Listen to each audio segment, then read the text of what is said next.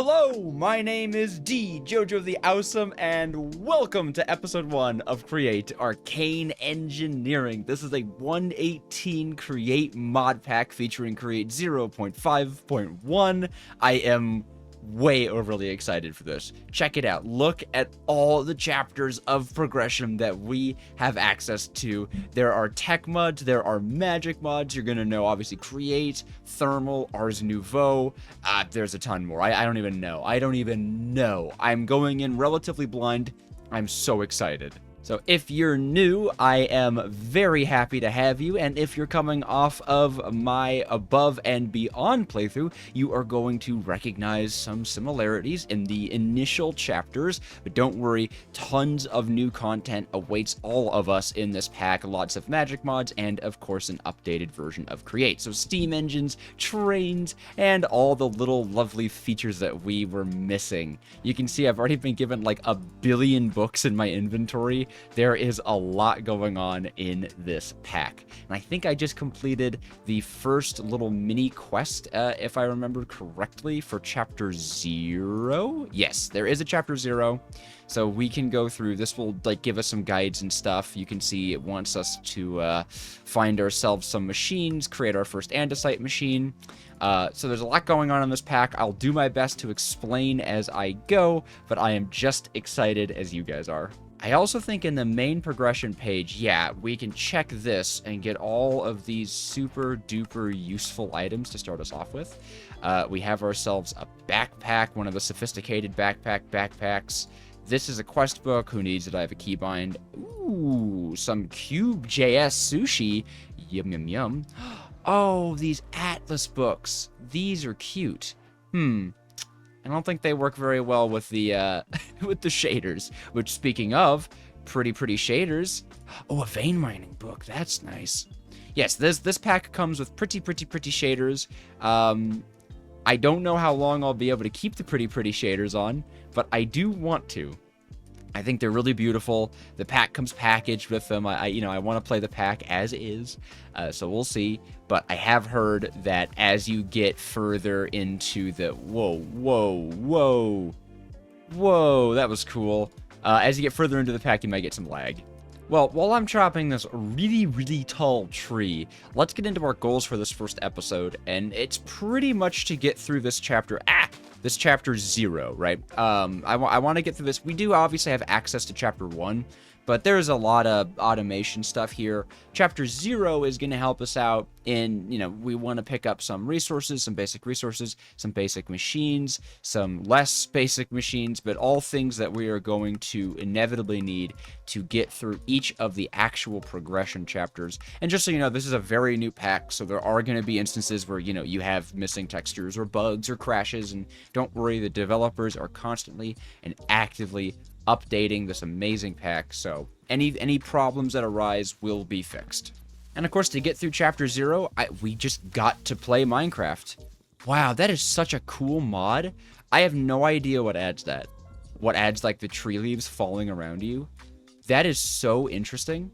Although I wonder if the mechanical saw is going to cause that. I certainly hope not. But I think we should be okay. Also, is there like a proper backpack slot for this? Ooh! Oh, are we cute? Oh, God, we're cute already. I love it. Oh, nice. We can open it with a keybind. Oh, that reminds me of my Vault Hunters days. And what are you? Oh, you're leaves. Okay, you're just leaves on rock. All right. So this pack has Oh, the Biomes You'll Go in it. Ooh, and apparently it has the pretty achievements mod in it too. Look at that. Oh, I'm so overly... I'm going to try to be so productive in this episode. I swear I'm going to try. But everything is so new and shiny and amazing, and my computer hates me for running these shaders. So we'll see. But I'm just so excited to be having a new adventure with you guys. So thank you for tuning in. So our initial goals are definitely going to be getting this andesite alloy. That's basically the basis of everything. So we need to find either these mineral chunks or diorite and andesite, and that will get us andesite alloy, and eventually andesite alloy will get us to the, what do you call them? These kinetic mechanisms, these are rather makeshift, oh, look at that, okay, so you can make a makeshift mechanism which can't be upgraded, but can be used for machines. And you can see if we need a saw, we need a lot of andesite alloy and any amount of stripped logs. We could also use some mixing to make it automatic, but so we have a pathway, right? We need to get this andesite and this diorite, potentially some crystallized mineral. We need to get ourselves our basic materials. These are just infographics about each of the magic mods. I'll read through that on my own time. And then, of course, we want to get our standard machines. And in order to get that andesite and diorite, there is a machine or a little item that we can make that will help us locate those kinds of resources, but we need an iron ingot to do it. So we either have to explore the world and find some iron, which is probably probably the easiest way to do things, is actually just exploration rather than caving. I bet that's the best way to do it. And you know what? I want to see what this beautiful world looks like. As I put on my exploring pants and we get to moving. Ooh, source berries. I think that's important for Ars Nouveau, and that is not a mod that I want to get into late, or it is a mod I want to get into early, because I think you get like a cool magic book and you can become a wizard or something. It's phenomenal. Ooh, I think that's a village over there. So something we do around here, to my new folks, is a Q&A of the day where you can join the Discord, link in the description, and submit questions that you may have for me. And I'll answer one of them in each of our Let's Play episodes. And today's Q&A of the day is coming in from the true baguette god themselves. What is this oil? That's kind of neat. They are asking, how do I make my thumbnails and where do I get inspiration for them? Oh, wow, there's so many eggs over here. What the heck? I make them in Photoshop, and as far as inspiration for thumbnails, I don't know. I mean, to be fair, it's kind of I bash my head against the wall looking at an image for a little while, and then eventually I come up with an idea. One of the consistent things is I always have my character in a thumbnail. That's important. If you're looking to make thumbnails, always have a brand. Have a style of thumbnail that's recognizable to you. That's going to be super helpful in growing an audience. Oh, it does appear to be turning nighttime, so I think I'm going to kick this villager out of their bed. Look at all these achievements. I'm so good at Minecraft. I'm so good at Minecraft. Whoa, I feel cool. What? Water breathing. That's interesting. The sushi gives me water breathing. Sick. It also seems like there's Farmer's Delight in this pack, which is phenomenal. I love Farmer's Delight. I'm definitely going to try to get into Farmer's Delight a lot earlier than I did with my Above and Beyond series. Oh my gosh, look at how pretty the water is. I do like these shaders a lot. I love these shaders. These are very pretty shaders. Oh, is this just like a regular... This is just a vanilla structure that spawned... Oh, a buried treasure map. Augment spells when used. Okay, sure. I'll take an augmenter's arrow. Buried treasure maps are actually one of the best ways to find large amounts of iron. Whoa. Whoa, is this like a volcano? Is this like a volcano biome? Uh-oh, whoa. Oh, hey, that's good if we need magma blocks for something. I guess that's good to know. That buried treasure is a little underwater. All right. Well, we all know the trick to getting buried treasure, I would imagine. You have to go to 9 chunk coordinates. That's how you do it. So it should be here, if this is the right chunk, and I do have to believe it is. Oh my gosh, there's a single sand block on top of it. Are you kidding me? That is hilarious. Oh, that's amazing. Look at that! Look at all this! Ah! Oh my gosh! Eat sushi! Water breathing! Oh, that's so cool. Oh, I know what that structure is over there as well. Oh, that's amazing. That's a huge create structure. Ooh! Ooh!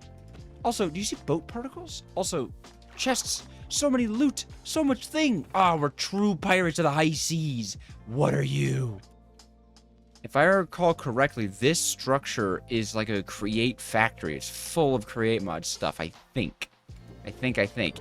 Yes, look at that. Oh, gosh, I don't have any space for all this. But, oh, the cogwheels, pipes, millstones. Oh, my gosh. Oh, dear. There's so much. There's so much. And then I think there's even more.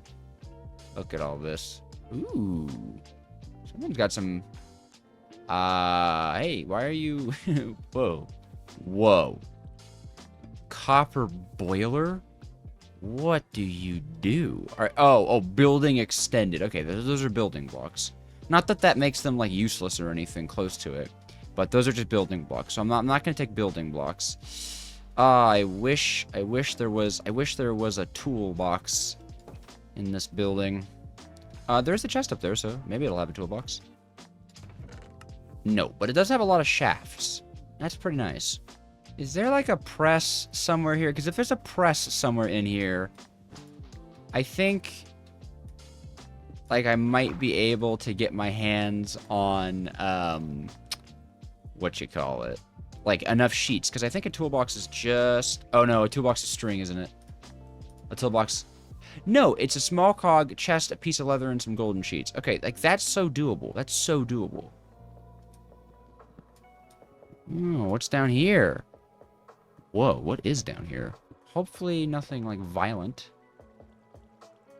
Is that violent? Are you violent? Oh, you're water. These are interesting.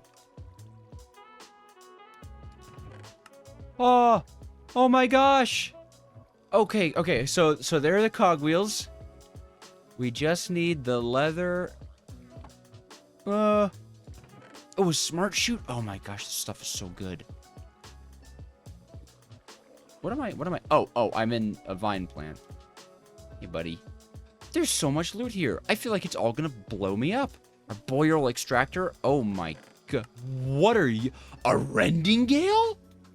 Isn't that a flying thing? Doesn't that make you fly? What the heck? Did I just find like the best structure in the entire game? What is all this? Runic tablets and dirty bowls. What does a dirty bowl make? A clean bowl and some leaf. Dispel blaze fireball, reflect gas fireball. What? Some of this water is kind of invisible. Hilariously so. Okay, alright. I think we need to like base around here. I think at least initially, what is this? We need to just like make a base around here. Pig turtles, freedom on benefits. Self, glide, extend time, harm, delay, harm, delay, harm. Does cloth make bed? No, cloth makes armor. Oh my gosh, there's even more. Train tracks. What? Huh. Okay, we're set. We're set for life. We're set for life. We just need to secure our position here. Oh, that looks like something as well. Oh my gosh. Oh my gosh. How do I get out of here? Is there like a way up? Also, do these like connect to something? It doesn't look like they connect to anything. They're just cool levers over there. Whoops. Okay, and I have a little starter base up for us. I just built, it's simple. It's a cute little, you know, we got some chests. The roof isn't really done because I didn't have the block I wanted. So for now, it's just this. I think it's nice. I'm not a builder. I don't know what I'm doing when it comes to building. Our starter base is probably going to end up pretty much ugly and functional, but I ended up planting some proper oak trees around this area, and it's pretty, it's nice, and it's right next to that big factory. So I want to get started with the factory, okay? This episode isn't about building anymore. It is about the fact that we have just found so much loot. I actually found a waystone back over there somewhere. Thought I could break it with my pickaxe and destroyed it instead, so that's sad and unfortunate. That's the first monster I've killed, apparently. But we have so much loot over here. I am so stoked. Okay, so for starters, all of this stuff, I don't need the quest book. The quest book can stay here. I think there was some interesting stuff in here, like this lever. Of course, the lever is the most interesting part. I've heard that belts have been a pain to make. I have heard that belts have been a pain to make, so that's good to find. Yeah, I definitely recommend if you are playing this mod pack for the first time, explore, find a structure, maybe this structure directly. I don't know. I don't know what structures we've got going on here, because this is amazing. Of course, the real treasure seems to be all this stuff down here. That's what I'm really excited about. So let's check this out, because I want to give it like a proper look. I know I found it and just got really excited and started kind of just yelling about it. I'm going to pick up all this fluid pipes and copper casing. I think all of this stuff is going to become important. They're all crafting materials or just stuff you use in machines. Okay, so here we're looking at a bunch of supremely useful crate items. Funnels, sails, gantry shafts, smart chute, a fan, more gear shifts, cogs, anti-alloy silver, all that stuff. Yeah, okay. Yeah. We're already like, progressing a ton through Chapter 0. This is a lot of basic create stuff, extremely helpful to find. The Smart Chute especially, I am floored that we already have. Train stuff. This thing, I really want to see what that thing is.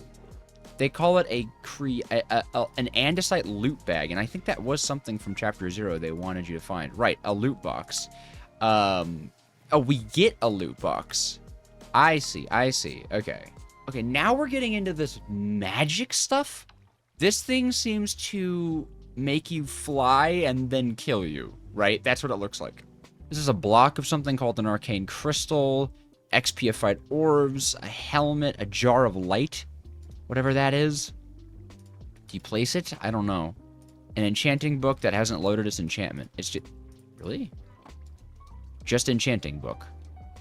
Okay, thank you for enchanting book. So this rending gale, does it actually let you fly?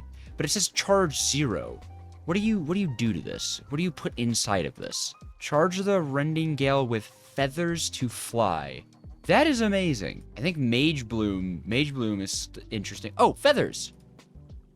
How do I charge you? Aha. Oh, I didn't realize there were mechanical saws in here. That would have made my life so much easier. These guys can chop trees in a very instantaneous kind of way. Nugget of experience, more money, more shafts, more cogs, a piston, a large water wheel, a mundane belt that could also be used for crafting crazy stuff. Another weird enchanting book. This thing is cool. This thing is like purple. Does that mean it's really good? Where does this go? Does it go, like, is it a trinket thing? Do I put you somewhere? No.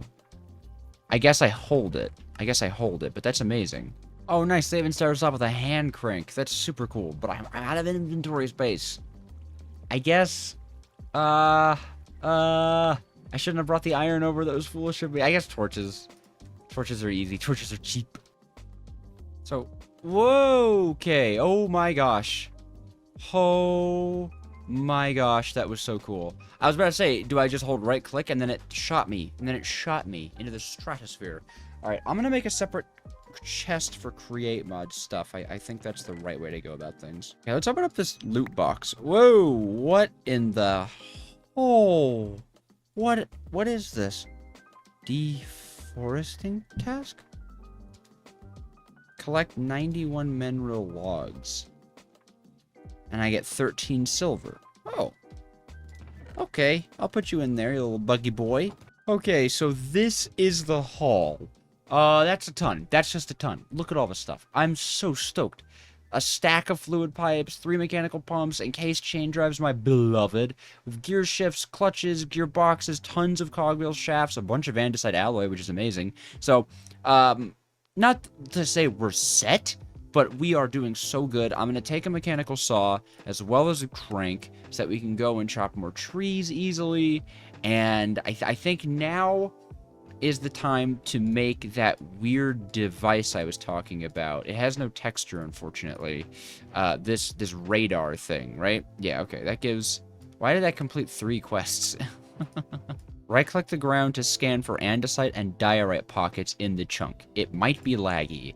That's unfortunate to hear, but still, I want to show off this saw thing, because I'm curious rather if it works on that big tree, and I need to make myself another axe. I think I threw mine away during the insanity. So for those of you who are relatively new to Create, the axe has a really cool ability to chop entire trees, leaves and all, as long as it breaks the last log.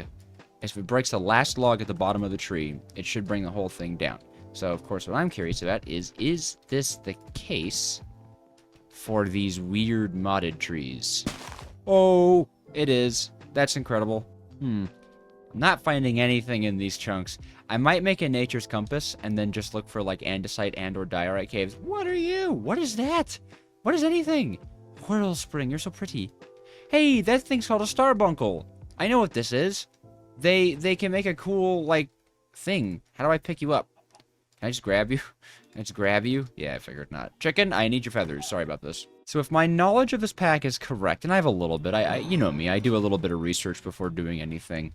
I think these mineral trees are going to be extremely useful because they're actually going to allow us to double the output of our andesite alloy farm once we kind of get that. Also, oh my gosh, huge clover. That is so cute. Oh, andesite found. Oh, wow, it gives you the coordinates at Y35. Ugh, that's so deep. I don't want to go that deep. I think I'll just make a nature's compass instead. Oh, what did I do? Quest complete. Mineral sapling? I got a mineral sapling. Whoa, whoa, whoa, whoa. Okay. That scared me a little bit. So, I want this thing to take me home. But I also want to see what that is. I only have 8 feathers. Home! Whoa! This is so cool! Oh my gosh, this is the coolest thing in the entire world. The feathers last for so long. Oh, I think I have to collect the mineral logs while this is in my inventory. That's unfortunate. Okay, I thought it was like a universal thing. Too bad. Did I leave my hand crank? Or did I actually... Oh, I think I left the hand crank on the floor. That's sad. Meh. So to make a nature's compass, we actually do need some redstone. So I am just going to do some traditional Minecraft mining.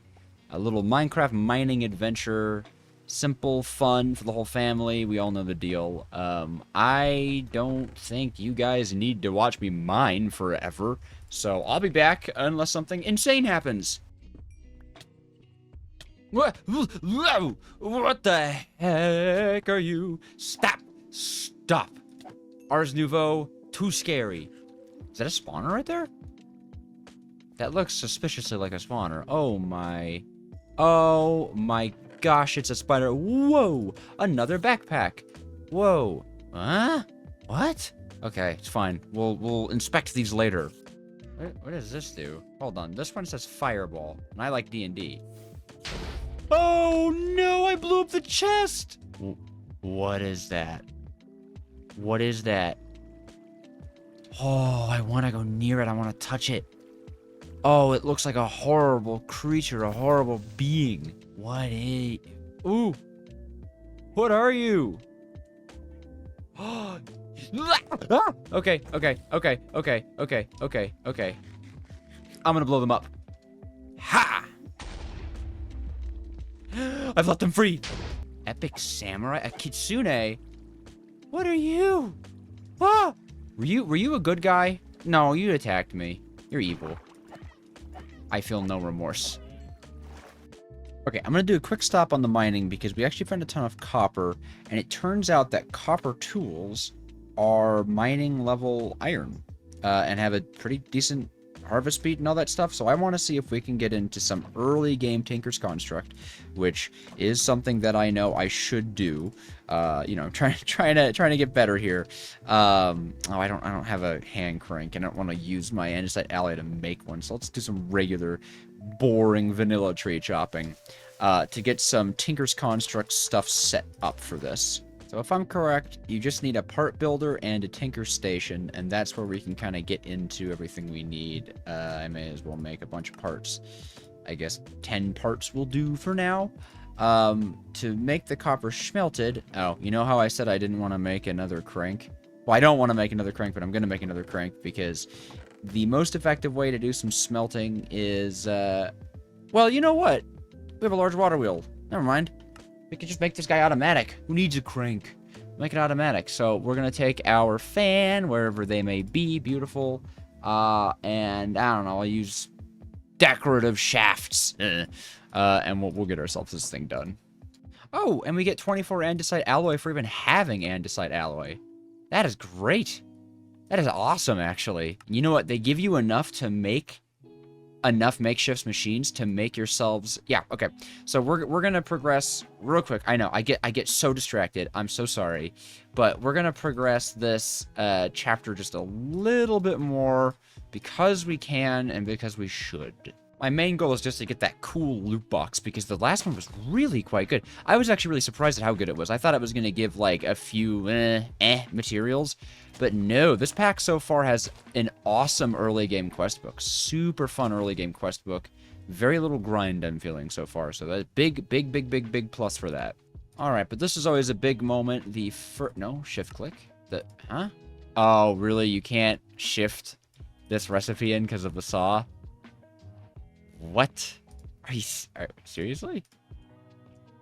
Oh, wait, no. I did it wrong. That's all. There we go. Okay, this is always a big moment.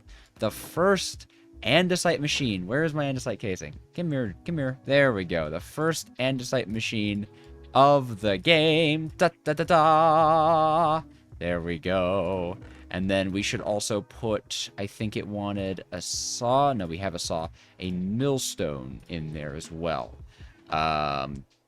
What other machines? Fan we have. Okay, so press and mixer we don't have, but we can get ourselves another loot box, which excites me. I wonder if we'll get more cool machines. Also, look at how pretty that is. Oh, it spins!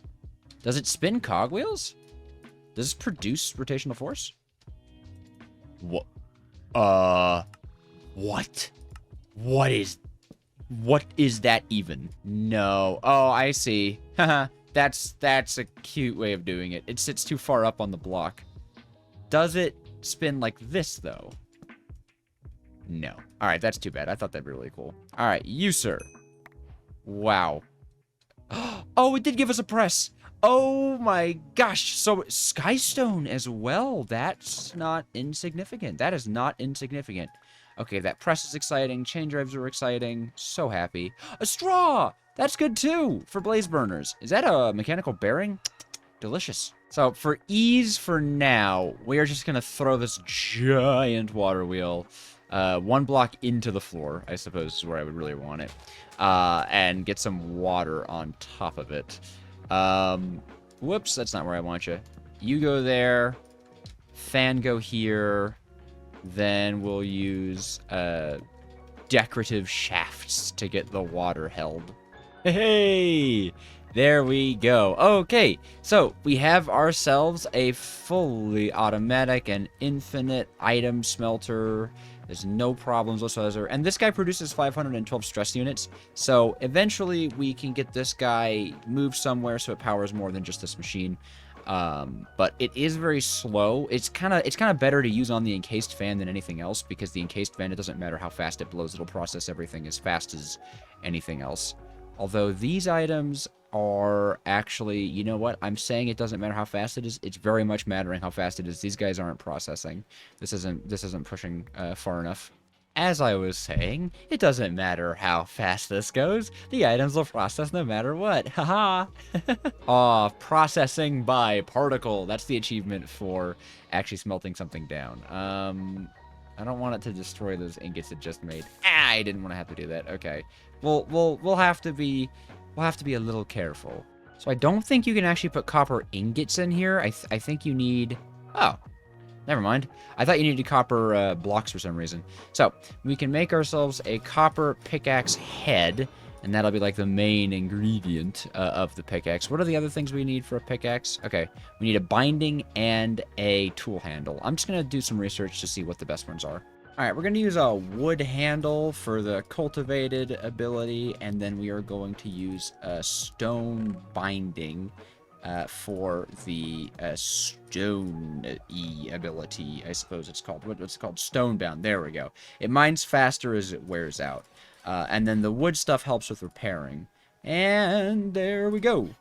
It has a 210 durability. It's got iron tool mining ability. It's got a bunch of upgrade slots. We're not gonna, like, we don't really have the ability to throw upgrades on this thing, but this should be easily repairable. I think if we make toolkits, if we make copper toolkits, which we can do, we can repair this just in our inventory, which is what's, like, so cool. So I'm just gonna make pretty much all the copper repair kits that I can, because then we'll be able to mine for a lot longer. Let's test this out. Yeah. Pretty much just a nice iron pickaxe. It's easy to repair, very cheap to repair even, and repairing even gets a bonus because of the wood. And I believe the deeper we are, the faster this thing will mine, so it's perfect for going for iron, diamonds, or I guess diamonds and redstone, which is what we need. Oh my gosh. What a perfect start. Okay, I did some off-camera mining. Welcome back to Create Arcane Engineering. In this episode, I actually don't want to do Chapter 1. I want to do Magic Chapter 1 because these runic tablets are needed to get into Ars Nouveau. You have to have them, and I want Ars Nouveau. Now, it doesn't look too difficult from, like, this view. We'll have to see if it actually is too difficult, but crossing our fingers, we're okay. In any case, as you can see, we had a great mining trip off camera, mostly copper, which is awesome because we can combine that with the zinc to make brass and a bunch of interesting, fun things. I picked up some cabbage seeds and tomato seeds because of some cool structures, but yeah, we're getting very set. And this pickaxe, man, oh my gosh, it's so lovely. Check it out. It's got 6 durability left. I put 1 upgrade on it, or 1 repair kit, and we're back. We're so back. I also found a diamond shovel, so that's nice. Oh, and I killed a mimic. It gave me this thing. It increases my speed after taking damage. It's a Terraria reference. So the first thing we gotta do is get ourselves a spout, and that's gonna be a little bit of an uphill battle, because we need sealed machines to make a spout. We need sealed machines to make a spout, which means we need rubber. And rubber means we need, well, cured rubber means we need raw rubber, and raw rubber requires resin to be pressed. I'm pretty sure, oh, or flowers. I didn't know these things.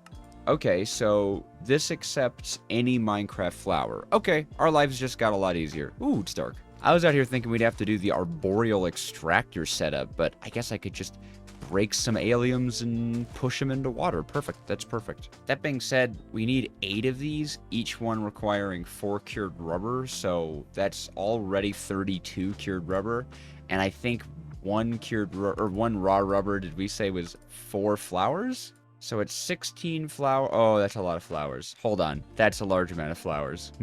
I guess we have an arboreal extractor, right? Like, we do have one of those laying around somewhere. Oh, I could use this thing, right? Can't I? Yeah, there we go. We could search for it. There it is. What is this? ARB? Oh, ARB, right in the center. If I remember correctly, these don't even require power. Yeah, that's probably the best way of doing things. So we'll just leave that running while we get some stone automated. I'm going to try to automate stone in kind of a weird way, just like for compactness and ease, right? These early farms are going to be here to set up, right, to get in a good position to make the better farms later on. We are going to have to switch around this setup, considering we really want that rotational force for ourselves. And I think it's time we invest in a wrench. So let's just quickly get a wrench set up. All we need for a wrench are 3 golden sheets, and we certainly have 3 golden ingots. So for those of you who know, you know. For those of you who don't know, you're about to know. I am so very glad that we found that crazy, like, factory thing over there. And it turns out it was meant to be trapped, but because mine spawned like within a river, it broke all the TNT. Also, oh, that's gonna take a while. You know what? I bet if I have a crank, I can make it go faster. I do have a crank. Yeah, I feel like if I put a crank on this thing, it'll go faster, right? Yep. That's very funny looking with the water wheel. Alright, the wrench is super helpful because it allows you to instantaneously pick things up. You can twist things around. I mean, boop, boop, boop, boop. Love it. I kind of forgot we want goggles too. I'm gonna go make goggles. And while we're smelting down some glass and getting some power routing set up, why don't I do the Q&A of the day coming in from the Discord, which is nearing 600 members. And I already kind of answered this one from Kane. Will I be focusing more on pretty machines or efficient machines? And I'm gonna dual, I guess. I think in Above and Beyond, I got too consumed with making them look super aesthetic, and it diminished the amount of fun that I was having. Also, no idea what I'm doing with that. So I think I'm going to strike a balance, right? When I have ideas, I will use those ideas. If I don't have ideas, I won't use those ideas. That's kind of what I'm going for. Also, I think if I just do this with the chain drives, then yeah, we'll be able to work with that. Also, is this like really dark? Don't I have my brightness all the way up? Be a little brighter. All right, but we can get our goggles now. Very excited. Can I put these? Yes, I can put them in the head slot. So nice. I love when mods add that. Now we can see all of our lovely, lovely information. Okay.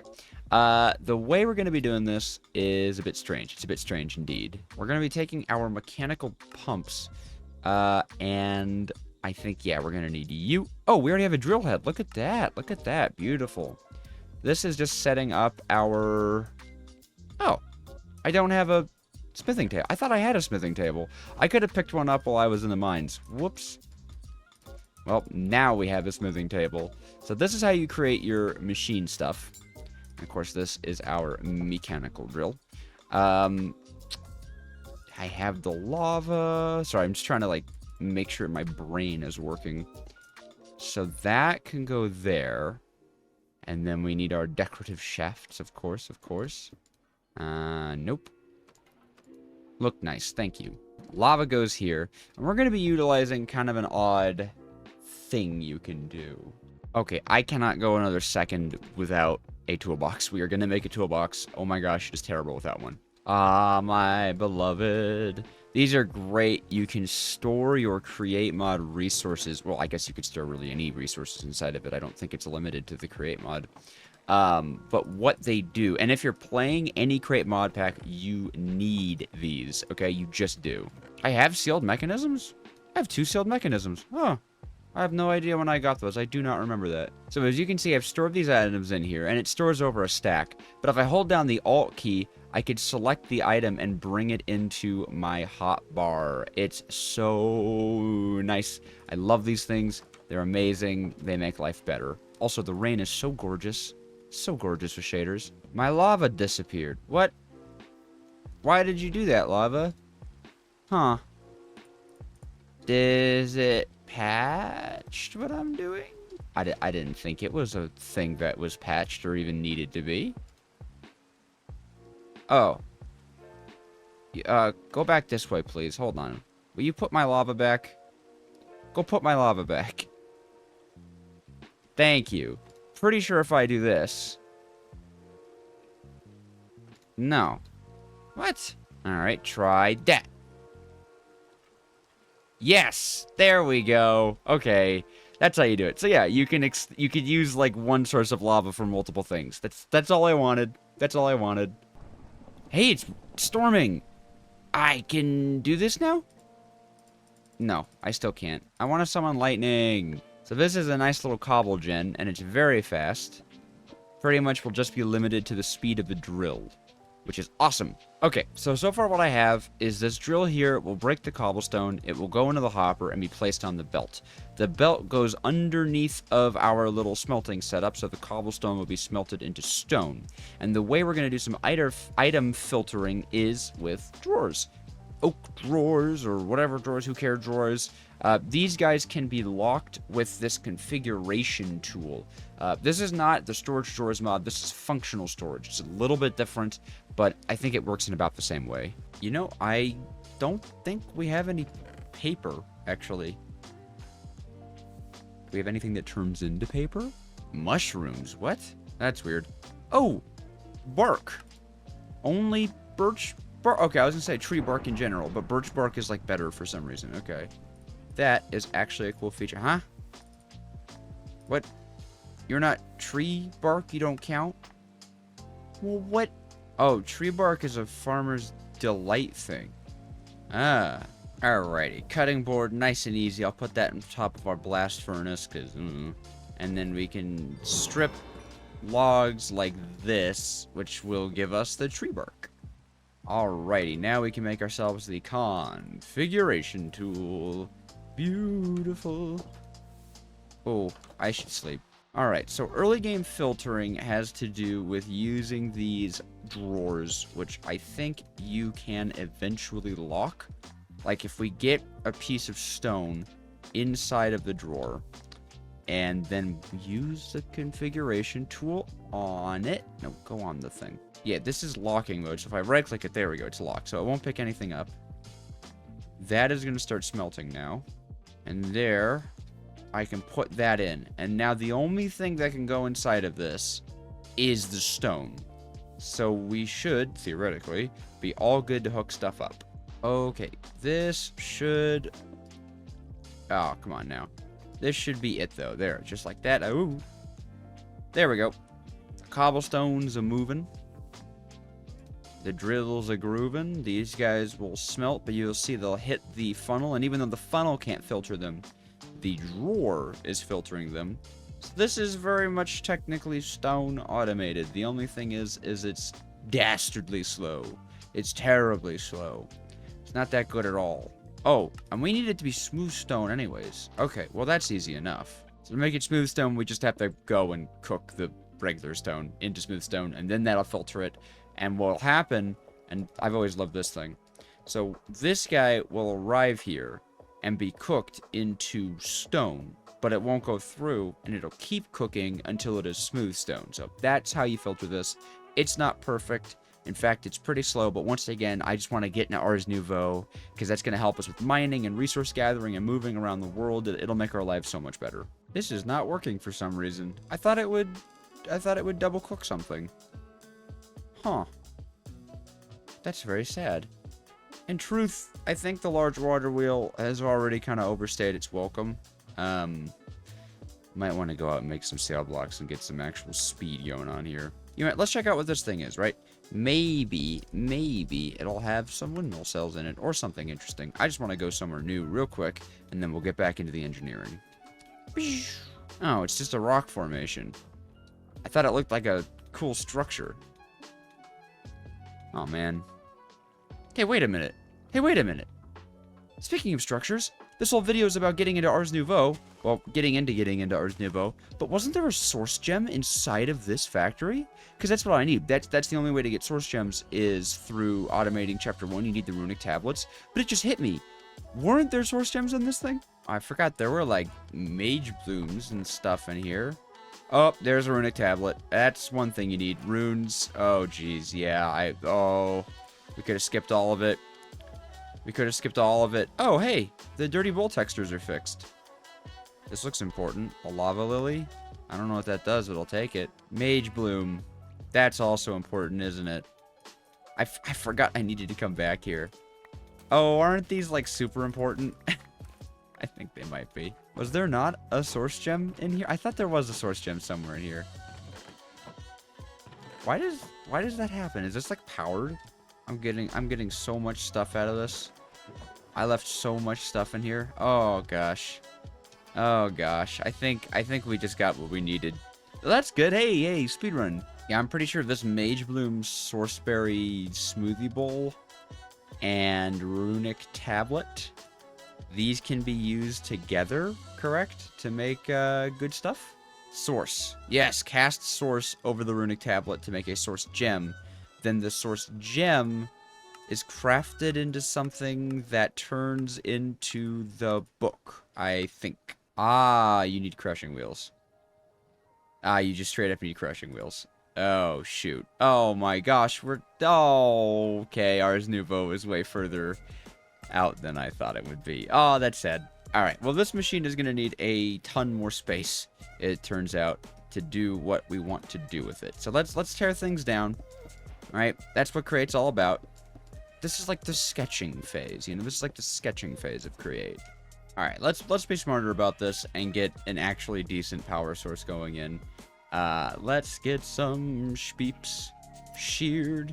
Now, if I remember correctly, there are some config changes in this pack that mean that you only need a single sail for the windmill to produce anything, and the minimum it produces is 512 stress units. So, potentially, we can make a pretty crazy wind farm right off the bat. And windmill bearings are stupid cheap. They're stupid cheap. Yeah, look at that. I can make 10 windmill bearings. I can make 15 windmill bearings. Do I have a windmill bearing? No, I have a mechanical bearing. Still, that's a lot. That's a lot going on right there. So in theory, I could dig this area out, have all of these windmill bearings facing downwards, so their output is facing upwards.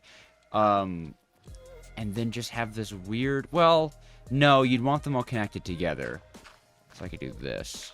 Okay, no, to get them all connected together, we do need a little bit more space. Okay, hold on. I'm going to try to think about this. Well, there you go. 7.6 thousand stress units for 15 sails. And the windmills cost actually nothing. Okay, that's amazing. This is great. So we'll just use this little wind farm for a little while. We're obviously going to need to do some serious gear ratioing.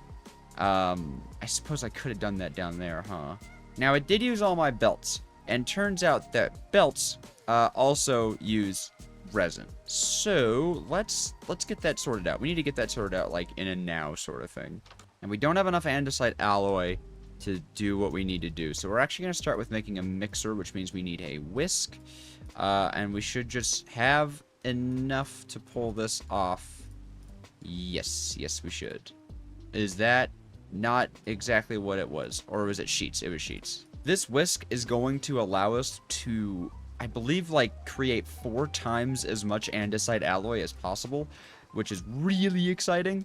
All we'll need is an andesite, which I was told you can get by just smelting gravel, which is amazing, as well as some mineral resin chunks, and we can make 4 instead of 1 andesite alloy at a time. So this gravel, I might even be able to just throw into here. Yes, and that should turn into andesite. Beautiful. And then we will be able to use the mixer to mix it together, which is awesome. Although, now that I think about it, I don't have the requisite machine to make the mixer. Okay, so we need to make some makeshift mechanisms, which does mean we're... Okay, we have to craft the andesite alloy, which is unfortunate, but yeah, it won't be too hard with the andesite. And I'm pretty sure you can still craft it with the mineral resin, and it'll still give you a bonus, just not as much of a bonus as you may have wanted. Yeah, you get a 2 times bonus from crafting it, but you get a 4 times bonus from mixing it. So of course we'd rather mix it, but here we'll be crafting, unfortunately. Now, in line with our very makeshift situation, to make more gravel, we're going to be using millstone powered by a crank. Everything's powered by cranks right now. We will get there. We will get there. Technically, I could very easily automate this thing, but it would be so genuinely slow that I'm just going to use the crank for now. Okay, this should be... Whoa, this should be enough andesite in combination with our crystallized mineral chunks, which is not at all what I was calling it, so there you go.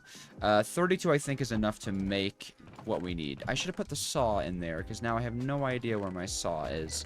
Oh, saw... Oh, you're right here. Man, I cannot wait until this process is automated, but there we go, there we go. Yeah, I should have started with Chapter 1. I thought I was like, oh, I'll be clever, I'll be unique, I'll start with Magic Chapter 1, because I want to get into Ars Nouveau. I just didn't check that you definitely cannot get into Ars Nouveau until at least, like, create Chapter 2. Which is unfortunate, because I like Ars Nouveau, but whatever. So we are going to need to do a serious gear ratioing to get this mixer running at the right speed, because this is just not going to work. I think all of you guys know this is just not going to work. That's not even fast enough, is it? I don't even think that's fast enough. Nope. Oh boy. I can see. We might need to rethink this approach to things. No, we don't. No, we don't. Hold on. All we actually need is a water wheel connected to this by vertical gearbox at some point. Just anywhere within this chain. And we're actually golden because it will speed up to the speed of the water wheel. Like, it will adhere to the speed of the fastest part of the network. So if we do this, there we go. Look at that, it speeds everything up. Watch. Whoop. Slow. Fast. There it is. So now we're starting from a much more agreeable... Why do I keep putting away my casing? I need the casing, and I keep putting away the casing. Ugh. But now we're at a much more agreeable speed to start this thing with. That's what I'm talking about. That's the kind of speed we're looking for. That's what we came here for. Beautiful. And is that fast enough for this guy? Probably yes. Beautiful. So, basin. Boom. Awesome. And now this 5 andesite and 5 mineral chunks will turn into 20, I think, andesite alloy. Yeah, that's amazing. It's so efficient, and it's also automatic, and we now have a speedy line as well. Beautiful. Boop. Perfect. That's very helpful. Oh, and look at this. We get all these rewards. I didn't even realize we get all these rewards. Awesome. Oh, cool. What's in you? Whoops. I should open that indoors. Today, we finally have a plan. Welcome back to Create Arcane Engineering. In this episode, we are going to be doing as much of Chapter 1 as possible, and I think we can do it a lot more than I thought we could. Remember that runic tablet we got, and I thought I was going to be using it to get an Ars Nouveau? Well, it turns out you can actually craft it with an empty blaze burner to make a full blaze burner, so yeah, no nether required. Well, okay, a little bit of nether required. We do have to go to the nether to actually get that. But that does mean we can make the deployers necessary for a mineral tree farm, which is, super important. For starters, though, I just think we should get some andesite production going, and to do that, I went and redid, as you can see, all of our rotational power. So we have a slower line, which is 64 RPM, and a fast line, which is 128 RPM, and the best part about the fast line is if you gear ratio the fast line, you have a 256, so we're sitting very pretty. I think we should start with the andesite farm, so, millstone, encased fan, and cobble generator. I do think we are going to end up using the large water wheel to get some slower movement speed going. We're also going to try to hit, 3 drills instead of just 1. I feel like that would be a little bit better. And I'm going to be using the last of our andesite, or the last of our mineral chunks to hopefully get enough andesite alloy to pull us through. I mean, we have a lot of andesite alloy to start with. I'm not, super and duper worried about anything, but never a bad idea, right? Never a bad idea to go full force. And here's a great example of when we could just speed that up. Bam, that's 100%. That's 100% speed right there. Look at how fast it's going. Yeah. All right, already over a stack of andesite alloy. That is not bad. That is not a bad start. While I'm getting myself some stripped logs, why don't we do our Q&A of the day coming in from the Discord, as always. Link in the description. This one is asked by 4Dalels, asking if I had to pick one movie between Oppenheimer and Barbie, which would I pick? Now, I've watched both Oppenheimer and Barbie. In fact, I did a full Barbenheimer day where I did watch both of them on the same day. Both of them were brilliant movies, but I think if I had to pick between the two, especially if I didn't really know whether I would like both of them or not, I would definitely go with Barbie. It was fun. It was it seemed fun, but it was also this really emotional and heartfelt movie. I loved it very much. That being said, Oppenheimer was phenomenal. Mushroom on the hummus. Hummus makes mushroom? Whoa, that's kind of cool. You know what? I was all about oh, we'll have enough kinetic mechanisms. No, of course not. A stack of andesite alloy is only 16 of these. Oh, they're so expensive. It's so expensive early game, but we're working on it. We'll get there. We're gonna get there. You know what? In lieu of how frighteningly expensive everything is, I think what we're going to do to start this off proper is make ourselves 2 more toolboxes and venture out to this second factory. We picked it up on our map somewhere. Somewhere over here. There. That's another ruined factory. In fact, we should probably go on a little exploration adventure. Create adds a ton of different structures, and this explorer's compass is something that might help us find our way to them. It looks like we need cobwebs, but that's actually not too big of a deal because in the cave system that I was exploring the other day, there was actually a ton of cobwebs. And now, of course, we can make our compass like so. There we go. Right down there, you'll see these pillars come into view. That's like a spidery biome. I'm pretty sure there were a ton of regular vanilla cobwebs in addition to all these cool modded hanging ones. Whoa! Whoa! Ah! What are you? Stop! Stop existing! Ah! Ugh! Okay, that was like a Wilden, it was like a super Wilden. Man, Ars Nouveau keeps jump scaring me. I don't like it. Gotta stop with that, man. Okay, this should be everything we need for an explorer's compass. Oh, Does that give us a reward? Sometimes you get rewards for the tips thing, but no, I guess not. So these are super cool because we can use them to find things. And the best part is if you search by source, create Arcane Engineering is right up there. So what we're next to is the old factory, right? If I hit search, it's going to point. It's going to point to the other old factory. Very interesting. So there's the old factory stargazing, that one. There's the warped cottage, the workhouse. These are all really cool stuff.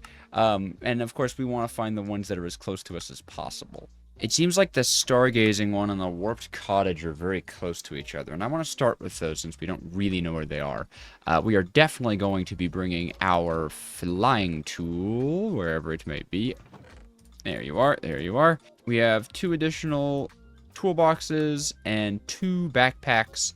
So, I mean, I think we're good. I think we're good on storage. But the beginning of this episode is going to be very lucrative. Ooh. Oh, I forgot to bring gold nuggets. Okay, I'm going back. I'm going back to bring gold nuggets. Hold on. Because that's a starbuncle. That's a starbuncle from Ars Nouveau, and if you bring 9 gold nuggets to 9 starbuncles, you can make a starbuncle wheel. I know everything I'm saying makes like 0 sense whatsoever, but the starbuncle wheel is such a good early game power source, and it's really fast. Take the nugget. Oh, he got it. He got the nugget. Okay, and then, yes, a starbuncle shard. Beautiful. Also, does this pack have sleeping bags in it? Oh, please, oh, please, oh, please have sleeping... Oh, no. Well, while we gaze upon this beautiful skybox, now would be a good time to say, if you're not subscribed, you definitely should be. If you're enjoying this series and you don't want to miss any uploads, I upload almost daily, and tons of episodes are due for this one. This is probably going to be one of the longer series that I end up doing. And I have a goal. I have a challenge for you all. I'm currently at 8,500 subscribers and growing fast. And I'd say it's pretty guaranteed 10,000 subscribers by the end of the month. So that's not my goal, because you guys are better than 10,000.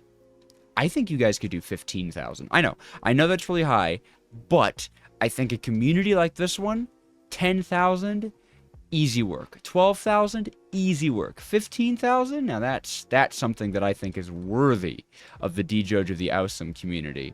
Also, look at how beautiful that mountain is. Oh my gosh. Man, this world gen is really pretty, especially with the shaders. The shaders do so much for Minecraft. I always forget. I don't often play the shaders. You're so cool. But man, they add so much. Oh, that is just beautiful. Ah, and here it is. Oh, what a perfect, like, rainy night to find a little wizard's tower. Oh, that's a starbuncle shrine. Oh my gosh. I feel like I'm saying nothing words at this point, but... A Corundrum! Oh my jeez, this was an amazing idea. Corundrum is needed for Magic Chapter 1, and I've heard it could be a real pain to get your hands on. But not for us, because we're awesome. This series is plagued by the most amazing luck, and oh my gosh, that structure I wanted to check out there over there. It's amazing. And I think it's all you guys. You guys have been so cool. The support on this series has been amazing. And yeah, I'm glad that we came here. I think this structure has a little bit more of a focus on the magic side, but obviously, as you can see, oh my gosh, 2 smart chutes, 2 brass casings. This is amazing stuff. I'm so excited. Whoa, look at all these broken enchantment books. A casting wand. Okay, that's good. That's a little bit of Ars Nouveau. Maybe we'll be able to get into it a tad earlier. I have no idea. Oh my gosh, yep. I didn't bring enough storage at all. I thought I did. I really thought I did. Okay, so I guess we should return home before doing anything because we're going to need more backpacks and or toolboxes if we actually want to do this. Oh, no. Starbuncle Shrine first and then Cool Magic Floating Island because these guys they're starbuncles. And we can drop the rest of our golden nuggets here to get some starbuncle charms or crystals, and that should mean that we can make a starbuncle wheel, and starbuncle wheels you can make run at did he take all of them? Did he take the whole stack of them and then give me one? Alright, what is this strange island? Oh, it's the Mage Bloom Island. Got it. Okay, so we don't... Ow. We don't technically need this island because we already have Major Loom Seed, so there are really pretty stuffs and things on it. But that's cool. Okay, that's interesting.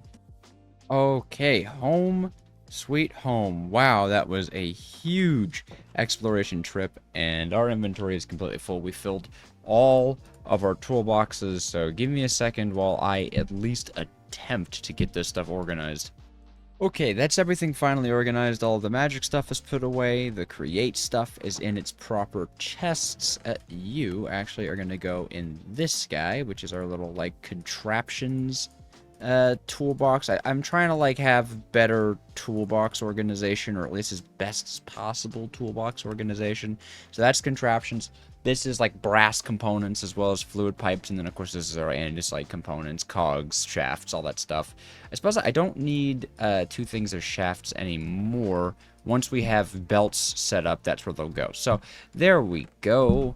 A little bit more organized, a lot of bit more create. I should probably dye these at some point, but I'm probably gonna just forget that always. So now, what were we gonna do in this episode? What was it? Chapter 1 instead of running around exploring? I forgot the conundrum. Oh, I was going back and editing that segment and I forgot the conundrum. Well, fine. We're not animating that chapter anyways. We're automating.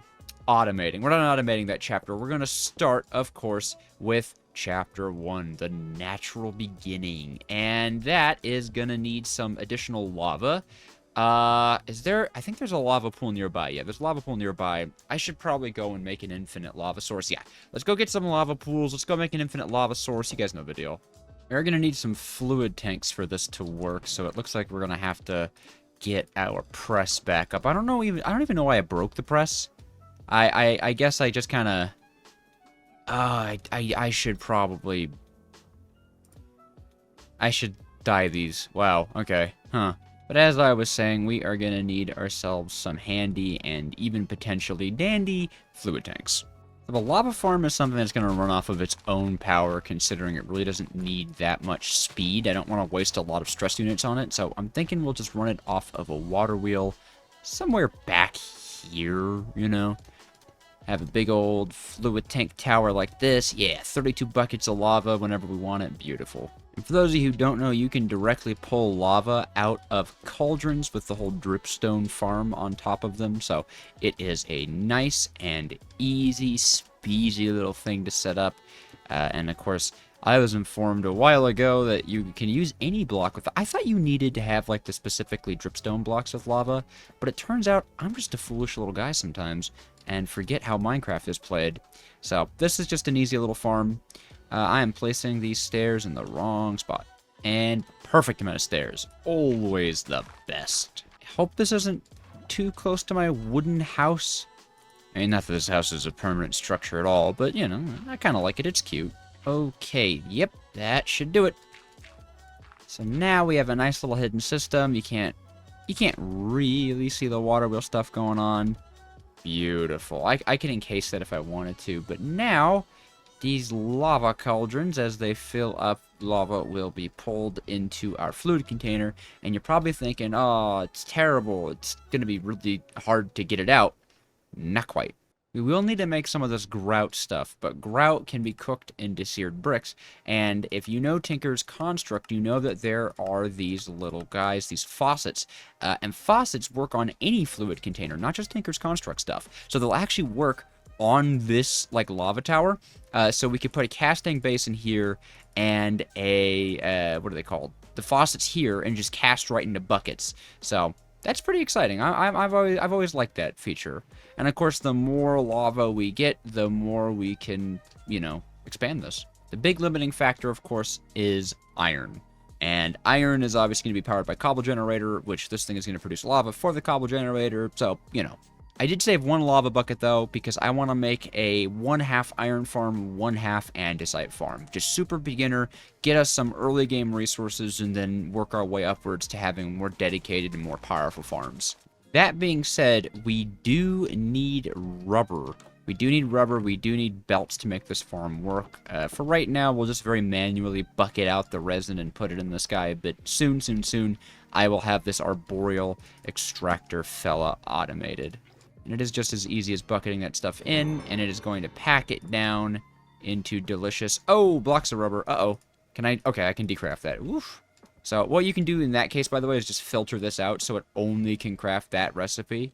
There we go. I got a little worried. It was one of those like, yep, you can't craft this ever again now. And then we'll use this temporary little smelter guy. Ignore the fact that I was on fire. I totally didn't put lava on myself instead of where it was meant to go. Yeah, we'll just melt this up. By the way, did you know that you could actually pull heat particles and soul particles and whatever particles? I've always liked that ability. I think that's really clever. What do I have on me? Fire resistance. What gives me Oh, that's right!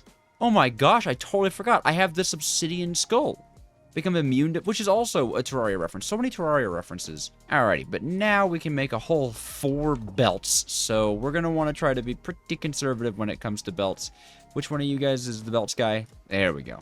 Ooh, hey, check it out. Ah, we've produced our first bit of lava. That's amazing. Oh, that's so nice. Look at it go. Yay! Okay, for starters, this is the design I want to go with, right? We're going to have water in the stairs here. Oh, actually, the stairs are facing the wrong way. It needs to be flowing water. We're going to have flowing water in the stairs there. And then we are, of course, going to do the little thing with the pipes. Now, the reason I have them disconnected is because, well, we only have 3 drills. It costs a lot of iron to make... it costs a lot of iron to make a drill, so we're going to wait until the iron farm produces a little bit.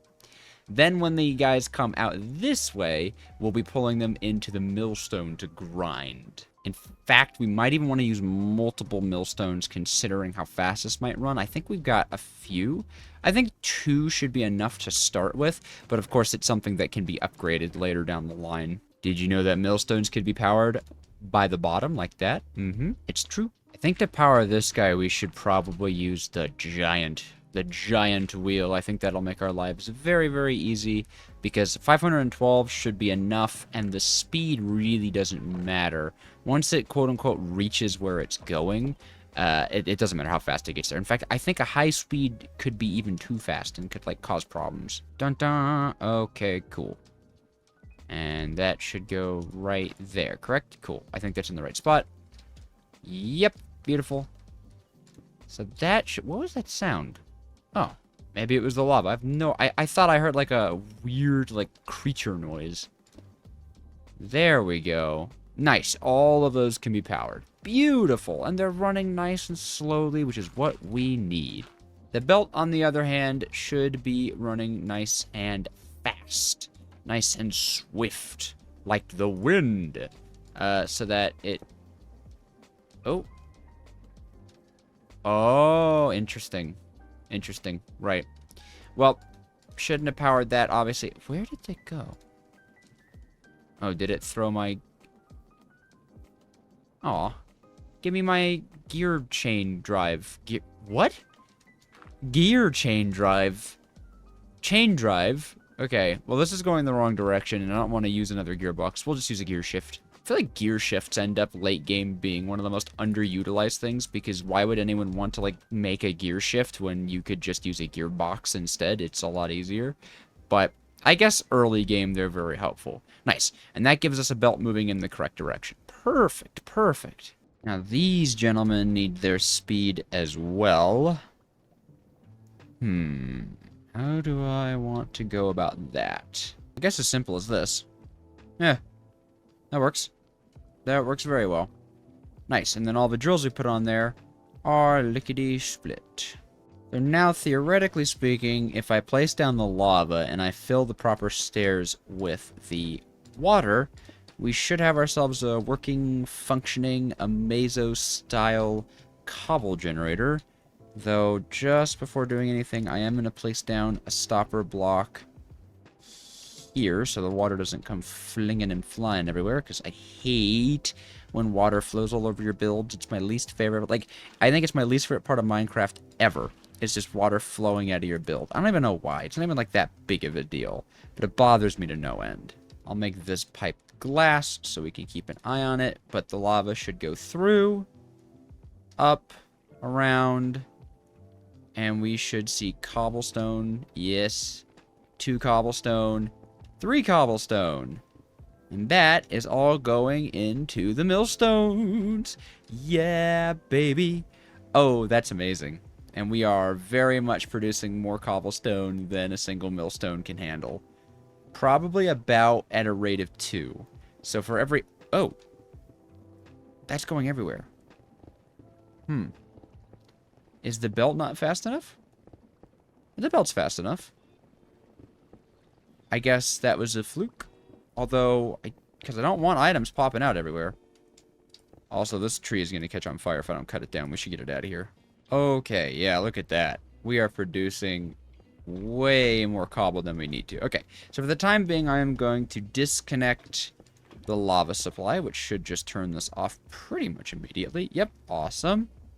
And let's figure out these guys. So I'm wondering if maybe we just... How do I want to do this? This is tough. How do I want to do this? I think we're going to filter this out with a 2x2. We're going to start with the iron farm, okay? The iron farm is going to produce both both iron nuggets and flint. And we're going to do that, of course, with this oak drawer situation here.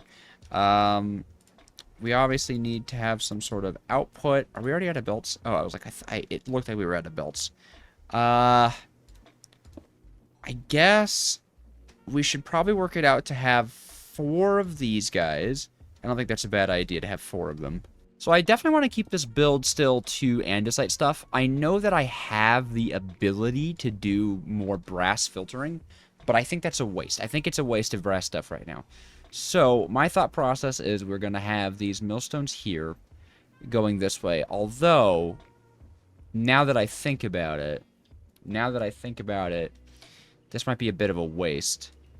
Would a hopper be able to keep up with as fast as this guy could go?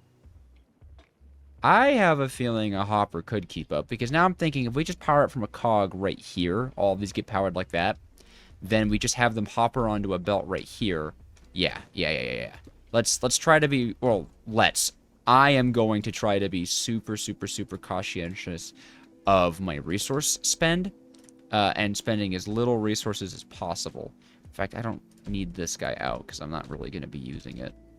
Just need the andesite one. There we go. So these guys now we should be able to hopper out of.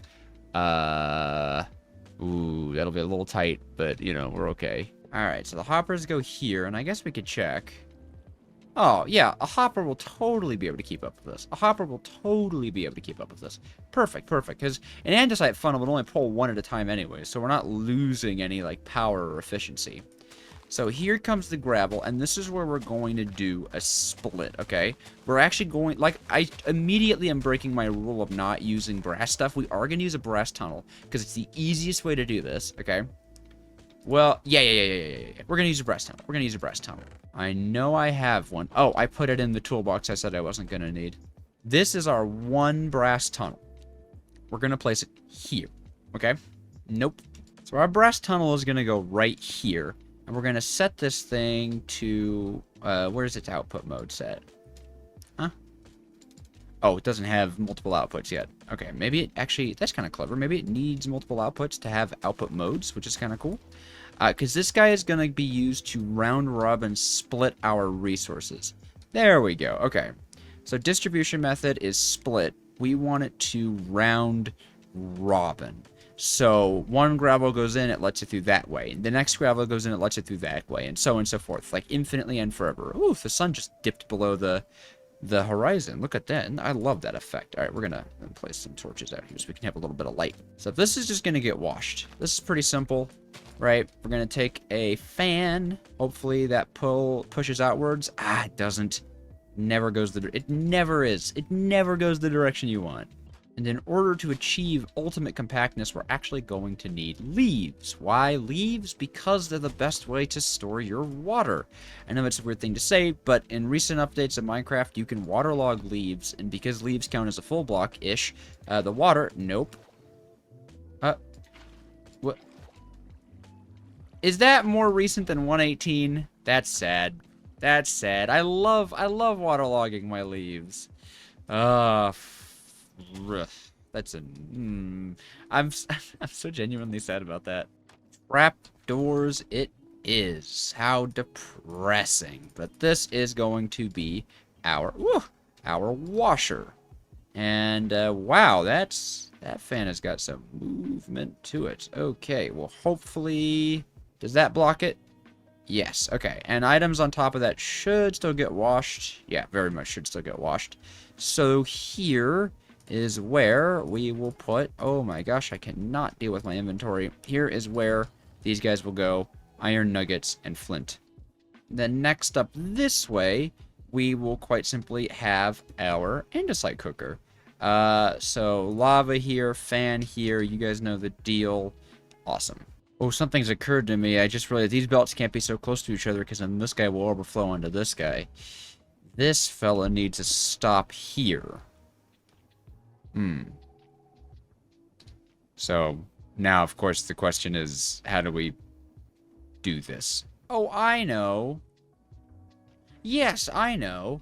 We got so many weighted ejectors while we were exploring. I can't believe I didn't even think to use them. That just goes there, and that goes there. Perfect. And then it's just as simple as some chain drives to connect the two together. Boop, boop, and boop. Got it. Got it. That's how you do it. Alrighty. Alright. Alright. And then you just need to have a shaft there. This guy could have a bit of a wash.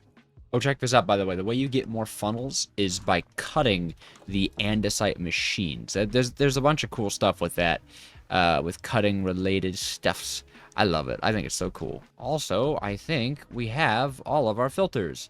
So if I place that there, nice. This is early game filtering as we've explored before.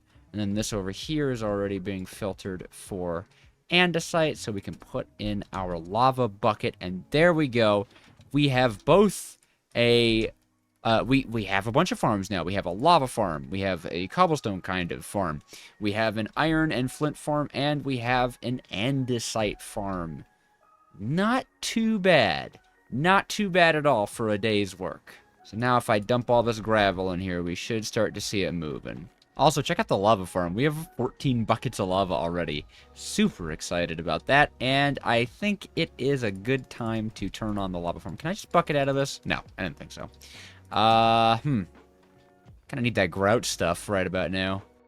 Alright, I've got all the ingredients for grout scrounged up via a river, and I'll just use this guy to smelt it down into the seared bricks. Also, wow, that's a lot of andesite we already have. That's amazing. That's like 500 andesite alloy. Well, we have to get mineral stuff done, and mineral's easy. Mineral's easy. I think some people have had some trouble with mineral because it's got a weird base, but don't worry. I have a plan that I will definitely execute properly. So check this out. We make the faucets, we make the casting table, and then come to our little lava farm. Boop, boop, bucket, jawhoop.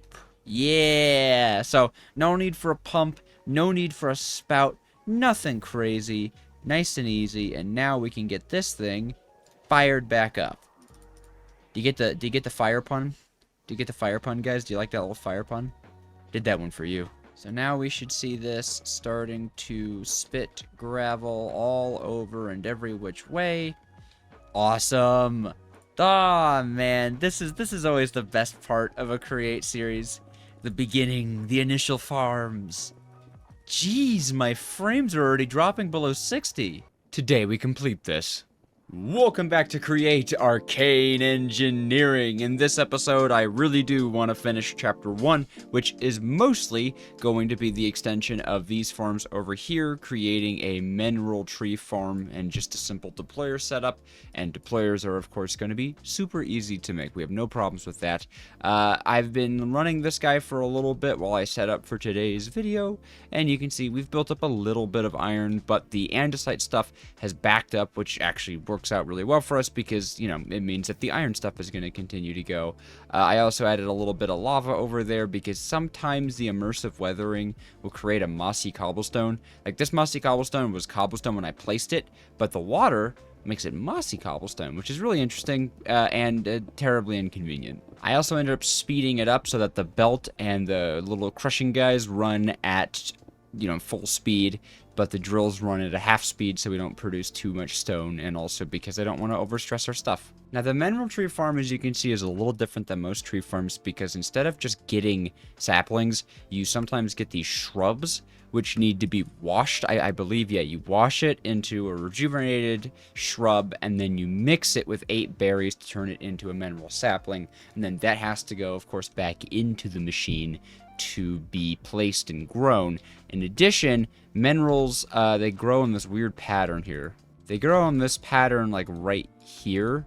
So I'm pretty sure we can only really have one line of shrubs, but as long as all of the logs are broken by the saws, we shouldn't have any problems. We already have the 3 saws we're going to need, and I think we have a mechanical bearing laying around. Maybe? Oh, is the mechanical bearing in one of these guys? Yeah, it is in one of these guys. That's right. I'm putting all my crate stuff in random junk drawers. So the way this is just about going to work is we want to have the output to be somewhere here-ish, wherever it's going to be facing.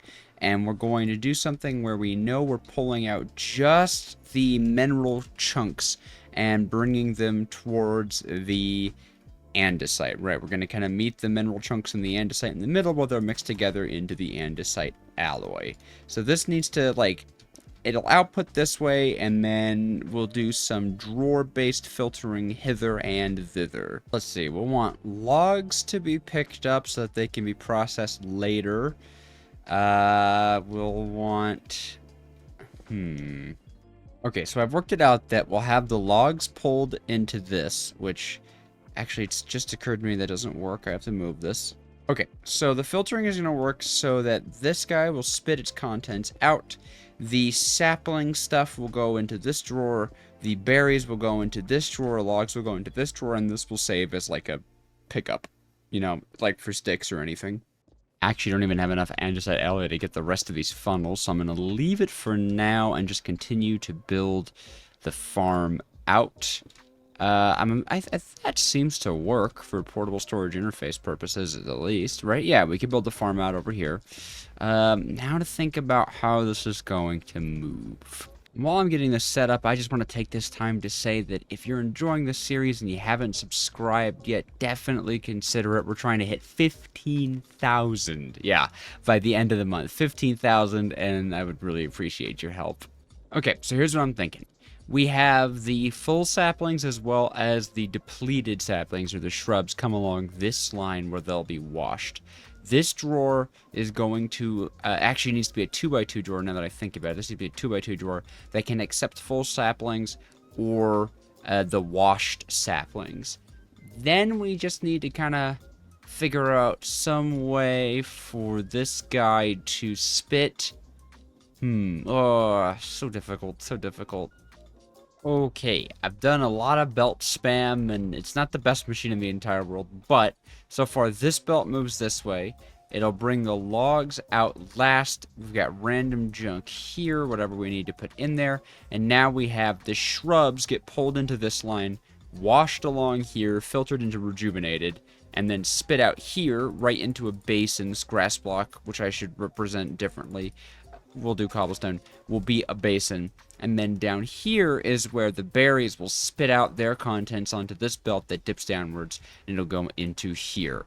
They'll get mixed together and turned into the saplings. And then, of course, the question is, how do we get the saplings back onto this belt? Maybe I'm thinking about this all wrong. Maybe I'm thinking about this all screwed up. Hold on. Thoughts are occurring in my brain. That works better. Less belts, less problems. Just weighted ejectors, shooting them in. That works. Yes. Whoop, I'm in it. And now what we could do is this drawer that contains the regular saplings can have just an output to here. Like that. Yeah. And we take a shaft into the weighted ejector like so. So automatically these will spit out onto the weighted ejector that will spit it out here. Beautiful. Yes. Now the trick, of course, powering these gentlemen. Not too easy. Obviously, we're going to want happy chain drives. Oh, I know where the happy chain drives get their power. Oh, and there's a shaft right there. It's a beautiful day. It's a beautiful day. Look at that. Oh, that's lovely. That's just lovely. And as far as the washing process goes, we could place a fan right here. I heard you could waterlog a... Yeah, look at that. You could waterlog belts to compact it even further. So we even have leeway in case this is spinning in the bad direction. Beautiful. Okay, cool. Obviously, I don't want to go and make the... I don't want to go and make that just yet because it requires a lot of andesite alloy. We need to make a few different machines. I kind of want to get this thing working first so that we could pull out all the mineral goodies. And speaking of this thing, it is very much high time that we get a tree farm set up. And to make tree farms, we need brass. And turns out in this pack, we learned in the last episode that blaze burners are super easy to get. You don't even have to go to the nether for a blaze burner. You just need to have some of those dandy little runic tablets. Let's see, these guys. You can craft them with empty blaze burners to turn those into full blaze burners. I just have to find, there we go. That's where the netherrack is. We just got to smash some iron ingots into iron sheets and we're off to the races. Nice and simple, get ourselves the empty blaze burner, fill it with a runic tablet. Look at that. Look at that. That's so cool. I really like that. Now we just need some zinc ingots, wherever my zinc is. I mean, they're not in ingot form. And some copper ingots, and I'm just gonna cook them normal. Whoa, look how glowy he is. That's amazing. Alright, I'm going to feed this guy a lava bucket and toss in the copper and the zinc. And look at that. Look at that. Brass on episode 4, I think it is. Or what episode is this? I have no idea. I think it's 4. But this is beautiful. Yeah. I believe brass hands require 4 brass sheets. So there we go. No problems. Alrighty. Brass hand is made. Sorry I don't have footage of it. I coughed really loudly directly into the microphone while recording it. So unfortunately that audio is gone. But now now I need to make a bunch of machines. So I need a bunch of andesite alloy. Now, one thing we might be able to do is make this squeezery-do. And I'm pretty sure with the squeezery-do, we might be able to manually squeeze out some more mineral resin. Also, why is there a spider spidering somewhere around here? It's driving me crazy, and I don't know where it's coming from, but I'd like it to stop. Okay, so we'll take the squeezery-do, squeezing like a boss, of course, and potentially turn some of these logs into a bunch of andesite alloy? Let's see, if I take out like a log, I put it inside, and I stamp on top of it. Yeah, that's right, we have to jump. It takes a while. Oh, wow. That's a little bit of time spent. Aha! Mineral resin. Got it. You need a drying basin. Okay? Okay, drying like a boss. Awesome. So I think if I place this here, it fills up with the mineral resin. And then it dries. Although, boy, that is glowy. There we go, and then I turn it into 9... Okay, so 1 log is 9 resin. Oh, and I think we need a lever here, or a button. Boop. Okay, cool. So it's slow and manual, but it does produce 9 at a time. So, I mean, we'll be able to get a decent amount of machines out of this. Totally. Oh, you know what? You can get into kind of a rhythm with it, right? You're stamping this guy down. Yeah, get that. Oh, that's annoying. Okay. You. Button. You. There. Oh, there we go. Now I'm grooving. Now I'm jamming. Yeah. Oh, that's the stuff. And if you're thinking, why not hold multiple? Yeah, me too. I'm thinking that too. I'm sorry to keep cutting to this, but this is trance-like. This is the most relaxing thing I've done all day. If you're playing Arcane Engineering, just don't even play the pack. Just do this. Just do this. Just do this all day. This is amazing. Okay, 14 blocks of mineral stuff. That's gotta be a lot, right? Oh, wow. Yeah, okay. Okay. So we're cruising. Wow, you're still... Wow, look at all my time. Alright, well, we're gonna be mixing this stuff up. Because that's... What? 4... That's 4 stacks already. We'll probably pull out with 8 stacks because I have 2 of each. Yeah, okay, cool. while that's going, I'm gonna find out where the spider is hiding. Not in here. Somewhere over here. Bat? What? Get out of here, spider. Do not hit me down there. No, no, no, no, no. What is hitting me? It was the spider. Oh my gosh. Alright. Mystery solved, gang. Okay, now that feels like a pretty acceptable amount of andesite alloy. It's not a ton, right? Like, this is... What is that? Actually, no, a stack of andesite alloy is one machine. So we have a few machines represented here. It's not too bad. That's not too bad. And something I've been feeling bad about and sort of lamenting to myself is I find myself in a lack of logs for crafting. And then, of course, I look to my left and realized we have a bountiful fortune of logs. These trees are huge, and I could chop them down instantaneously with a saw. It shouldn't even be a problem. I just have to check that they can be stripped. As long as these logs can be stripped, then they're definitely allowed to be used. And of course they could be stripped. I mean, seriously, like, wow, you even get... This is an immersive weathering. Whoa, immersive weathering has biomes aplenty integration? Okay, immersive weathering keeps impressing me. It's so weird because, Create is supposed to be my favorite mod. I love Create more than anything. But I am falling deeply in love with immersive weathering.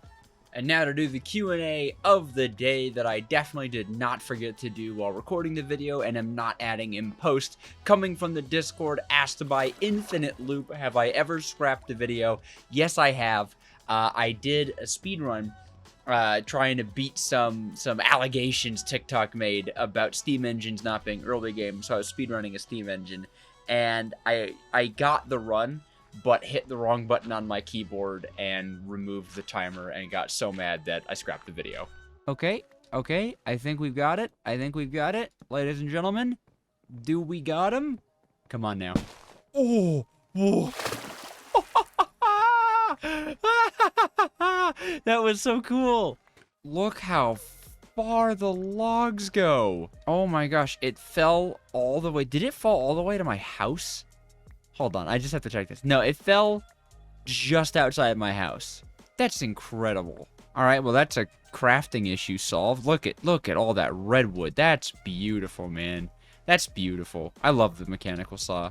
Top tier decision from the Create devs. Now, I am still manually stripping the logs for now. Haven't, made the deployer, but that should definitely be... We gotta get a workshop set up. One thing I did bad in Above and Beyond was I really waited a long time to get a workshop set up.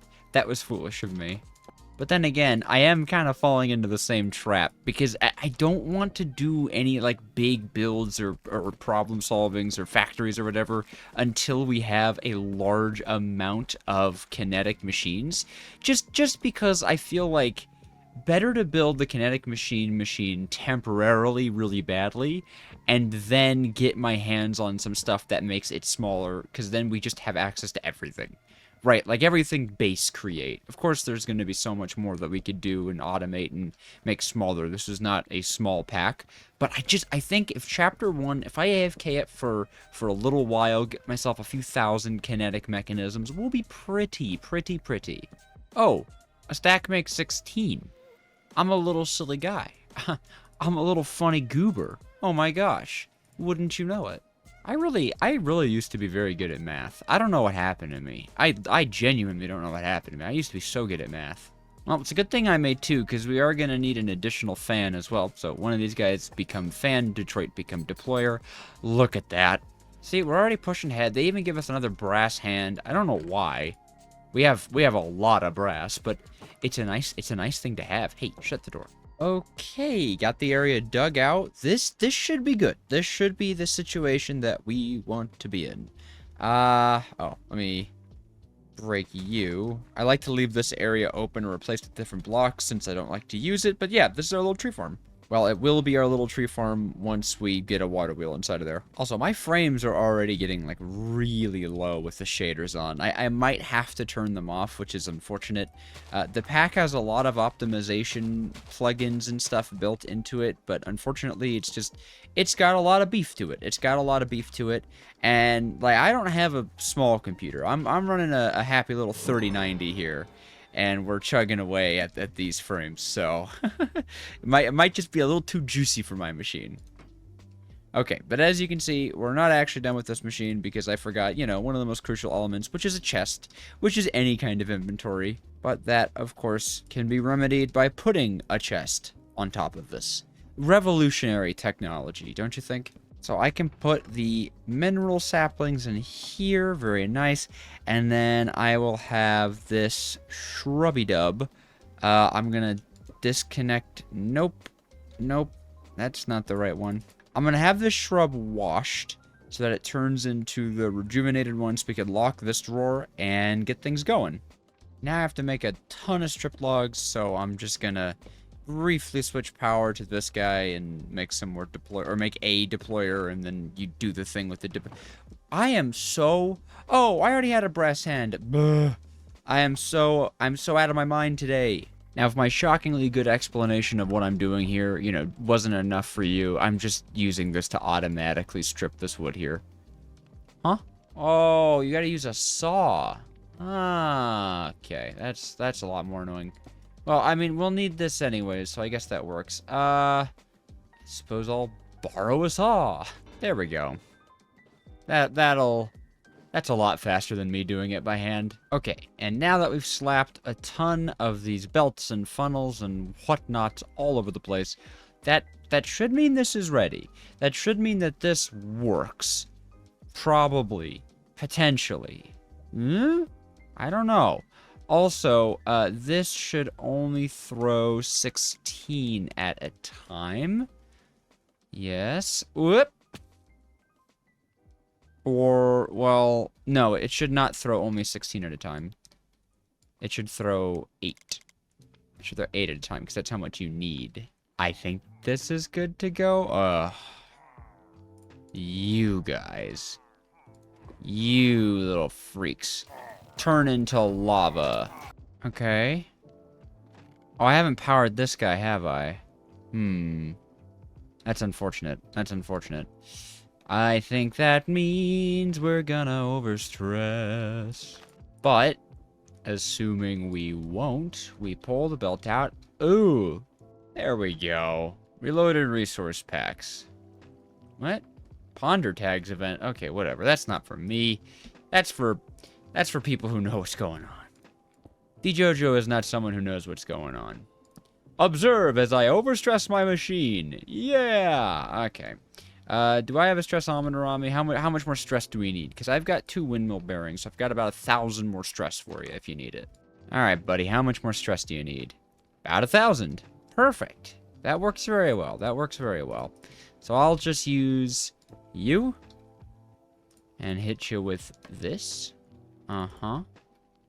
Get you spinning. You. Nope. You. This. Spin. There we go. Cool. Lovely even. Awesome. And now we're creating mineral saplings. That's great, actually. So that actually means a great deal of this chapter is completed. We even get some additional saplings in an engineer's toolkit. These rewards I haven't picked up yet because they're kind of junk right now, I'm not going to lie. But we're almost done. We're almost done. We just have to make sure that this machine actually functions. One of the big ones is this machine has to actually, you know, work. And yeah. That's frightening. You know what? Something's occurred to me. Is this not just going to create an infinite loop? Where it will spit out the remaining saplings, suck up those saplings, put the saplings back inside of itself? Is that not something that's going to happen? I think it will. I think it will create an infinite loop. Well, we have brass funnels. All right. We have some brass. We have some brass funnels. I don't want to use them too much, but I just built this whole machine, and we've got some filters. So we're gonna use a deny list. Okay. We're gonna be a little naughty, okay? We can just take mineral, sapling, drag it in here, deny, beautiful. What is that sound? What is that sound? I have music turned off. I have music turned off. Oh, I'm freaked out. I don't like that. I'm running away from that. I'm creeped out by that. I'm creeped out big time by that. Alrighty, and this guy works like so. Oh, I should put this basin down as well. And dang it, I have to power this thing too. We're gonna overstress again. Shoot.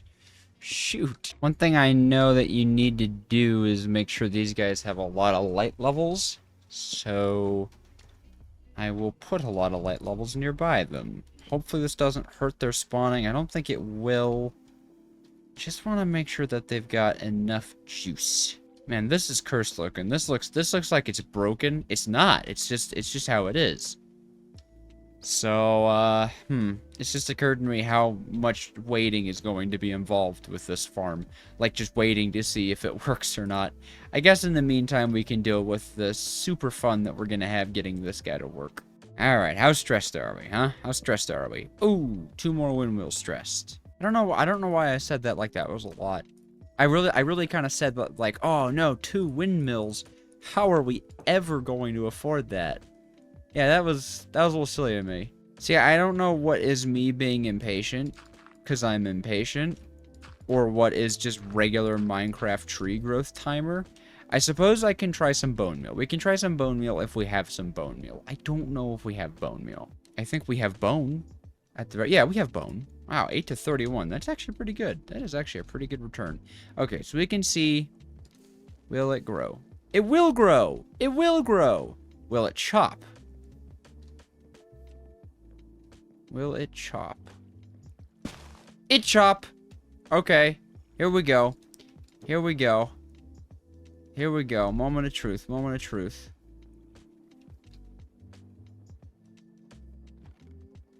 Huh? Berries, good. Did that not make additional sap? Did that not produce any additional sapling?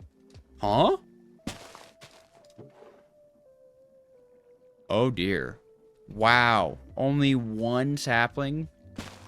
Whoa. Okay, there we go. There's the rejuvenated ones. So let's just keep an eye on these guys. Okay. Okay. I think I got it though. So now the only trick is I guess this is just sticks. I guess I overreacted with this specific drawer. Okay, I'm gonna go make a 1x1 drawer. That's just for catching sticks. No problem. So you are the stick drawer. Yes. Yes, very good. Stick drawer. Good, good, good. So that's everything. Now the only thing that can reach the end is the resin. Right? Uh-huh. Beautiful. Beautiful. It's beautiful. And now we have automatic andesite alloy. Hooray! I keep saying hooray. I need to stop saying hooray. It makes me sound stupid. I'm just excited. Give you a little check mark because I did you too. Beautiful. Look at all that. Ah, I love it. So now we need 3 saws going out this way, right? Because the final thing to the kinetic mechanism, if we take a look at it, is a mineral slab and then run it through an assembly line. The mineral slab we can get by sawing mineral planks. The mineral planks we can get by sawing a strip mineral log. The strip mineral log we saw a regular mineral log. So the point is we need 3 saws, saw it all together. Look at all this sawing you can do. Look at all this. Are these not the same? We only have 2 saw blades. All right, how do you make a saw blade? We have not made one of these yet. Oh, it's just copper and iron. Okay, that's not too bad. I love this little windmill spam I've got going along. Just kind of like, uh-oh, we're running out of power. Let's just throw a windmill on it. Let's just throw a windmill on it. What's the worst that could happen, right? Look at all these stress units we've got going on. Look at all these stress units. Okay, there we go. This is the saw line. And these need to spin in this direction. That's the way that they work. What are you? Overstressed?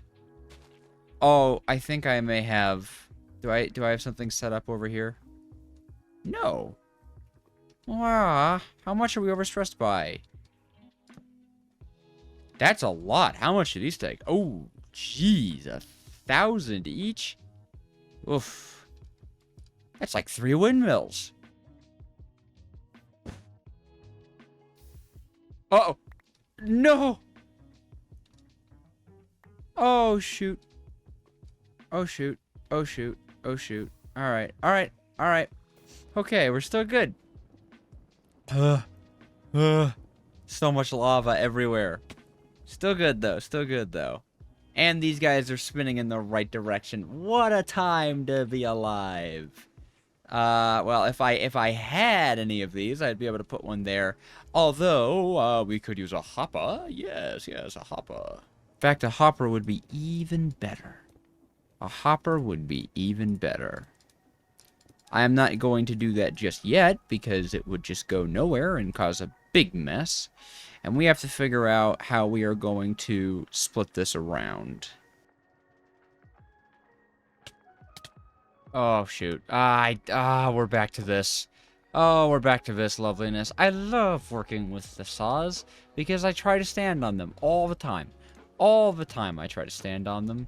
Oh, now I gotta put all my stuff back on. Dang it. Hopefully this is one of the last times I have to do this.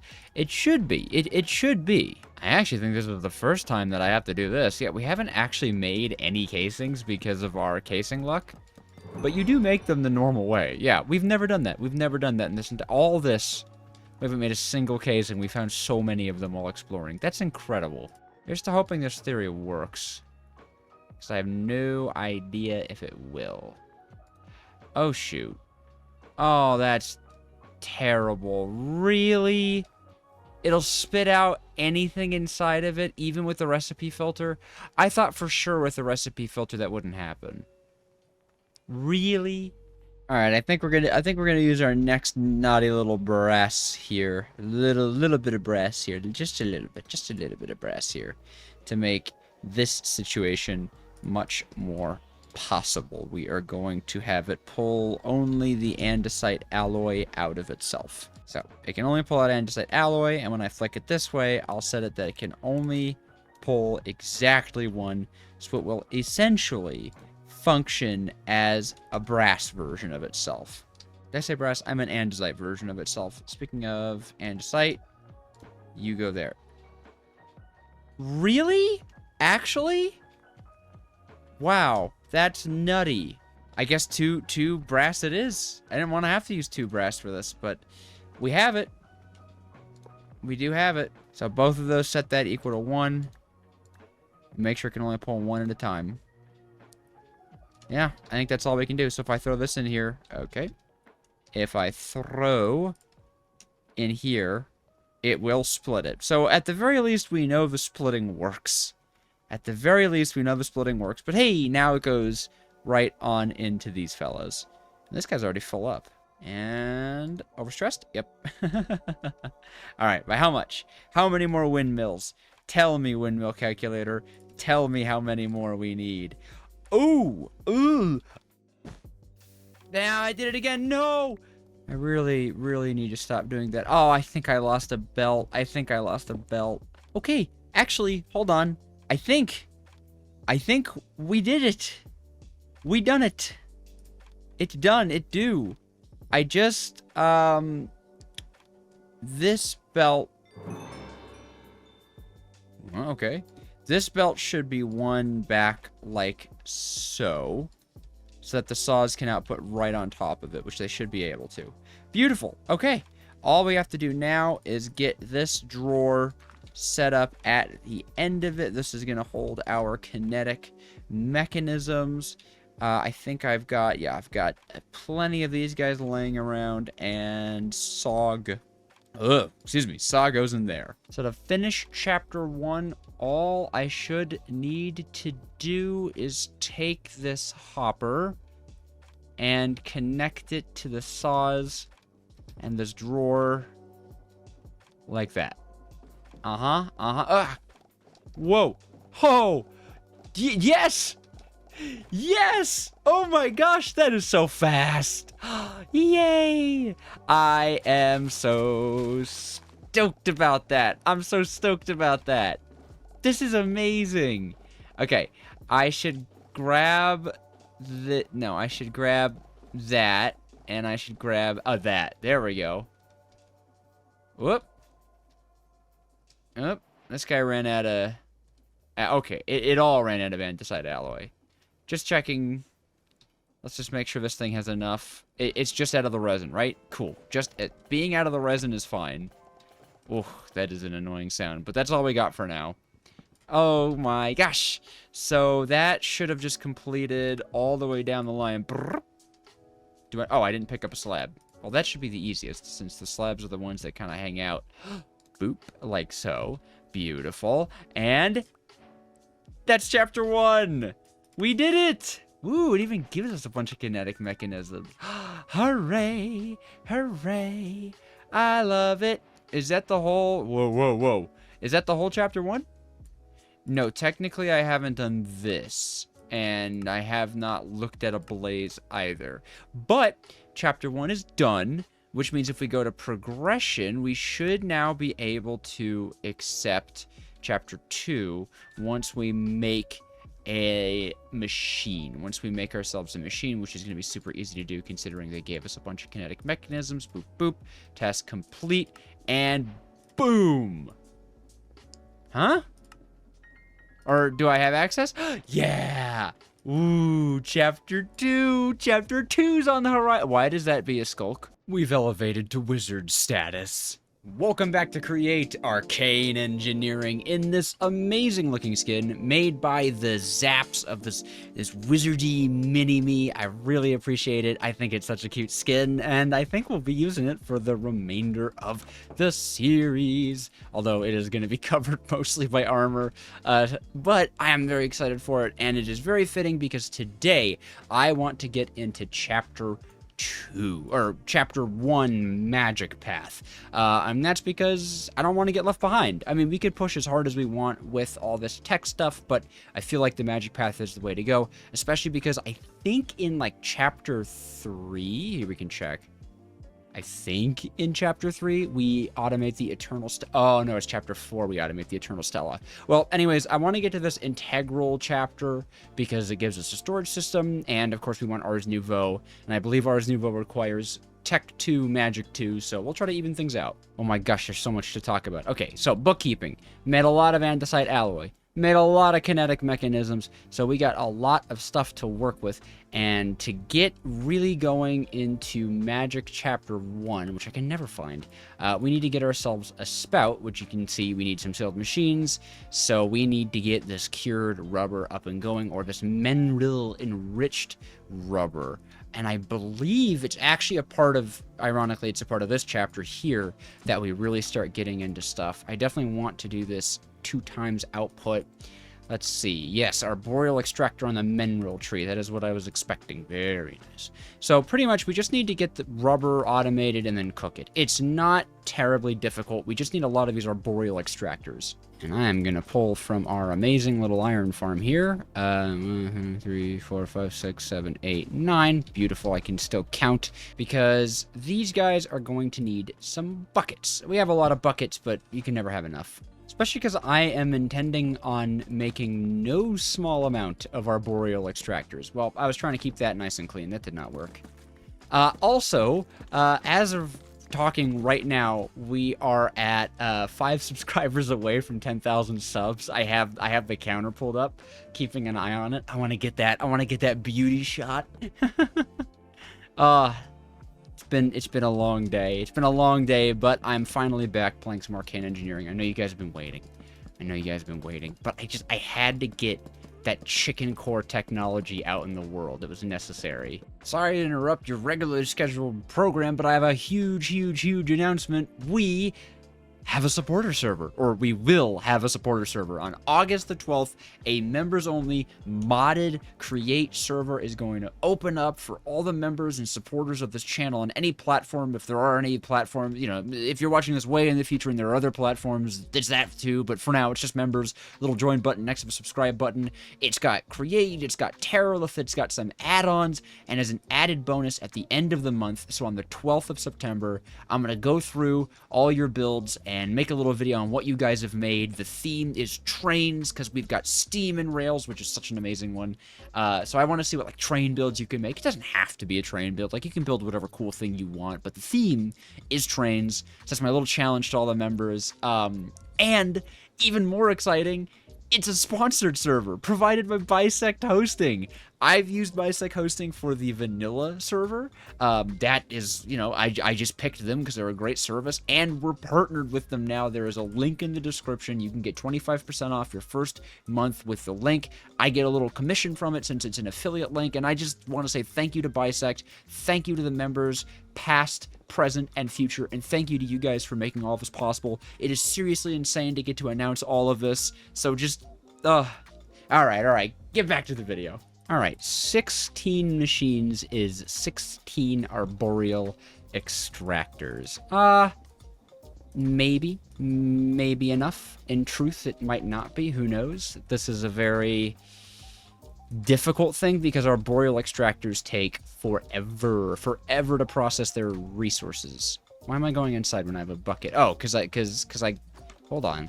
There we go. So 16 buckets, conveniently a stack, and we can make a huge amount of arboreal extractors. Beautiful. I feel like it also might be time to get a proper smelter set up just to take care of this copper. So do I have a fan? No, I don't have a fan. Okay. Now we have a fan. Literally just hit 10,000 subscribers. So if you were in the Discord when I was posting about it, then hey, congrats! You were hanging out with me while I was recording this little episode. All right, let's get a really goofy looking. Let's get a goofy little smelter going. Oh wait, I put that in the wrong spot. Oh, it's too goofy. It's too goofy. Also, I should probably check this is blowing in the right direction. Oh, how nice. Oh, how kind. There we go. There's a goofy little smelter. It'll only do one stack at a time, but that's all we need of it. That's, you know what? I'm proud of it. I'm proud of my goofy little smelter. Okay, now we gotta find an actual, like, place to do this, which I'm having a surprising amount of difficulty with. I mean, all we need are, like, 2 really good tall trees that we can kind of build ourselves. I'm thinking, well, I mean, I guess, bleh. You know what? I don't think we need to automate the crafting of this. So I'm thinking we could put it wherever we want. I figure I'll just put it where I was keeping our little oak tree farm in the first place. Oh, I forgot about this little guy. Forgot about the little guy who could. I think I'll just chop down, like, 2 oak trees or something. Although, you need leaves. Hold on, let me grab some shears. So here's to hoping I remember how the arboreal extractor works. I think I do. Like, I'm mostly confident in my ability. This should be a super simple thing. There should be a super simple thing. We're just gonna set it up on this side of our house, because it's just that simple. Right. Like, I'm pretty sure that's it. That's all you need. Aw. Does it need to be a naturally generating tree? That'd be like a little annoying. Because in all the recipes, see, in all the recipes, it's that. Is that just saying, like, it needs to be wait, do different trees give different... Oh, different trees give different amounts. Wait, why do I hear fire? Why do I hear a lot of fire? Is that my wooden house? No, no, please. Oh, no. Oh, shoot. Oh, it's turning into ash. Stop. Don't put the smelter next to the wooden house. Okay, well, it looked like the best tree to use was spruce. And I think we have a sapling. Now, I don't know if it's specifically a spruce, like, little tree or specifically a spruce big tree. I'm gonna hope you could use the spruce little trees for it, because otherwise it'd be a tad annoying. Thank you for the absolute smallest little tree. So I guess I'm just gonna sit here and wait to see if it makes 25 or 50 millibuckets. It makes 50. Okay, cool. It can be any tree. It can be any tree. Okay, I've got a little arboreal setup here. All of these arboreal extractors are connected to one another through this nice piping network, and the pipes are all connected to pumps, pipes, basins, you know the deal. These are going to be for the belts, but we're out of belts, so we kind of actually have to, you know, do this to get there. I'm thinking of using this water wheel and large water wheel, both of them, to power this machine. Like, just connect them with belts, I guess, is what I was planning. So, you know, I'll need to figure that out. But just to get a bunch of SU, as well as a decent amount of speed, then we gear ratio it beneath it. You know the deal. It's a simple little setup, but I think it looks nice. I think it looks clean. And that's what we all care about. And honestly, this should be enough for the rest of the game. Like, this is a lot of arboreal extractors. I remember from Above and Beyond, I had 4 that I ran for like an hour and never needed anything else from. Now, I'll admit, you definitely seem to need a lot more of these extractors, just because you use the sealed mechanisms for like steam engines and stuff. And of course, that is really going to become our premier form of producing stress units. In fact, I'm really excited at this prospect of getting those set up. Oh, actually, that is wrong. I'm trying to set up a proper gear ratio here. That's too high up. Too high up. One more down, please.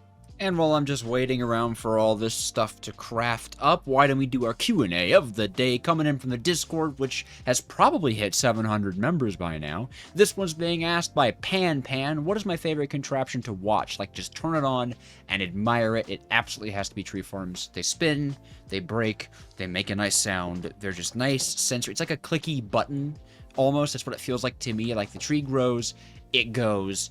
I love it. Okay, so I should be able to connect the... Okay, cool. I can connect them together.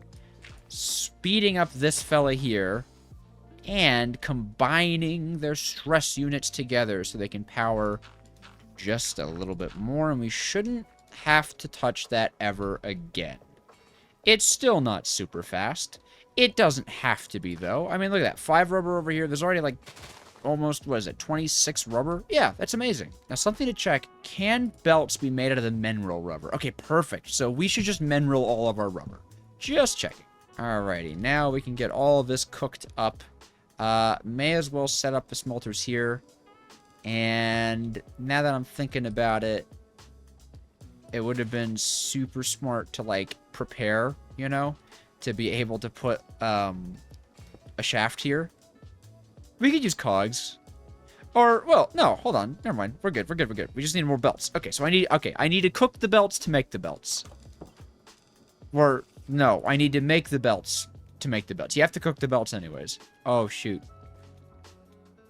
Well, we'll do this instead. You want to be difficult? Be difficult. Oh, wait, no, it doesn't work. Ah! Got it. The ultimate plan. We'll just spam some gearboxes. Actually, this would be better with chain drives. It's a process, okay? Create is an artistic, refined process, all right? Like that, and then like that. See? And then the fan goes on top of it, and it pulls downwards, and is also too high up. There we go. Nope. Place it. Down. Send me upwards.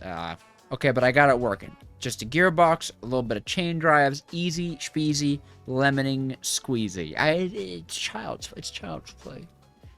This is a mod for babies. Highly intelligent babies, but, you know, maybe I'm a highly intelligent baby. You don't know. Also, I need more chain drives.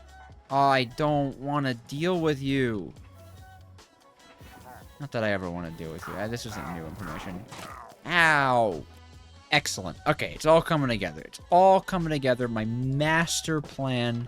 Of course, I had this expertly planned from the start. This is not flying off the seat of my butt. Oh, you thought I was going to do it there, didn't you? You thought you were like, oh, Jojo, he's going to swear. This is something I'm deeply invested in. All right, so now we can get the belts down here.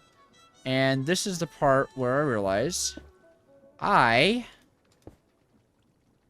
don't know how to hook this up. Hold on. It might be gearbox. Is it a... Are we in a certified gearbox moment? Nope, not there, please. I would prefer it to be here. Certified gearbox moment. So we'll know we'll have to have a drawer here and a drawer here to filter out the cured rubber, right? Then those we're going to need to output to something that will bring them to a spout that will, not wash. What's the word? It'll goo them. It'll put the mineral goo, right? That's what it is? Yeah, you gotta mineral goo them. What is that, a quest? Oh, okay. Gotta mineral goo them. And the mineral goo you can get from an arboreal extractor, no less. So that's not bad at all. Oh, that's a lot of mineral goo. 100 mineral goo? Ooh. Maybe that thought process needs to happen, like, right now. Maybe we want them to, like, move in one. Ugh. I can't believe it. We ran out of the redwood. Oh my god. Alright. Let's do it. Let's chop another redwood tree. You know what? Right as I got here, I thought of a much better idea. I just thought of a much better idea. Hold on. Alright, you guys ready for some genius? You guys ready for some genius? Check this out. Mechanical sticky piston. Give it one. Chest. Place it down. Glue the chest to the saw. Boom. Crank. Other way. You guys aren't ready. My genius. Okay, alright, hold on. Alright. Trying again. This time it'll work. Probably. Oh, yes. And everything. I am so smart. I am so intelligent. I am so cool. All of this just goes right in the back. I'm not wearing my backpack. Okay, cool. These guys are all filtered out now. We can place this there and there. Oh, I like that it kind of moved the stuff back a little bit. So I will get the lava flowing. I think we should just start the process of getting these guys all set. Excellent. Okay, cool. So I would then have these guys, I suppose, output to about here and about here. That still leaves like a 2-block. I guess there's no perfect center. And considering how much we need, I'm thinking what we might do is have our mineral tree grow here, right? Because that's 1, 2, 3. That's these blocks taken care of.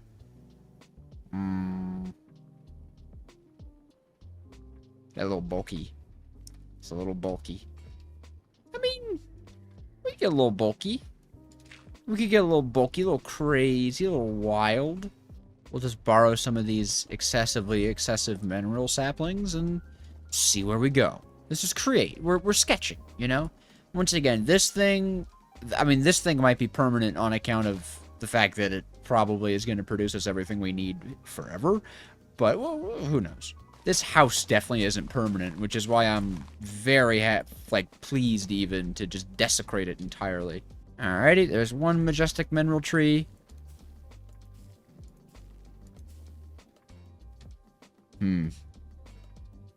Is it the torch? Sometimes it's the torch. Ah. There we go. Beautiful tree. Beautiful tree. I think this can be hooked up to 14 of these. I think 14 would be the magic number. I don't know. I didn't need to make that many buckets, but that's not a good sign. Oh, no. Oh, dear. That's one of those bad signs. Oof. That one hurts a little bit. Maybe I made a few excess arboreal extractors then. That's going to be quite slow. That is... I'm pretty sure this is like every cycle this does one, right? The mineral enriched stuff is...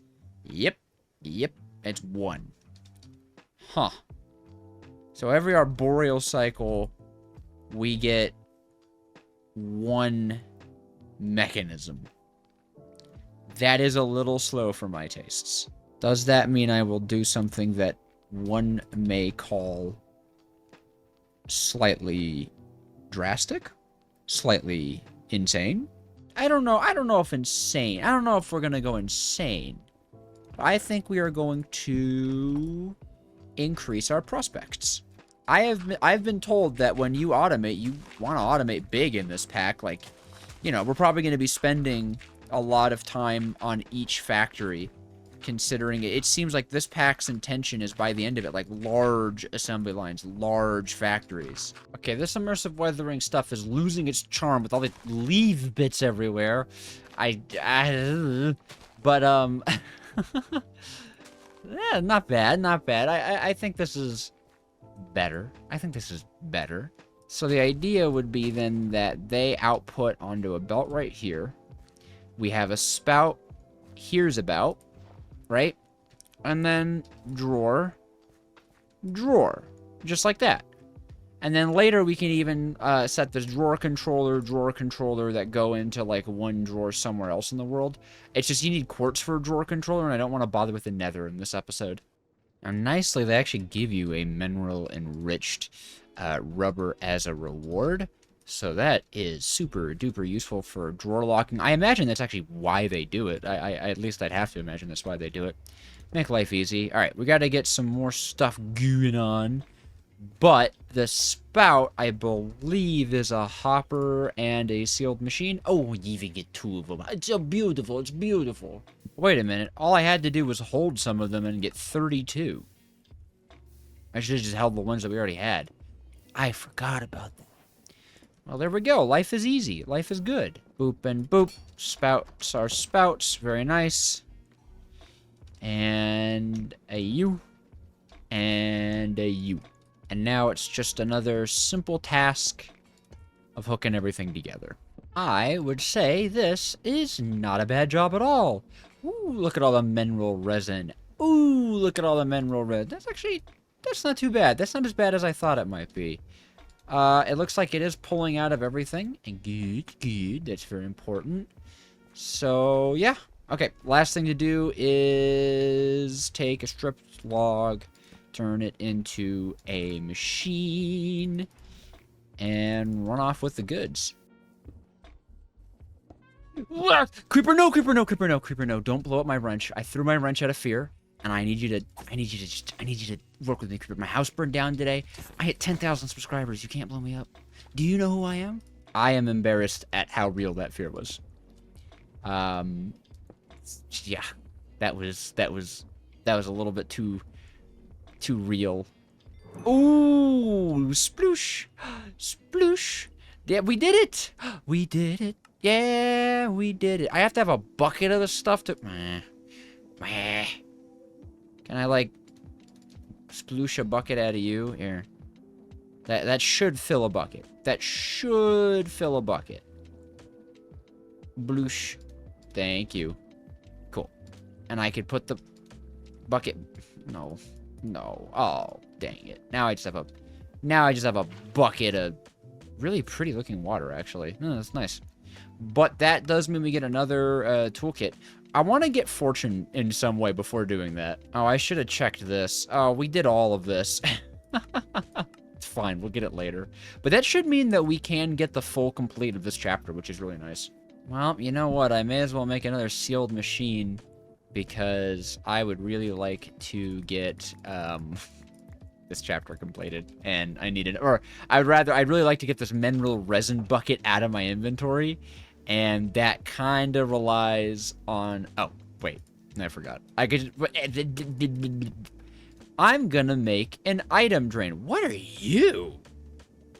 Okay, we'll deal with that later. I am kind of Sleepy D Jojo. I'm not gonna lie. You're getting... I know it has... Sleepy D Jojo has not made an appearance in a long time, but he is here.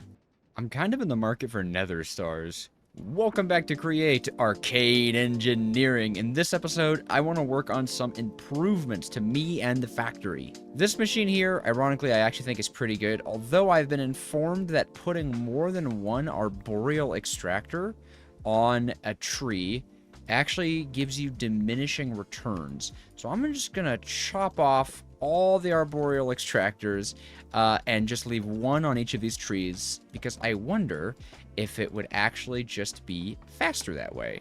I think I'll do the same thing with the resin generator. So we'll just leave these guys and see if they produce faster. I'd have to imagine maybe they would. I'm not sure how much quicker we could have these guys being produced. And to be fair, we don't need like lightning fast production on this because it really is something that's passive. But I definitely want to repurpose these arboreal extractors for a better andesite alloy production down the line. Oh, you could use the wrench in the arboreal extractor. That's amazing. Okay, so it's one arboreal extractor now per tree.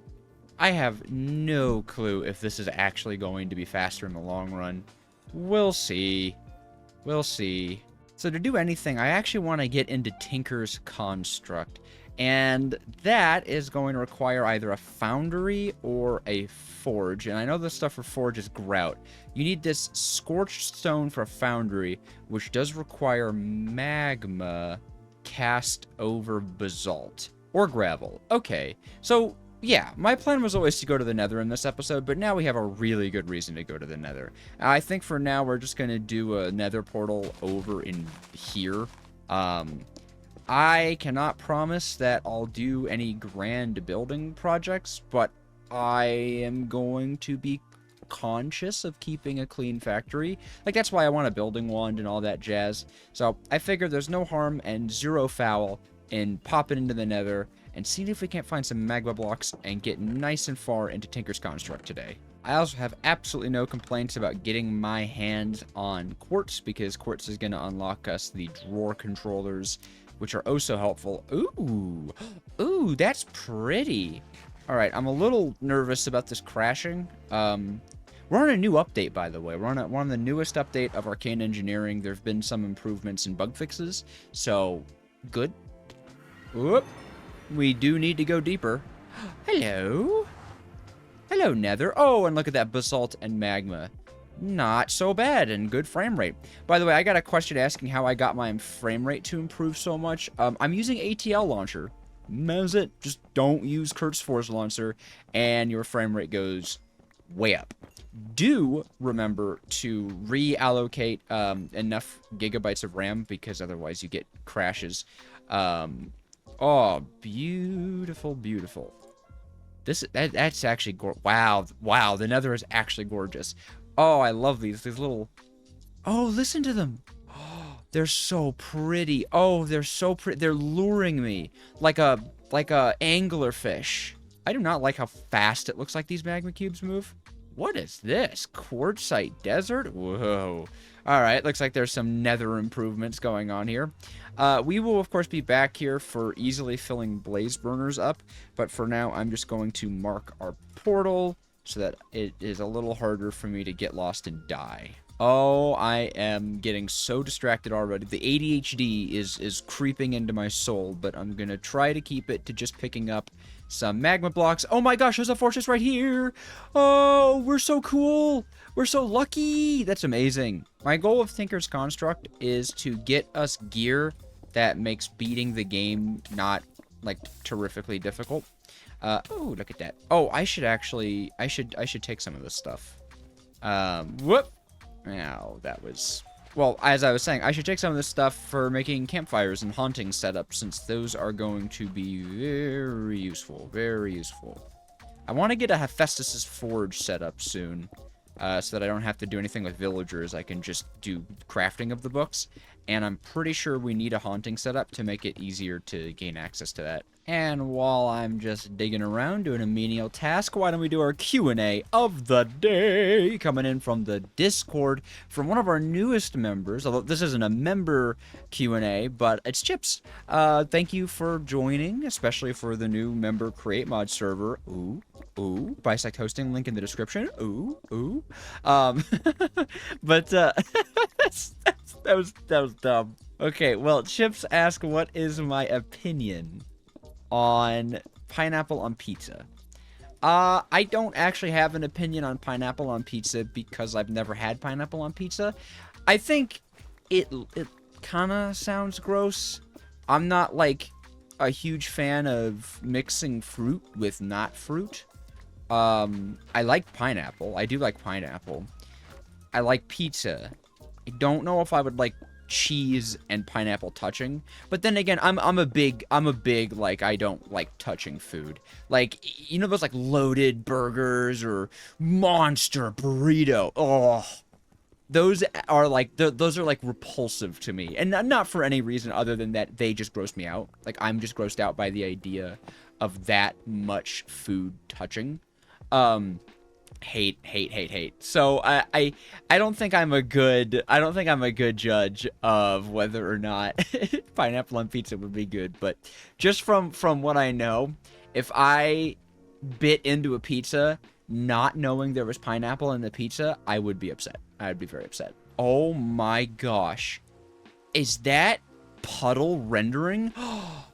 I need to use shaders way more than I do. I am so in love with these complementary shaders. And hey, if you've been enjoying this series so far, do make sure to subscribe. We hit the 10,000 subscriber mark, but that is not the end of our goals. We are trying to go all the way to 15,000 subscribers by the end of this month. It's a huge goal, but I think you guys can absolutely crush it out of the park. And as I briefly mentioned earlier, opening August 12th for all the members and supporters of this channel is a supporter server. Uh-oh, I did bad. I did not good.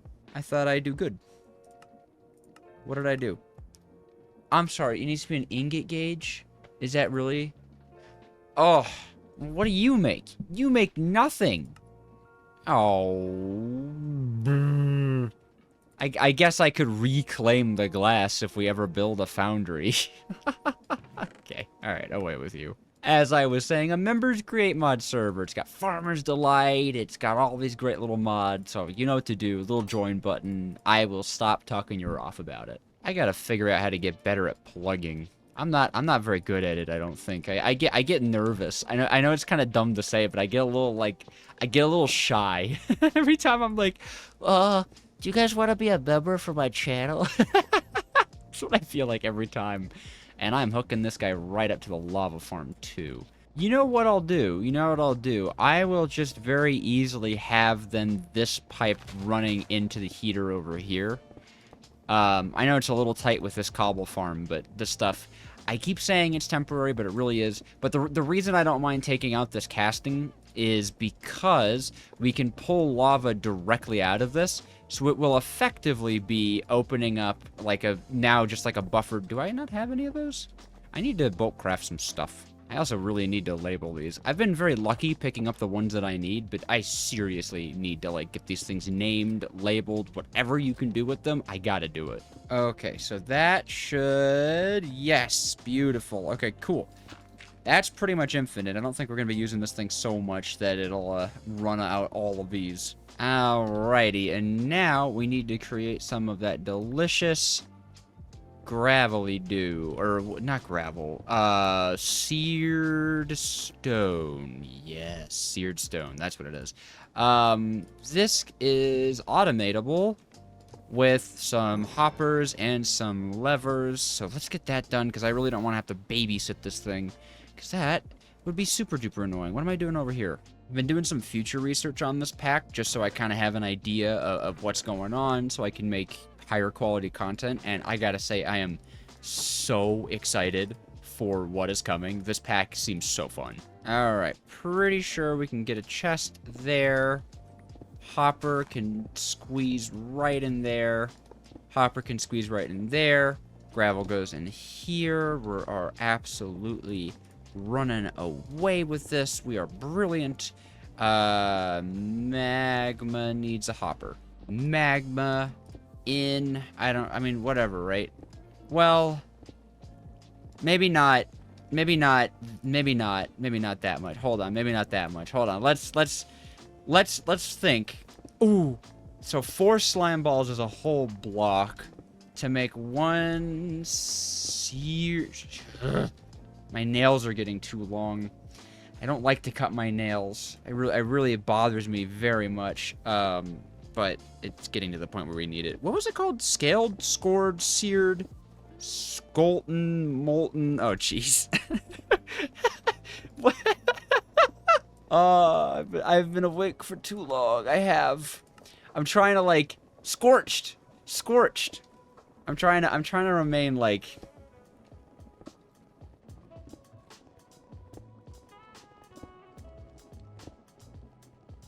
Okay, scorched stone.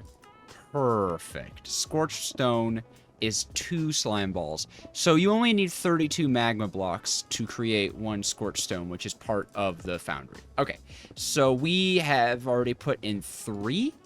So we just need 32 minus 3.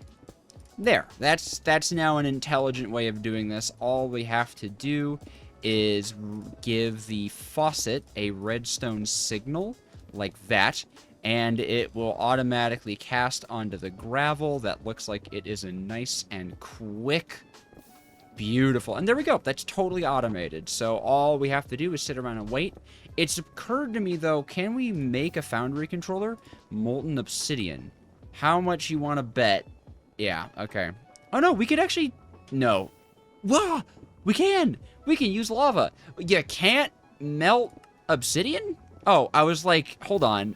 I was like, hold on. You can't melt obsidian to get obsidian? Okay, cool. Glad that was cleared up. The reason I wanted to go into a foundry is because you can do a little bit more with a foundry than you can with just a smeltery. Although, can you alloy in a foundry? I'd really have to imagine, right? Right? Is there a book on foundries? Fantastic foundry. You need some nether grout for that. I could make that. Oh, wait, you can't decraft a magma block into a magma cream? That's interesting. I mean, I could get some magma cream. I think it's worth it, because now I'm really anxious that, I'm making something that, is not useful to me. This time, I'm going to come prepared and bring a shield so I do not burn to death. Do I have a bow? With 1 shot. Yeah, I'm just not going to bring that. Oh, wait. With multiple shots. Because there's the quiver mod. Or not quiver mod. That's just quark. I think all the magma slimes are way up in the sky. I'm not going to lie. I could kill blaze rods because they drop... The blaze rods can be crafted with the runic tablets, and you can turn them into magma cream. Ooh, look at that. Not today. Here, we might as well get the take aim. Boom! Get poisoned. You utter fool. Look at all these achievements. We're so good at Minecraft. Alrighty, check out this transmutation magic. Blaze rods, runic tablet, molten core, magma cream. That's how we do it. What are the other things I need? I forgot. Wait. Hold on. Why did I do that? Isn't there something called like an encyclopedia of tinkering?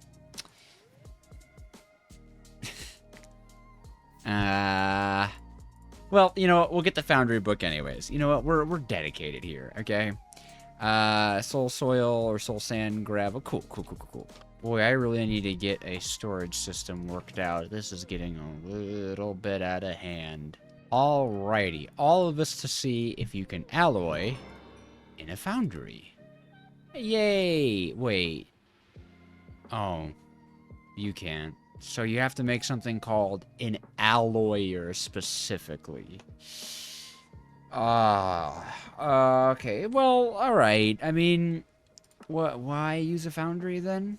Got it. Okay, so this is more about being efficient at melting down single ores, not alloying. And I kind of want alloying. So could either use the alloy machine, or even easier, we could just go with the regular grout-based one. And I think we're going to go with the regular grout-based one. That's unfortunate. I really should have checked that before starting this process. And it's not like it won't help us or anything, but we kind of don't need this anymore. Well, I guess we could get that other book set up, right? I wonder if I could convert this book, the one I just made that I don't need. I don't even know where I put it. I wonder if I could convert that into the... Probably not. Come to think of it, probably definitely not. So I need more paper again. Shoot.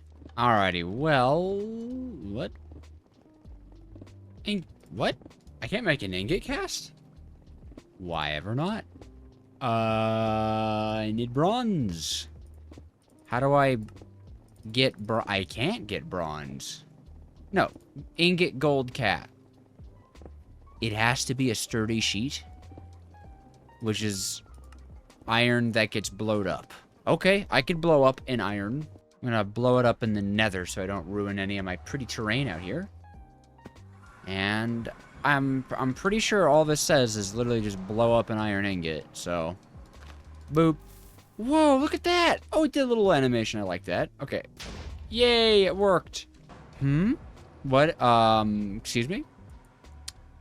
Why am I over here? What is the reason of that? What, why? I haven't had this problem before. Okay, we're just gonna break this.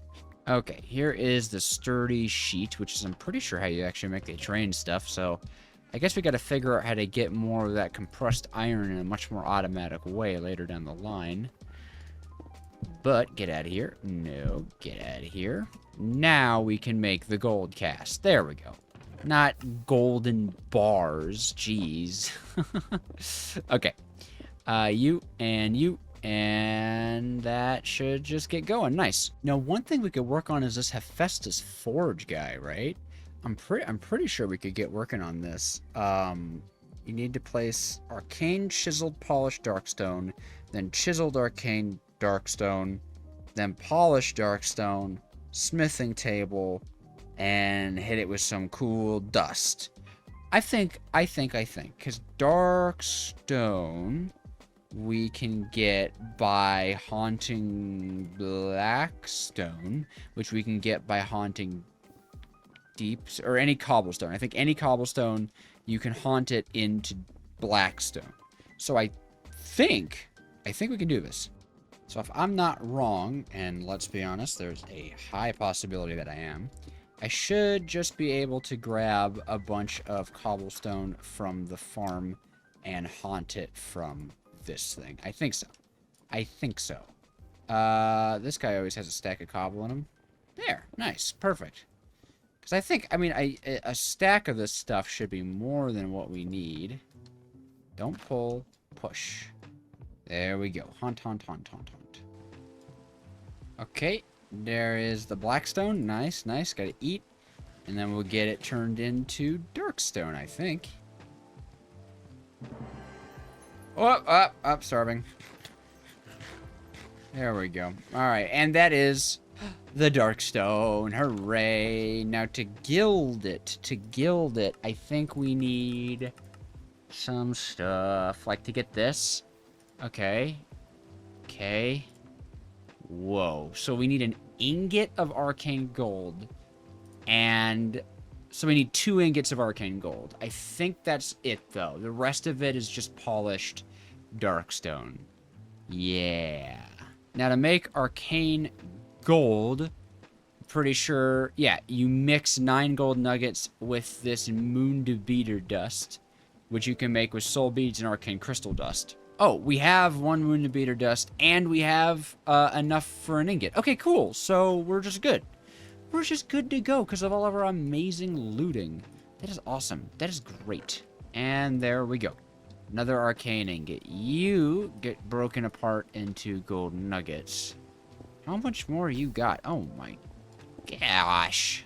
Arcane, chiseled, polished, dark stone. That's 9 of them, and then 4 of these funky ones, and then the rest of it. Okay, okay. Cool. So, arcane, chiseled. How do I get you? Polished. Okay. So, all of this needs to be polished, right? I'm not insane. Cool. Bam. Beautiful. Wham. Beautiful. Bam. Beautiful. Oof. Okay. Got it. And then this. Uh-huh. You. Perfect. I was right to make that amount. Good, good. I thought, because we needed 4 of these. Wait. Did I make this or this? I think this. I think that. I think we're okay. I'm gonna kill that creeper. I'm trying to collect some of the reliquary mob drops because it makes a, well, that doesn't help, but they make a cool item that helps you duplicate some annoying resources. Okay, so I think it's center one here, and I forgot how to do it. 1, 2, nice. I love multi-block structures, but I have to admit, this one has a lot of really similarly named blocks, and so it's a little difficult to kind of follow what they want from you, but I don't think we're gonna have too hard of a time anymore. And you know what? Because of all that exploring, this thing has ended up being relatively cheap. Relatively cheap. I think I just have to fill in these outer bits. Nice. Oh, wow. A stack was, like, right on the money. I think. That looks right. Boop. Oh, and I gotta put the dust on it. Okay, so we do have to make one of the dusts. But that is not an issue. Let's see. I think we have soul bead. Very nice. Now, I think we need to do something with the arcane crystal block, right? To get, like, arcane crystal dust. You need arcane crystal. Oh, no. Oh, no. We need silk touch. Ooh. I could probably get silk touch on this really easily, but I forget what does that. I would need the book. Well, I think the seared stone stuff, yeah, the seared stone stuff is done. So I could go ahead and make a book and then get that all set. Okay, cool. I'm not gonna lie, I've kind of forgotten why we're making, like, how the book is gonna help us in this situation. Oh, cause, what am I? Silk touch. I need to remember what gives you the silk touch ability. There we go. That's what I'm doing. What? Tier 1 and Tier 4 only? Oh, I might have to make the grout book. Okay, I can make the grout. Oh, no, oh. Okay. Puny smelting. So that should give upgrade. So that, okay, now we know about upgrades. What about abilities? Alright, mighty smeltery. Teach me. Just what do I need? What do I need for silk touch? Silky. Ooh, silky cloth, huh? That might be tough. Rose gold. How do I make you? Oh, copper and gold in the heated blaze burner. Oh, that's not bad at all. It's the string. Honestly, it's the string that's the problem. Need a lot of string. Oh, you could squeeze wool into a very large amount of string.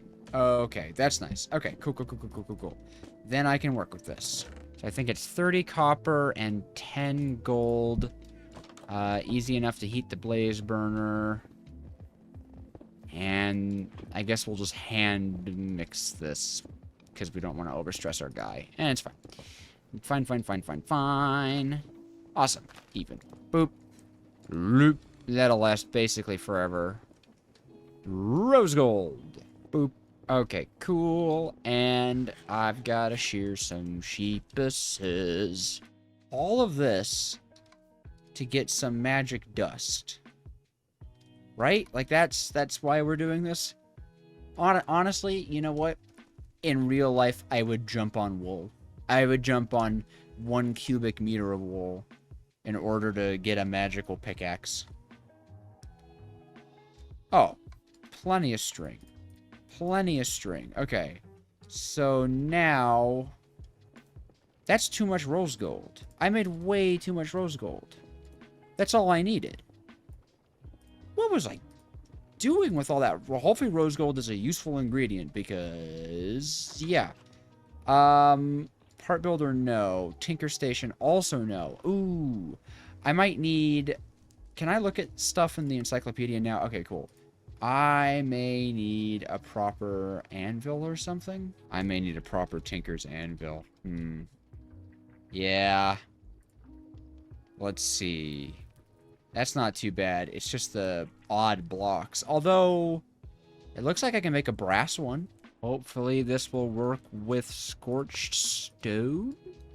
Nice. Nice. That's a sharp looking anvil. That is a sharp looking anvil. Cool.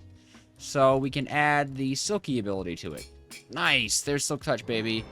I should have done that on a tool made out of diamonds, right? Shouldn't I have done that? I probably should have done that. I could put the diamond upgrade on this guy. That'd be a waste of a diamond, though. Yeah, okay. Now we can just dive quickly into the mines, grab ourselves... we just need 1 of the dust, and I'm pretty sure the arcane crystal dust comes right from the ore, right? It goes right into it. Yeah, you just smelt it right into arcane crystal. Okay, cool. Then there should be no issue. Hey, there's a cake over on this one. Alright, these are not bad, though, actually, because they'll give you an artifact. That's where I got the panic necklace. One of these guys scared me. Oh, there it is. You know what? It's a good thing this mimic was here. I would have never seen it. Oh, wait. What do we get? Increases the wearer's attack speed. This is another Terraria reference. Are all these Terraria references? How fast? Not bad, not bad. Okay, cool. But now we can collect these guys, and that's it. That's all we really need. All right, no more mimics over here. And an empty barrel. What a cheese. Am I right under my... I think I'm right under my factory right now. I think this area is where we've been hearing all those annoying mobs come up. Ugh. I'm gonna have to move at some point. I hate it. I hate it when there's just, like, big openings underneath you in Minecraft. It's just so annoying because all the mobs spawning. Yeah, look at that. Pretty sure this is home sweet home. Oh,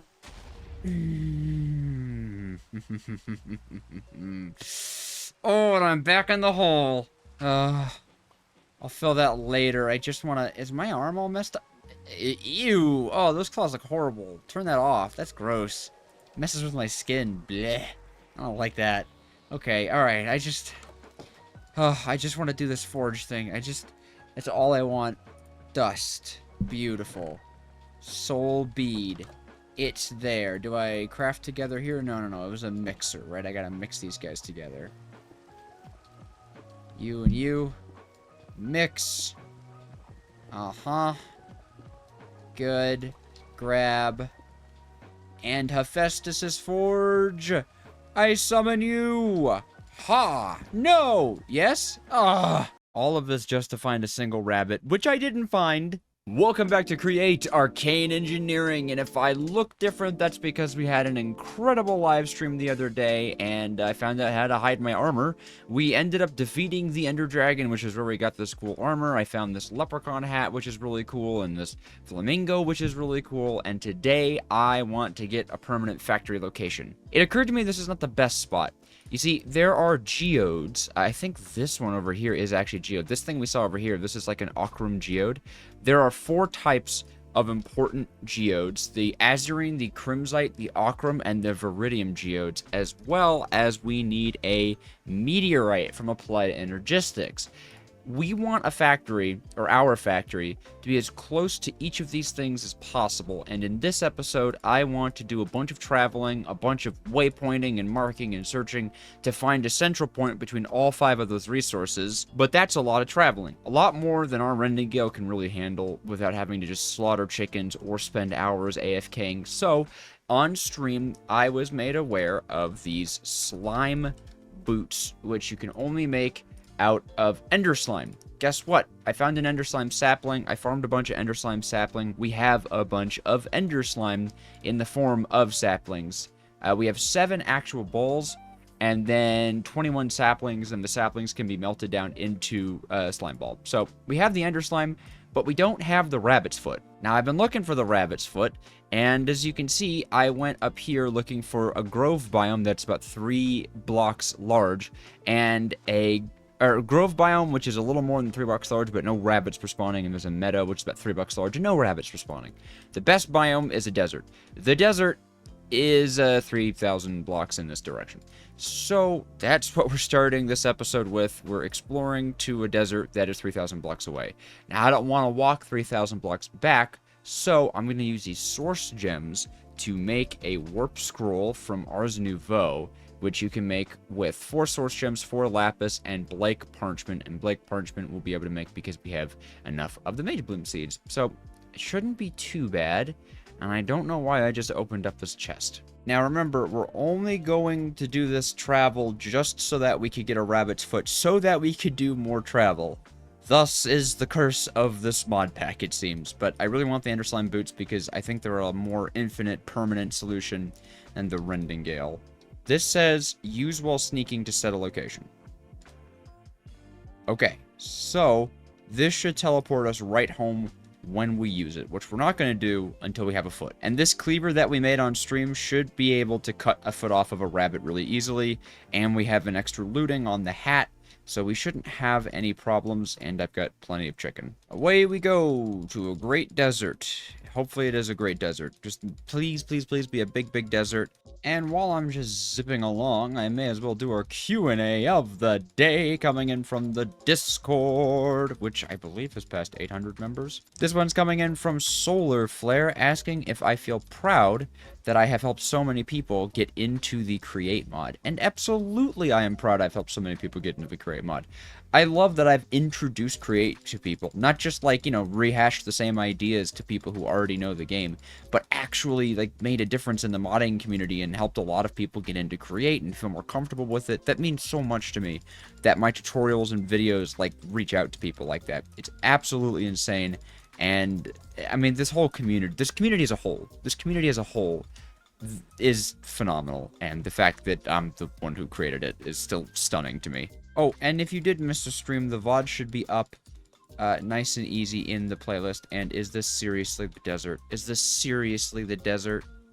Are you kidding me? This is not a desert.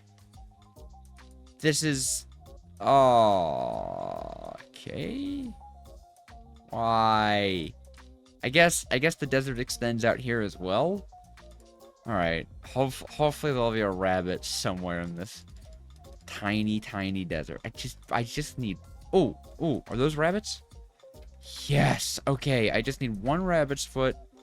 Hopefully, you know, hopefully it's repairable with ender slime because we have infinite of that.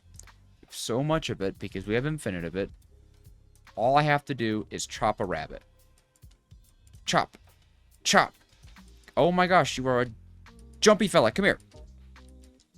Yeah. Stop it. Please die. I didn't get one. Okay. There's another victim on this island, though.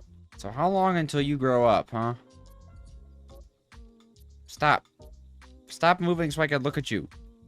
How long? 1,000 seconds? Oh, okay. Alright. Well, I guess I'm gonna AFK here for 1,000 seconds. How long is that? It's 17 minutes. Okay, I think I've spent enough time in the hidey hole. The rabbit should be adult rabbit now. Okay, good. It's still on the mini-map. Alright. Bring me your feet. Why are you still a baby? Why are you still a baby? How much time until adult? How much time until... 1 second? Whoa, look at that. Yeah. Feet. Rabbit feet. Ah, what a lucky day. Where is it? Yeah, rabbit feet. I'm okay. I'm gonna stop yelling that. Well, if do you want to hear more about yelling about rabbit feet or whatever I do on this YouTube channel at this point, make sure to subscribe. We are trying to hit 15,000 subscribers by the end of the month, and we are ridiculously close. But, you know, we need your help to get there. So thank you for the support. I think we just hit 11,000 anyways. Like, geez. What is up with you guys? All right. So I think it needs to be a basin for some reason. Like, it displayed it as a casting basin, not as a casting table recipe. I have no idea why it would be that. But you can put a rabbit's foot in there. Okay. So, let's see. A block and 7 is 16. Yeah. So I'll just use 16 of a sapling since I'd rather keep the slime balls for ease of access. And I'm pretty sure you should be able to melt this stuff down. There are a few, like, bad recipes. Like, if you look this up, you should be able to get ender slime by using an arboreal extractor on an ender slime tree, but it doesn't work. It just gives you regular slime. So there are some broken things. Let's just make sure that is melting. Is it melting into a slime ball of ender slime? Yes, it is. Okay, beautiful. Then get on in there, guys, and make me a purple foot. Okay, it seems to cap out here at 4 slime balls, but you do need for the slime boots a block and 17. I'm just gonna check. Just gonna check a million times. Yeah, basin, 1 block, and 4. So we're just gonna let that pour. Just get on in there. Fill that right up. Yeah. Yeah. All of that was recorded on the wrong setup. I'm sorry. I'm sorry. Things are probably gonna sound a little different there. That is my bad. I apologize. Okay. Back to being a real YouTuber. Slime boots. Bouncy and leaping. You can get upgrades and abilities on it. Okay. Sure. Oh, yeah, yep. You can jump. You can jump better. Okay. Okay. Okay. So now I need to make some other thing. The slime sling. I'm just gonna make the regular slimy sling or slime sling. Slime sling. Charge up, aim low, get flinging. Yeah, sure. I need some string and a congealed slime block, all of which is painfully easy. All right, slimy sling, slime boots. So how do they work? Charge? Uh-huh. Okay, so it's a backwards thing. So if I want to go this way, I do this. Whoa! Oh, got it. And these don't even take durability. This seems to have a bunch of durability, and I imagine it's enchantable. Got it. I'm seeing why you guys wanted me to make this on the live stream. Got it. Do I have an Eternal Stellar? Can I make an Eternal Stellar? No. No, I can't. That's fine, though. Cool. Okay, these are annoying to walk in. I'm going to put on regular shoes for that. But I should make more than 1 slime sling, is what I'm getting. I'll make 2 more slime slings for maximum slime sling efficiency. Okay, first things first, I'm going to go waypoint on the big map where a bunch of different objects are, starting with the meteorite, going down to the geodes, and I'll get back to you once I have some waypoints of the stuff that's closest to us. Okay, so here we have a meteor, an azurine, a crimsite, and an ochrum geode. Oh, I didn't get the viridium geode, actually. Another close viridium geode. Okay, 224, negative 368. Okay, and viridium is right there. So there's actually, interestingly, crimsite, viridium, and ochrum is a cluster here. And then we have meteor and azurine clustered here. I'm curious, if I head over to the meteorite, are there crimsite, viridium, or ochrums in sort of this radius, right? If not, having 3 here and 2 there isn't too bad. That's not too bad at all. And we wouldn't even have to move that far, depending on where we wanted to settle. I'm gonna head over to our meteor friend. Alright, let's see if I am at all able to control this thing. I imagine just do this. Yeah! Uh-oh. Okay, it's a little hard to control. It's a little hard to control. but I think I can get it after a little bit of, yeah. Whoa. That's ridiculous. It might not be so good to do in this redwood. Okay, in the redwood forest, it might not be so good to do. We might have to use our rending gale here. Oh, that was funny. Okay, but here we could launch. Yeah. Whoop. Has to do it off the floor. Has to do it off the floor. All right. Meteor here. So let's check out. Do we have a nice Viridium geode? I'm not gonna lie. That seems pretty lucky. Crimsite, Meteor, Ochrum, Azurine. The only thing that's far away is Viridium. And I wonder if potentially there might be a Viridium closer to this mainland over here so that we can kind of get this sweep. But I feel like these are all of a decent distance within one another. I don't know that they're all within render distance of each other. That'd be kind of cool. But I feel like a train system that passes from all of these to one central place is not unrealistic whatsoever. I think we are in a really good spot. I'm feeling lucky. I'm feeling lucky. But we have more to check. Whoa, don't do that in the ocean. It does not look like there is a nearby Viridium geode here. I can check down in this area, though. I just want to be thorough, you know? Is there a better slime sling? Is the sky slime sling better to use? Because this feels like uncontrollable. I have some sky slime. Ah, if I only had string on me, I could actually test it out. Because this is a little bit hard to control. Well, by a little bit, I mean it's exceptionally difficult. It's impossible. I am glad I checked. There should be a Viridium geode right there. Right? I was searching for Viridium. Weird. I wonder, why did that not pick up from the meteor? Shouldn't that have picked up from the meteor? Huh. I'm just gonna recheck my work at the meteor over here. Interesting. Why does it want to point me to... Oh. There's a structure over here. I didn't even realize that. Why does it want to point me to a Viridium geode that's further away? Interesting. I have no idea. Well, look at that. I mean, look at that. That is all within 100... Or it's all within... Like, I guess the Azurine is a little far. And I'm imagining if I check here again, the Azurine geode is still a little far. Okay. Well, let's... Just because...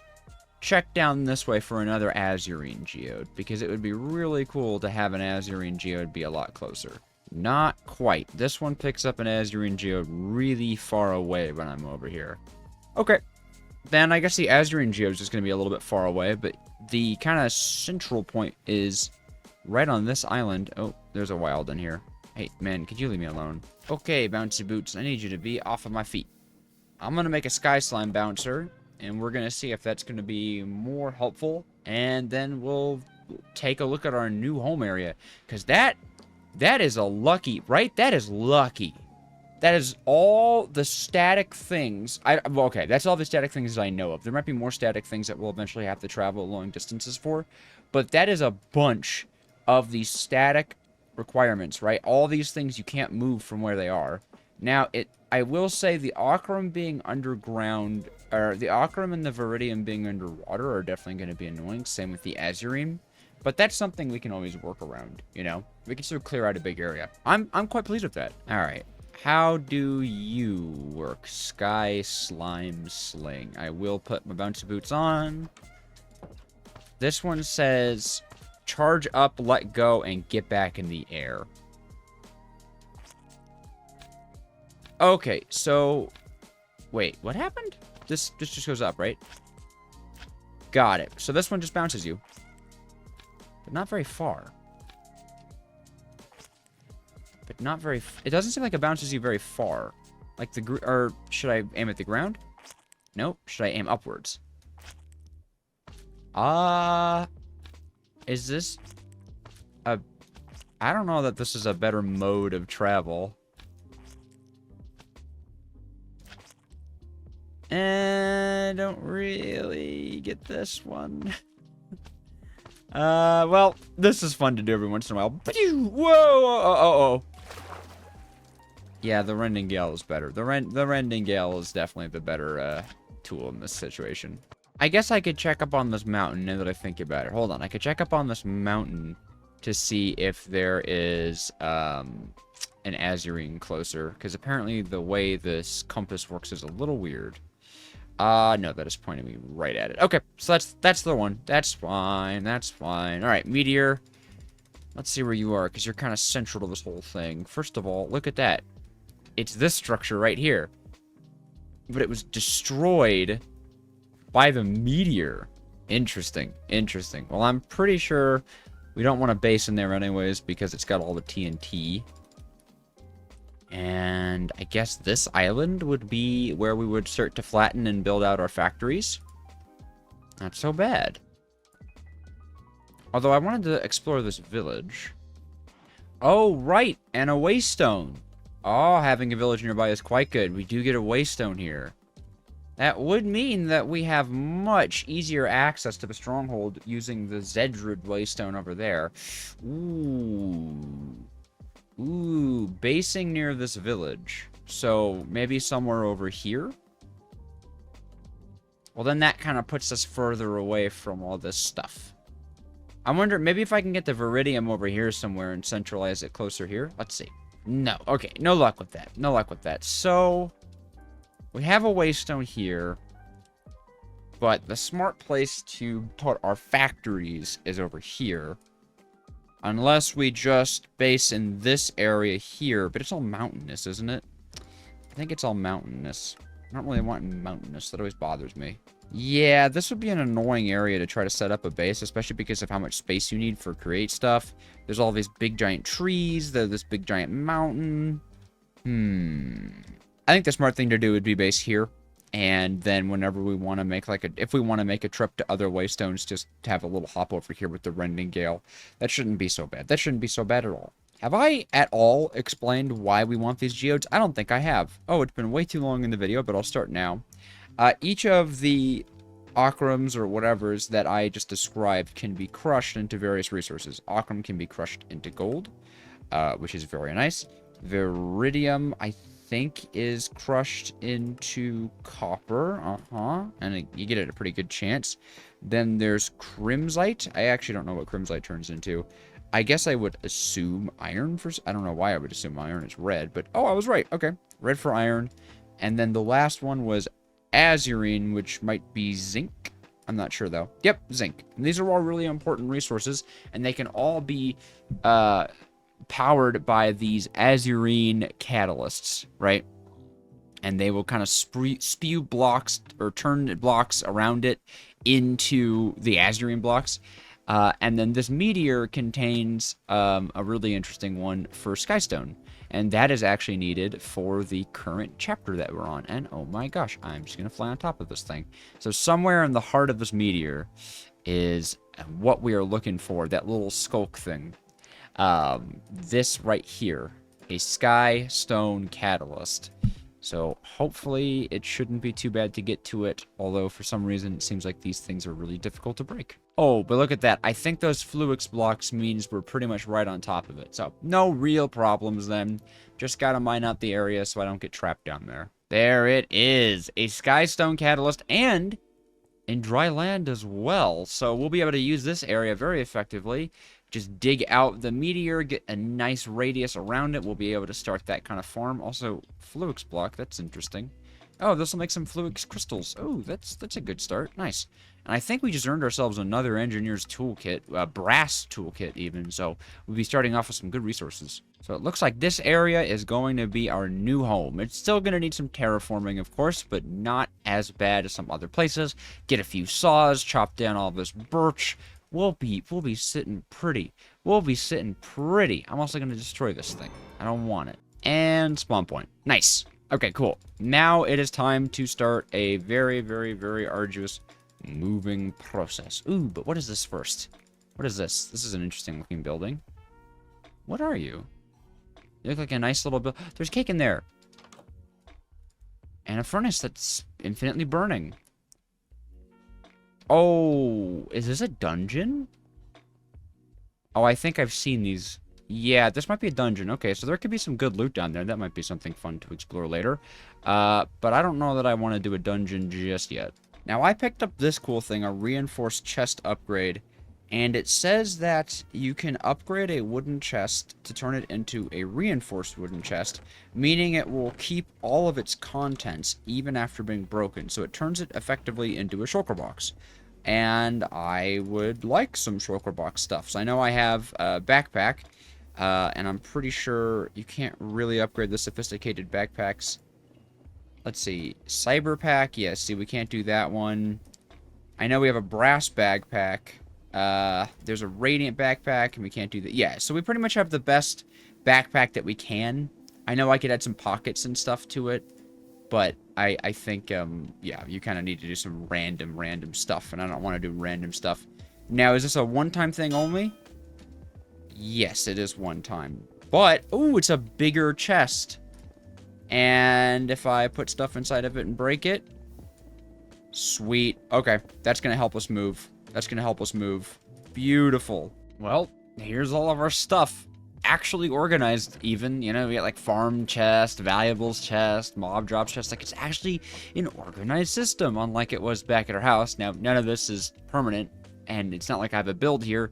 And one of the things stopping me from building is all of these trees that are in the way. And I wanted to show you guys how I am going to be clearing them, because I think it's kind of fun. I think it's kind of clever, because it's kind of annoying to have to do tree by tree by tree, right? Well, because of the way the saw checks what it's chopping, you can chop a whole lot of trees down all at once. So I've connected them up with the logs, and I'm pretty sure, yep, yeah, that'll break them all. So it's a super fast way. The more trees you chop, the more logs you have to connect, and you could fell entire forests pretty much instantaneously, which is, of course, very much my goal. The line between create mod and absolute magic is often blurred. Okay, this should be the last cut we need to make before we have, like, a pretty significant... Ooh, that was a little laggy. There we go. Oh, I even took some of the Rs tree down. Oh, I'm sorry, buddy.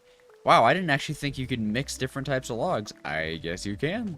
There we go. That is a nice big area we've opened up. Obviously, we'll need to cut more and more, but we have plenty of island to factoryify. This is a great start. This is a great start for a new home.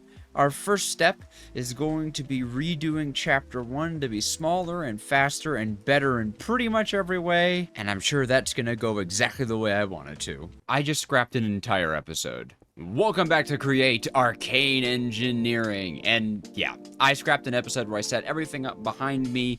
There's a steam engine, there's the Starbuncle wheel, I got this cobblestone generator set up, and I don't like it. The episode was boring, this was a terrible design, so I've literally scrapped all of that. We're redoing it all because I have a genius design, I think, for a cobblestone generator. The big problem with this one is right here, you can see it. It spits items out, it's breaking it, it's going on to like a trail here, and it requires the steam engine to power it, and this steam engine design is awful, it's not good at all. So there's just a lot of issues with it, and I know I can do this with less SU, and I can do it as a contraption, so we're not breaking any blocks onto the ground. So, first things first, just got to decommission all of this. In that episode, I also actually ended up decommissioning the entirety of our old factory, so that thing has all been dug out, no problems. But to be fair, that's kind of it for what you guys missed. I don't think I did anything like groundbreaking in that episode, aside from, you know, be boring. And last I checked, I'm DJojo the Awesome, not DJojo the Boring, so, you know, we gotta get the quality up on this channel, or I have to live up to my name. As I'm taking this down, I am gonna address a few more common comments I get. One of the most common ones is about waystones. In this pack, you cannot break waystones. The developers of the pack made it so that they are unbreakable. So no, I cannot pick up the waystone and move it to my base, even though I would really like to. We are stuck just kind of zipping around and, you know, using it where it is. Also, I do see your comments about backpack upgrades. I just really haven't gotten around to doing them, and I don't know if I will. I don't use the backpack a ton. I used it a lot, of course, when I was adventuring and stuff, but now that we're settling in for a factory, I don't necessarily know that I'll be using it a lot, but I have seen them, and I do appreciate them. Okay, we are all cleaned up. So, the design of this farm, I think, is pretty cool. I want to build it out of stone bricks because that makes sense, right? You build the cobble farm out of stone bricks. So, oh, hi, Rain. Thank you for that. I think I'm going to just take a starbuncle wheel and hook it up to a blaze burner lava jet. Or, well, no, I should just use lava. I should just use regular bucket of lava. I'm pretty sure I got the starbuncle wheel in the episode that I scrapped. The starbuncle wheel is great. It's pretty much like a waterless water wheel, I suppose is the best way to call it. It can only go horizontally, which is one of its limitations, but if you put it next to a gold block, it goes at 120 RPM, but otherwise you can see you can just lay that guy down. He has no problems. He's a happy little worker. He loves you. He values you. I mean, it's just everything you would want in a little starbuncle guy. And now our little starbuncle friend will make us plenty of stone to turn into stone bricks. Another thing we're going to need a lot of is fluid pipes and mechanical pumps. It's 9 mechanical pumps per layer of this machine, and it is stackable. I think we'll only need 1 mechanical bearing, which is nice. I don't think we'll need anything else from here, so just 1 mechanical bearing. Oh, we will need portable storage interfaces. And each level is 8 drills as well, so we gotta make drills central, man. I think we have 8 drills, right? So we can make 1 layer. Oh, and we have portable storage interfaces. What are you guys doing out of your home? Oh, we have 11 drills. We have 11 drills and 2 more drill heads. Okay, cool. So we're doing even better than I thought. Also, why is it that in my contraption thing, I have rope pulleys instead of linear chassis? Come on now. What was I thinking when I made this? Also, I'm going to take out the mechanical piston and replace it with something more useful. Like windmill bearings. Yeah, I have a bunch of those. Boom. All right, perfect. That should hold us over on linear chassis for a long time, and we can start making this. The first thing I'm going to do is actually bring over the stone cutter, since it is going to be instrumental in making all the stone bricks that we need. It's actually stone brick stairs. I think 8 stone brick stairs is going to make out the center of this thing. And I still want to have it like here. So the way we're going to do this is build out. I did a little bit of testing in creative. I didn't like build the whole thing in creative, but I kind of wanted to know what I was up against. I have trouble when I don't kind of like at least test things. We're going to have pumps here. So we're going to be using this method. I really, really, really like this method of cobblestone generation. It's nice, it's space efficient, it looks cool, it feels fancy. For those of you who are just joining us, these are going to spit out a tiniest piece of lava into flowing water and instantly generate cobblestone. It is such a cool thing. And then to really reinforce how cool this build is going to look, we actually are going to line it with copper pipes. This thing is absolutely snazzy looking. And I will grab some cobblestone to act as placeholders so that we can get everything in without fear of lava and water flowing everywhere. So this is where the cobblestone is going to generate, right? This all is empty space. I'm just leaving these pipes like out because I think it gives it a really cool like ringed design, and as this thing climbs upwards, I think it's going to look even cooler and even better. As far as the water goes, water here and water here should create an infinite source there. And then we are just going to fill in the stairs like so. Perfect, perfect. Each of these friends are going to need a cog on top of them.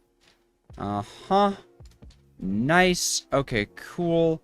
And then I will grab our mechanical bearing, which I'm pretty sure can sit comfortably here. I think that's a really good spot for it. Hopefully I don't forget I'm putting it there, because we're going to be building a whole lot around it. And now we can take our linear chassis, this is the orientation we want them in, and just build out this structure here. So these are actually going to be built out like this. Forgot to build them out all the way, because we're not actually going to be putting a drill in the center. If we put a drill in the center, it mines up the stairs, and that is no good. That is very bad.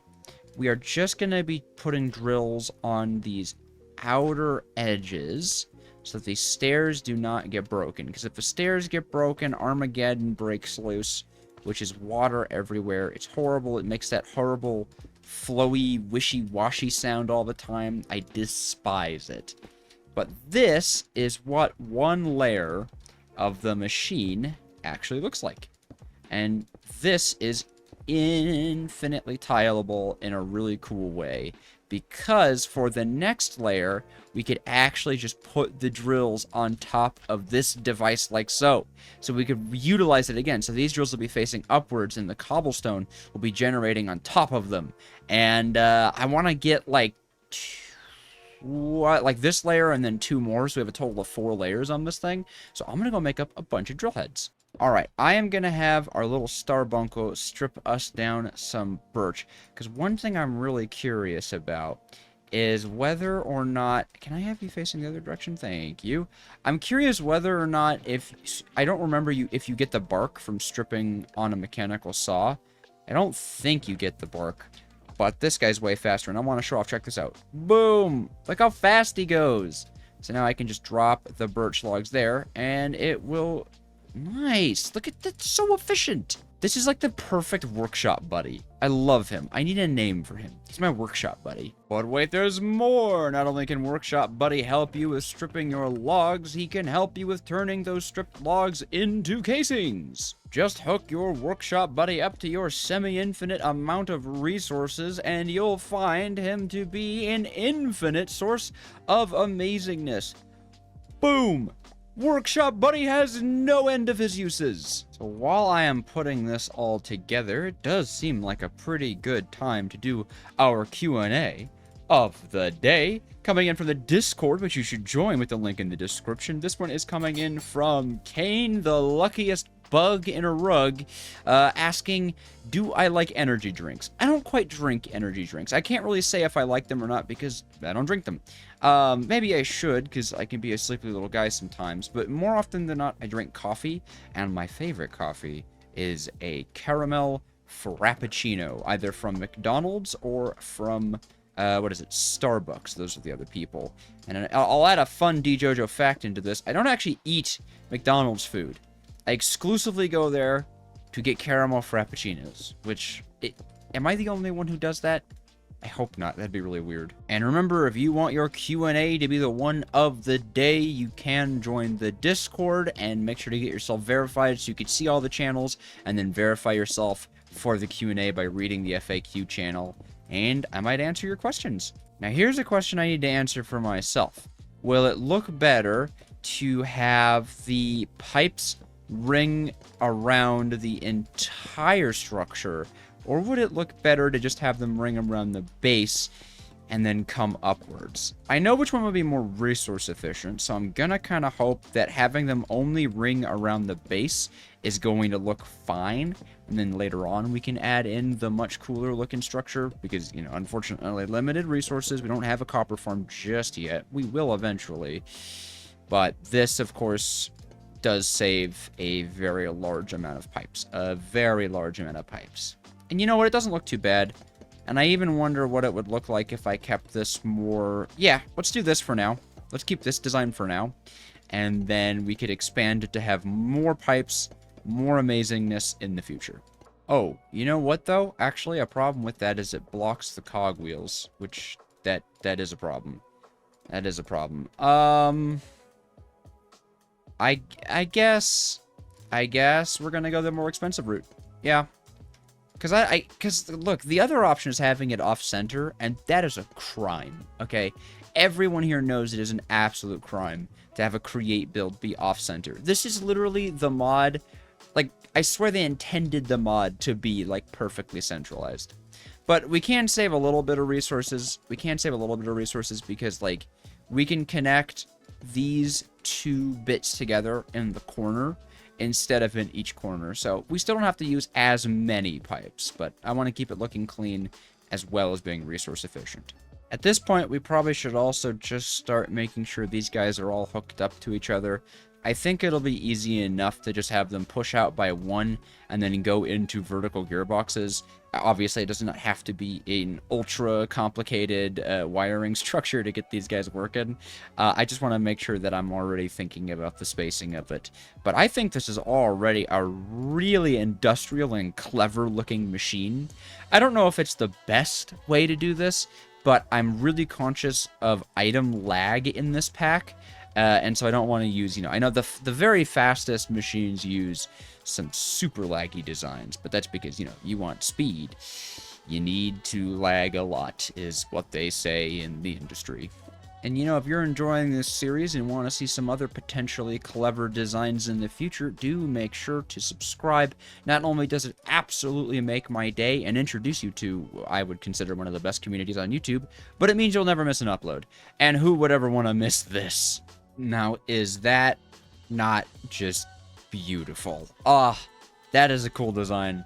Definitely proud of myself for that. So just to make sure that we all are on the same page, these gearbox shaft lines all connect to cogs that all connect to the mechanical pumps that will pull an entire single source of lava and distribute it across this whole machine.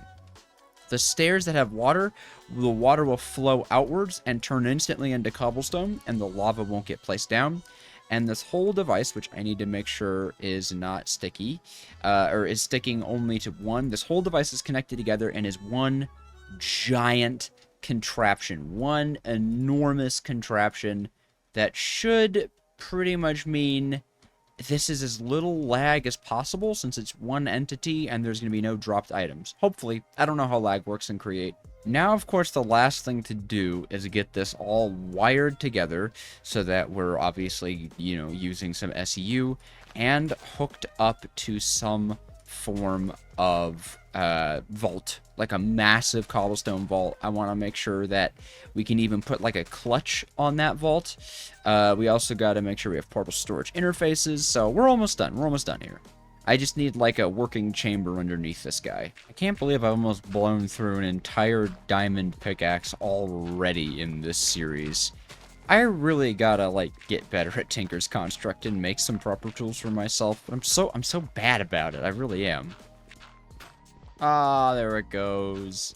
What a sad day. Now, if I'm not mistaken, I'm pretty sure each of these are going to pretty much need their own individual water wheels, if that is even enough power. And there is a possibility that one water wheel is not even going to cut it. Now is the time to find out. Ooh, one water wheel doesn't cut it. Big water wheel would. I don't think it matters the speed at which the pumps move, right? I don't know. Makes me a little nervous. Well, now it should be easier than ever, actually, to have two water wheels stacked on top of each other, right? Like if I... Hold on. I think it actually won't be that bad. This water wheel goes here with water here. And then this water wheel go with water right behind it there. Should be enough to make it spin. I did the math. I think this should be enough. Yes, it is. Beautiful. And that's nice, actually. I actually like that change, that you can have that work so efficiently like that. Beautiful. I say beautiful to everything. If you ever want to know exactly how many times you say a word when you're doing things on your own, yeah, record videos and then edit them pretty much every day of your life. You'll learn very quickly which words you use annoyingly frequently. Sweet. Okay, I think that's all the pumps working. I just want to make sure they're all facing in the right direction. It would be super depressing to turn this on and find out that it doesn't work. But I'm pretty sure they're all spinning. Oh, that looks so cool already. All right, and now for this friend here. We first really got to figure out where we want to do the storage. I didn't quite think out the storage. I said I did some testing in Creative, but this is not something I built in Creative. I'm kind of doing this a la mode. That's not the... I'm doing it in real time, and I'm stupid, so I don't know where to put all the cobblestone, is what I'm trying to say here. I could store it underground, but that doesn't seem as fun. These guys block a lot of, central things, right? Like, I can't put a portable storage interface here, because the other one would have to be here. I could just place it one out, right? Like, I could just have it stick out one. So, this end is where it goes. It goes here. The other side of it goes there. I mean, that's not too bad, right? That doesn't do anything bad for me, I don't think. Just hook that up. Yeah, nice. Only thing we need now are some buffer storages, and I think I can just use some barrels to cutely fill in these gaps here, at least on the bottom level. And then that will get us some nice internal storage that looks good too. No, you gotta face the same way, like everybody else. Okay, there is now a very small chance that I did this correctly on the first try. Just make sure everybody's on 1. I don't want anyone sticking to anything they shouldn't be. Yeah. I am very pleased with how this looks. I think this looks really cool. This whole thing, I'm pretty sure, could just be powered by a simple water wheel, at least to start with. Of course, the faster this is, the better it runs, but it'll have to start slow. The next thing we have to do now is just get this portable storage interface hooked up to a chute and a vault. I think I have a smart chute from our explorations. Oh, no, the smart chute would be in here. Hopefully I have more than 1 smart chute. Smart chutes are pretty useful. I have 5 smart chutes. Dude, that is amazing. Okay, cool. Well, I'll just hook up this big boy vault to the smart chutes then. I love the big boy vault. Bop, bop, bop. Yeah, look at this big boy right here. Nice. This will hold a ton of cobblestone. Just a ridiculous amount of the stuff. And that should mean we're good. Oh, wait. I actually forgot to put in lava sources. And I'm going to put in 2 lava sources, because that is the amount of lava sources that we need. I know. I am so intelligent. Okay, pretty sure we should see drippy lava from the whole tower. Uh-huh. I do see drippy lava from the whole tower. Okay, I think the lava has moved about. Good. I'm so nervous for this. But no time like the present. Just going to put the water wheel embedded in the floor here. I don't know why I feel like that will make things easier, but I do.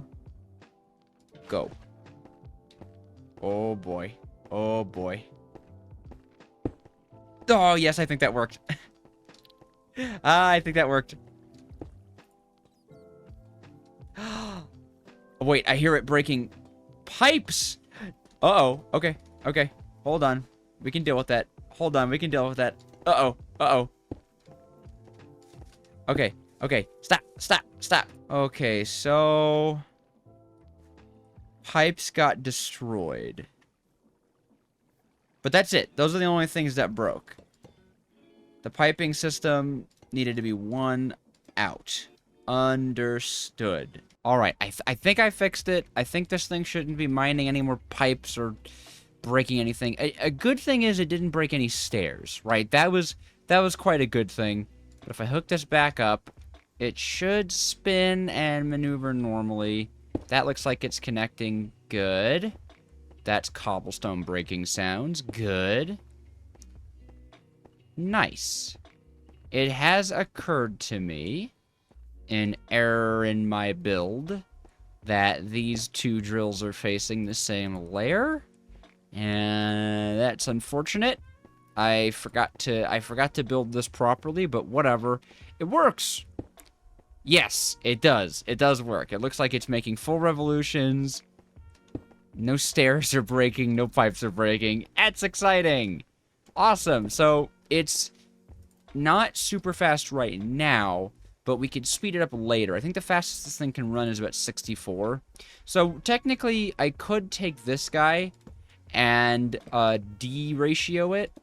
So where I have it starting here and then going here, so it moves slower, and hook that into the power somewhere, and get this thing moving a little bit faster. But I don't know that I need to do that right now because of how passively this thing is going to run. And I don't know if it's more lag friendly or not. I legitimately couldn't tell you. I think it looks cooler. It looks like a giant cobble drill. All right, it's better make a full revolution. So let's see what happens when the portable storage interfaces can... Oh, you can look at it. Okay, look at that. So it has about 4 or so stacks of cobblestone in it. So this picks up a lot of cobblestone on a full revolution.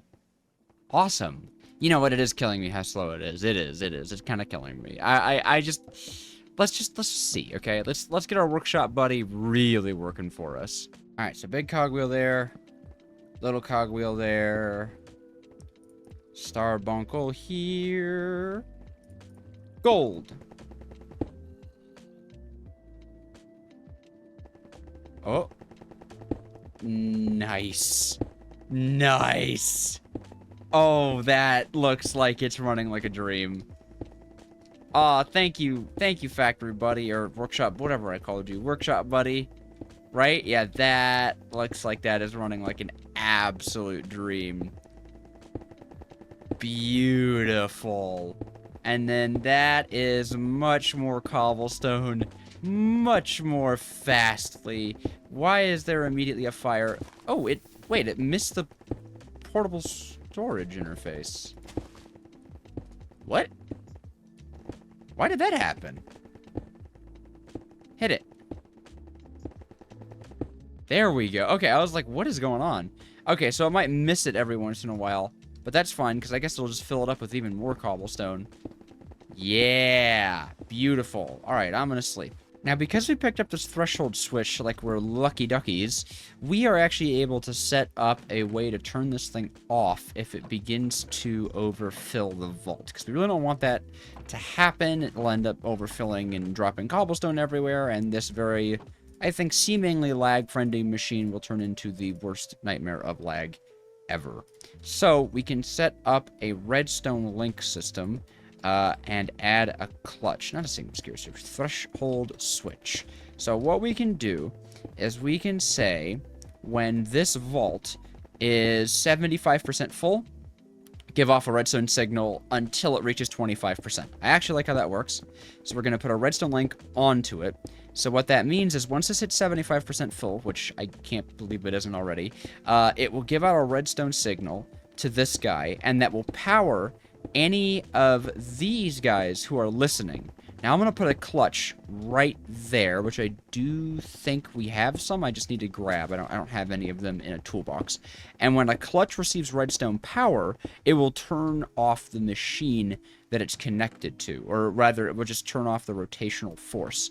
So we have added a threshold toggle. This thing will never go above 75% full. Well, it'll go a little bit above 75% full, but it will never be a problem. So we can put that there, right-click it with a wrench to set it to listen, and these cobblestones are like the key. So it's listening to channel cobble, which, you know, makes a lot of sense since this is a cobblestone farm.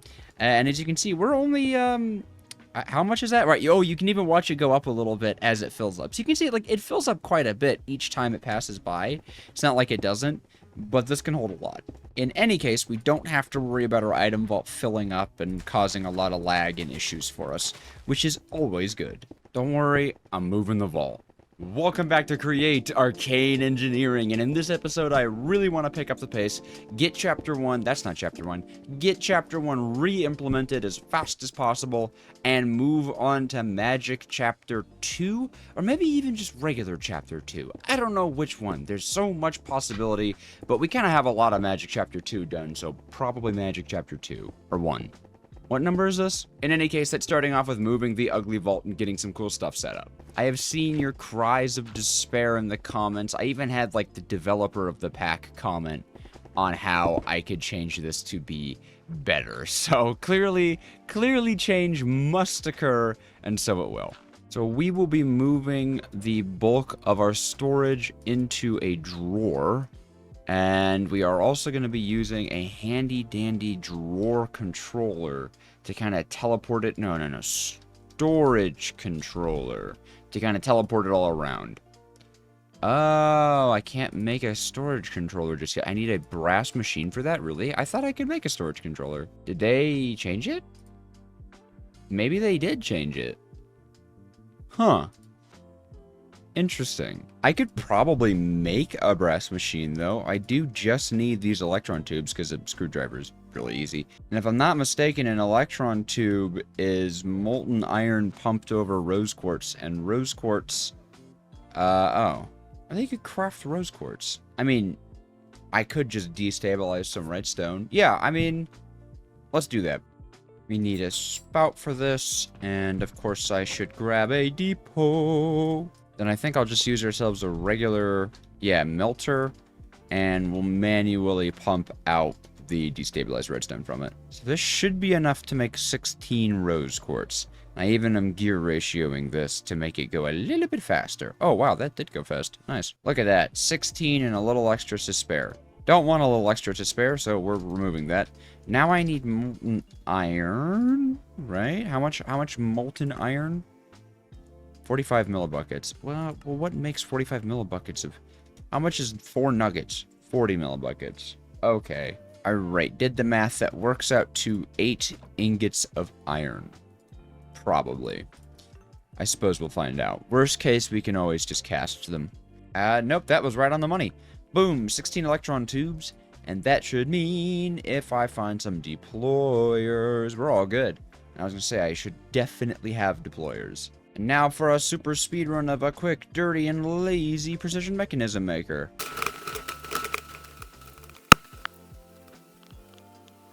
And speed run complete. All I need to do is make us a screwdriver. And it looked like it was like a plank and a stick. Is that what it really is?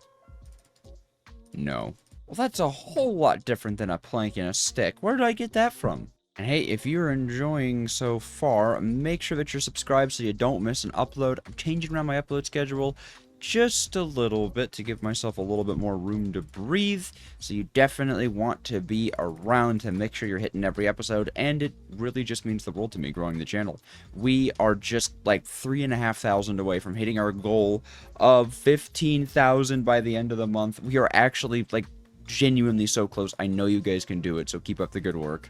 Let's get to 15K. And hey, here's our first precision mechanism. Oh my gosh, this is so slow. I shouldn't have used a large water wheel. Good lord, that was painfully boring. I could have made that faster. But hey, our first brass machine.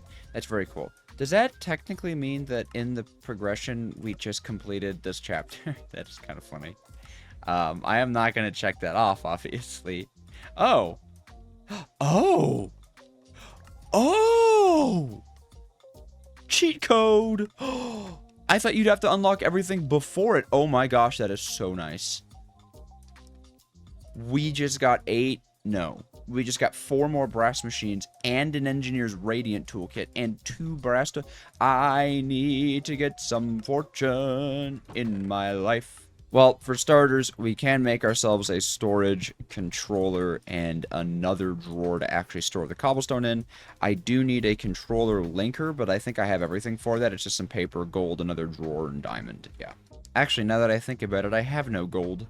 You know what, though? The Nether has gold, and we may as well move our portal over. And since this is going to take a little while, why don't we do our Q&A of the day coming from the Discord? As always, link in the description.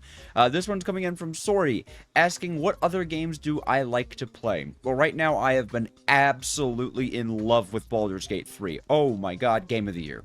Game of the Year.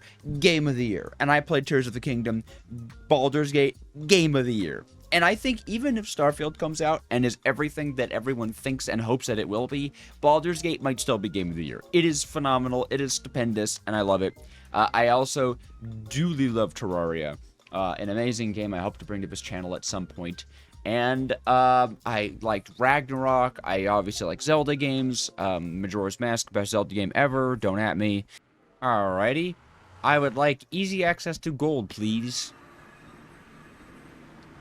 Ooh, raw quartz blocks. That's nice. How far am I away from my original portal? Oh, not even far at all. Ooh, it looks like squeezing it is the absolute best idea. You can get 3 full ingots of gold out of one of these things if you squeeze them. I'm on board with that. 51 raw gold.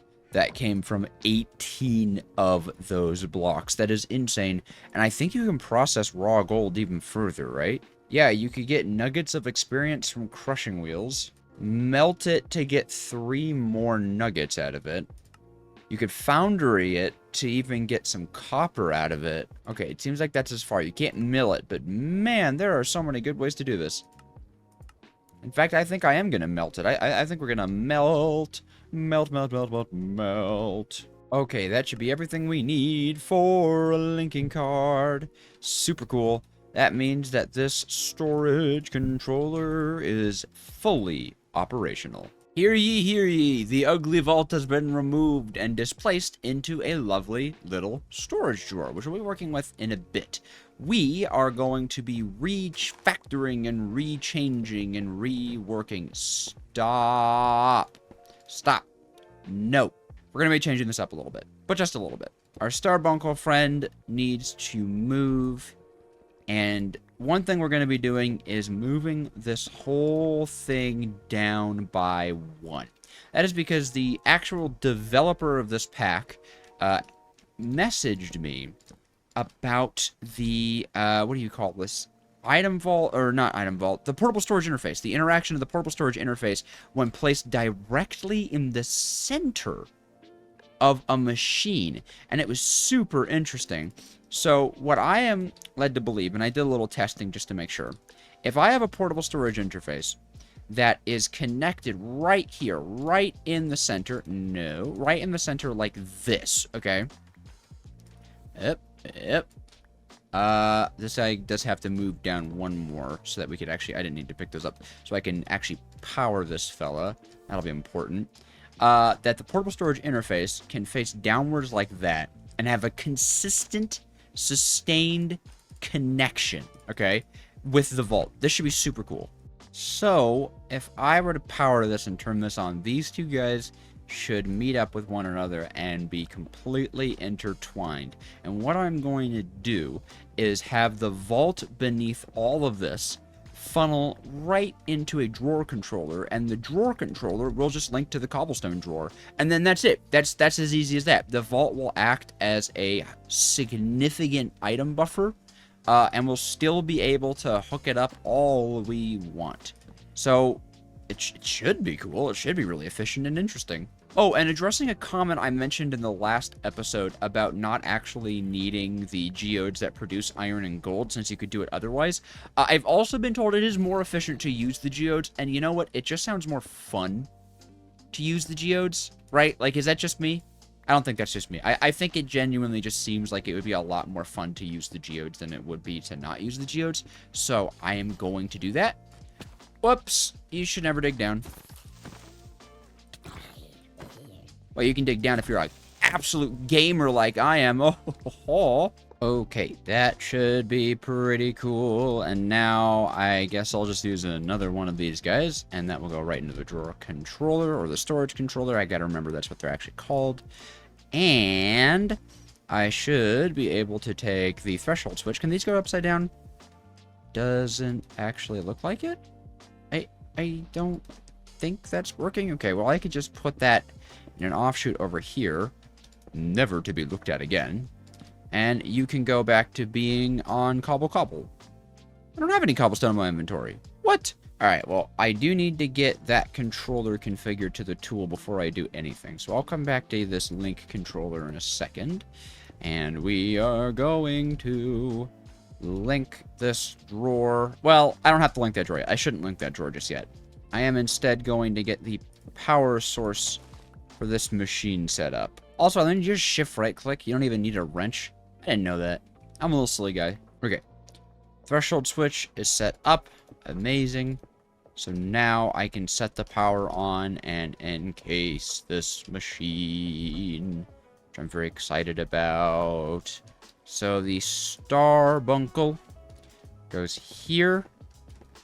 And these guys should connect at some point. Huh? Why are you not connecting? What if I replace this guy? There we go. Okay. You just have to replace it. But now you can see that is a constant interaction right there. Why are you causing water to come down? Who is not replenishing proper? I'll check that out later. But let's get this guy running at the proper speed. Boom!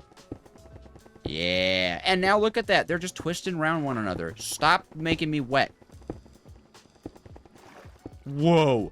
Oh my gosh. I got flung. So why is there water coming down? Ah. Something killed that lava source. This lava source is also kind of dead. I hate you. I hate you. Those were not real sounds that came out of my mouth. Ah, creeper. And with that, my shame has been destroyed. Boop. So now it's perfectly symmetrical, and you don't even see what's going on beneath the surface. That's part of the most exciting part. Did I? Okay, I thought I left my toolboxes down there. I did not. So now our cobblestone generator is no longer funky. Will this not connect? Okay, no, it will connect. Very nice. That's connecting, right? Very much. Wait, no, it isn't. I gotta... Okay, so every time you restart this thing... Interesting. Every time you restart this thing, you have to, like, place it back down. But that's so cool. Just look at it go up. That's so cool. And then you know what? I can set this movement mode to be only placed when the anchor is destroyed. So even when this clutch happens, these guys should still remain connected. I'm pretty sure. I'm pretty sure they should still remain connected. It is now time to re-tackle Chapter 1. And admittedly, Chapter 1 is super simple. It's just like a gravel generator, a gravel smelter, and then the mineral tree farm. For these crystallized mineral boys, I'm actually going to be using a drying basin to make these blocks of minerals. I'm going to be taking this route of mineral resin into blocks, because our boreal extractors will suck out the resin from big old trees. And so we're going to set up a little magic farm.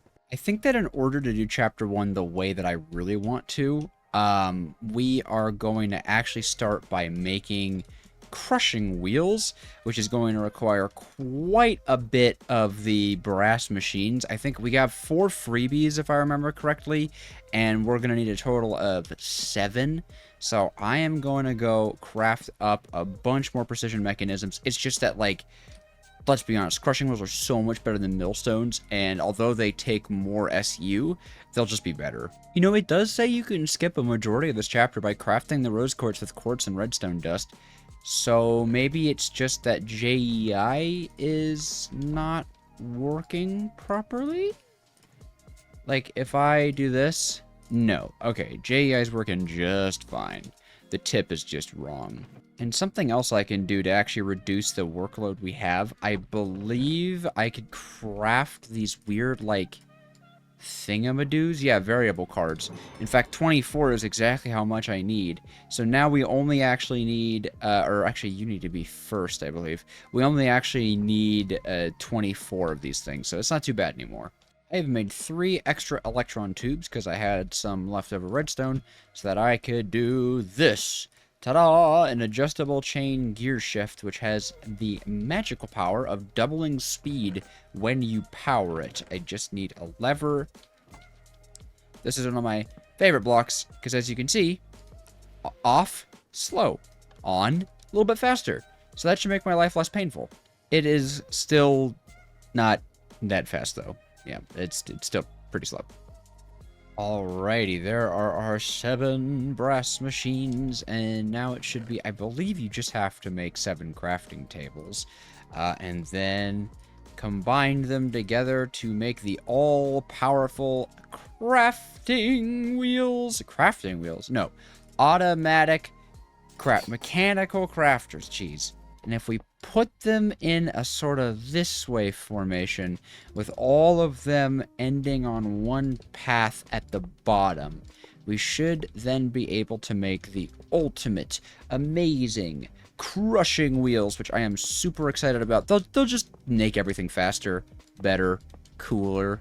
I didn't think about powering these guys. You think you'd be able to power them from, like, if I were to just take, like, the output of this guy? Would it power it, do you think? Do you overstress? Whoa!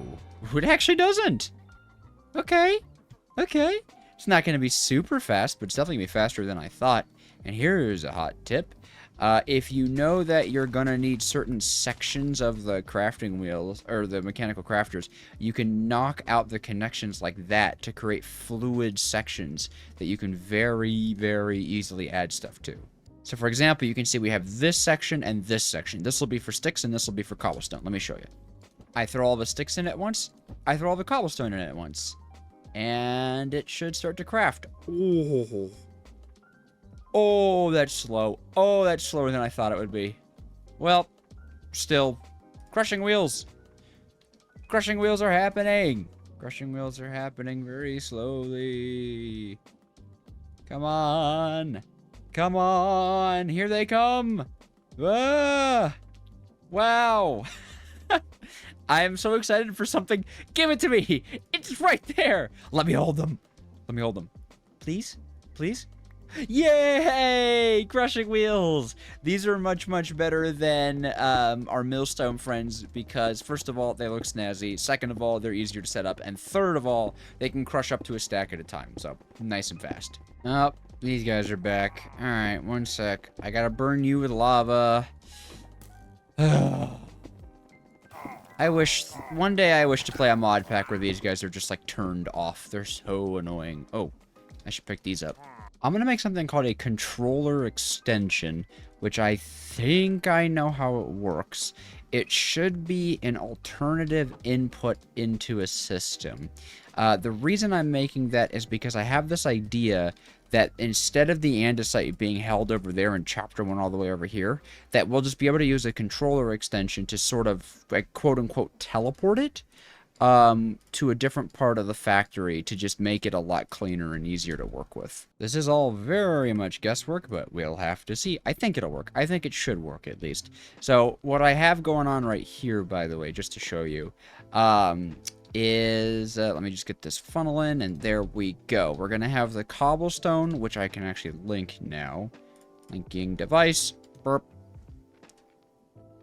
Linked drawer to the controller.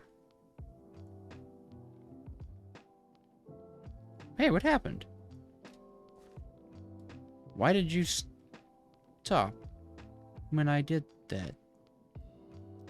Oh, because the drawer filled up. It must have filled up. But then, why is it not spitting anything out? Storage controller. Aren't you linked? What? What? Is that not how you work? Are you too far away or something? It said it was linked, didn't it? Oh, wait a minute. Wait a minute. Did that say cobblestone or mossy cobblestone? Cobblestone. Well, you should only take regular cobblestone, not the mossy kind. That'll back you up. Eh. Huh. I guess I can try it again. Linking card. Drawer. And link. Linked drawer to controller. It has more space in it. Well, I guess we'll deal with that when the time comes. For now, I'm just going to continue assuming that everything's working right. In any case, the cobblestone will come out here by the stack, get crushed by the wheels, smelted into andesite, put into the controller extension, and zipped over to where we'll be doing the conversion. Okay, this should be a really simple mineral tree farm, actually.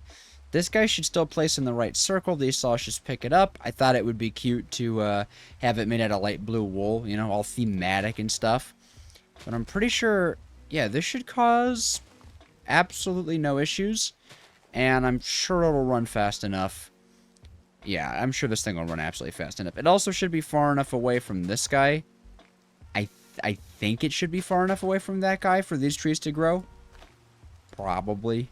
And then here, I'll probably have an input into a proper drawer controller that will link to this guy, and it will distribute everything as needed.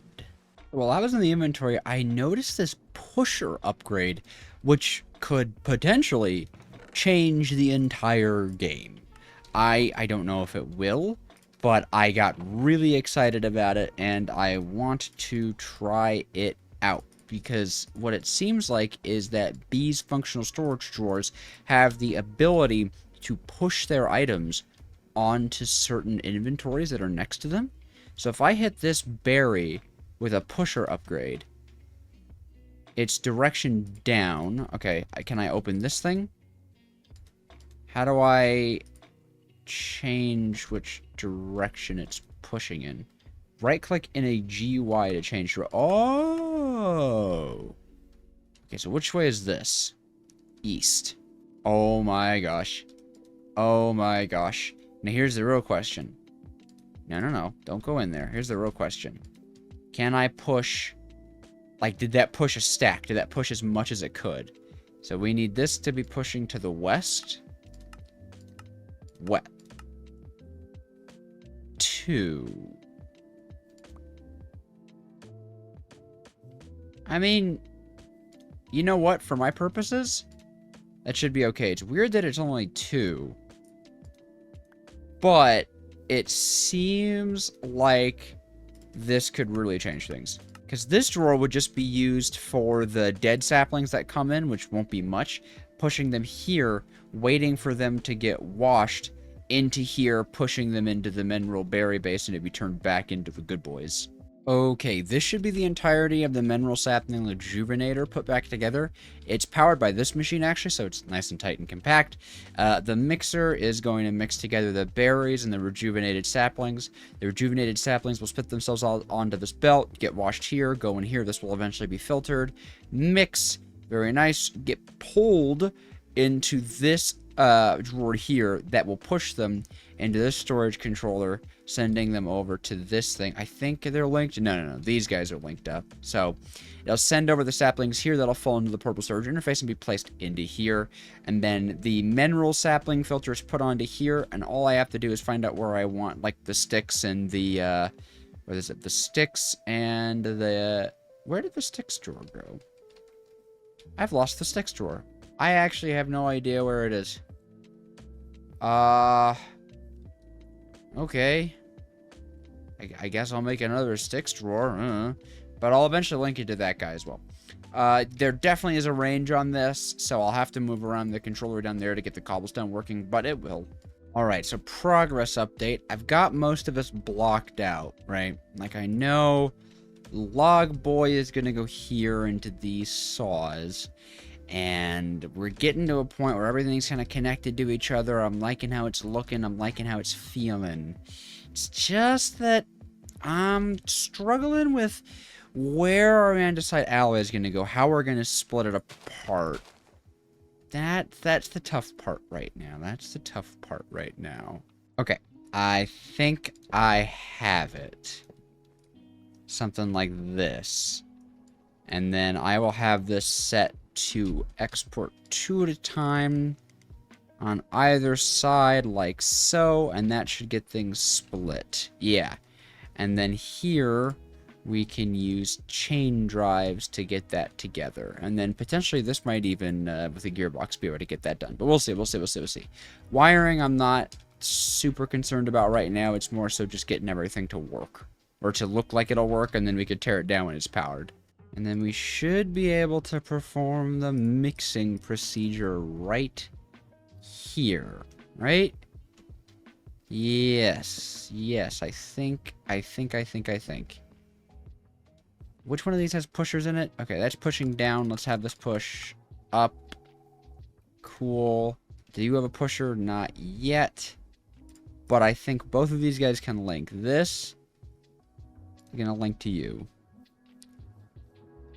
And you're already linked there, so you will get the linking there as well. And that should be everyone together. This will be pulling from here. Yes. Very nice. And then this mineral drawer I could have exported into it by use of another extender, I think. So I think we're doing pretty good. Alrighty, we have this behemoth beginner mineral grove over here. I could probably, like, spare a few pipes here and there now that I'm looking at it. But it is pretty cool. Well, no, looks like they need, yeah, okay. I couldn't spare a few pipes. Oh, well. In any case, look at this go. Look at this go. We got so much just goo everywhere. Powering the pump, and I'm gonna try to power the saw as well from this. So there's the next update, next DJojo the updater. Ooh, and look at that, it's actually all in the right direction, isn't it? Boop. Yeah, that's really slow, but this should mean that I can connect this up to that and have this belt push into this controller extension, and we should see that. Ooh. Maybe I don't quite grasp what a controller extension does. That's not good. Oh, wait, it's just not hooked up. Eh? Oh? Wait, actually? Hey, look at that. I do understand what they do. Da da da da da da. Great. So the mineral will be passing through to there, and I can work on speeding this up. Actually, I could speed it up right now because I have the electron tubes. All right, that should go like that. Cool. Although I realize that doesn't speed the belt up, which would be very useful, but I can't have chain drives on this end.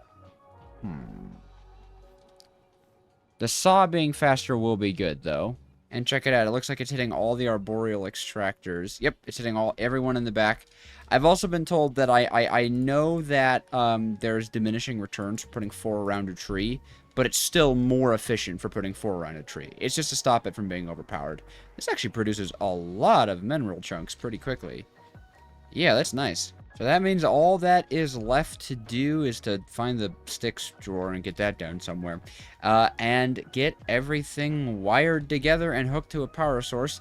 I'm thinking we might have to go steam engine for this. This is gonna require a lot. In fact, I'm pretty sure if I just take this stressometer and pop a crank on it, I should be able to quickly see what we need. Oh, only 1,280. Oh, but that's 1,280 at like 16 RPM. And I don't want this to run at 16 RPM. So, yeah.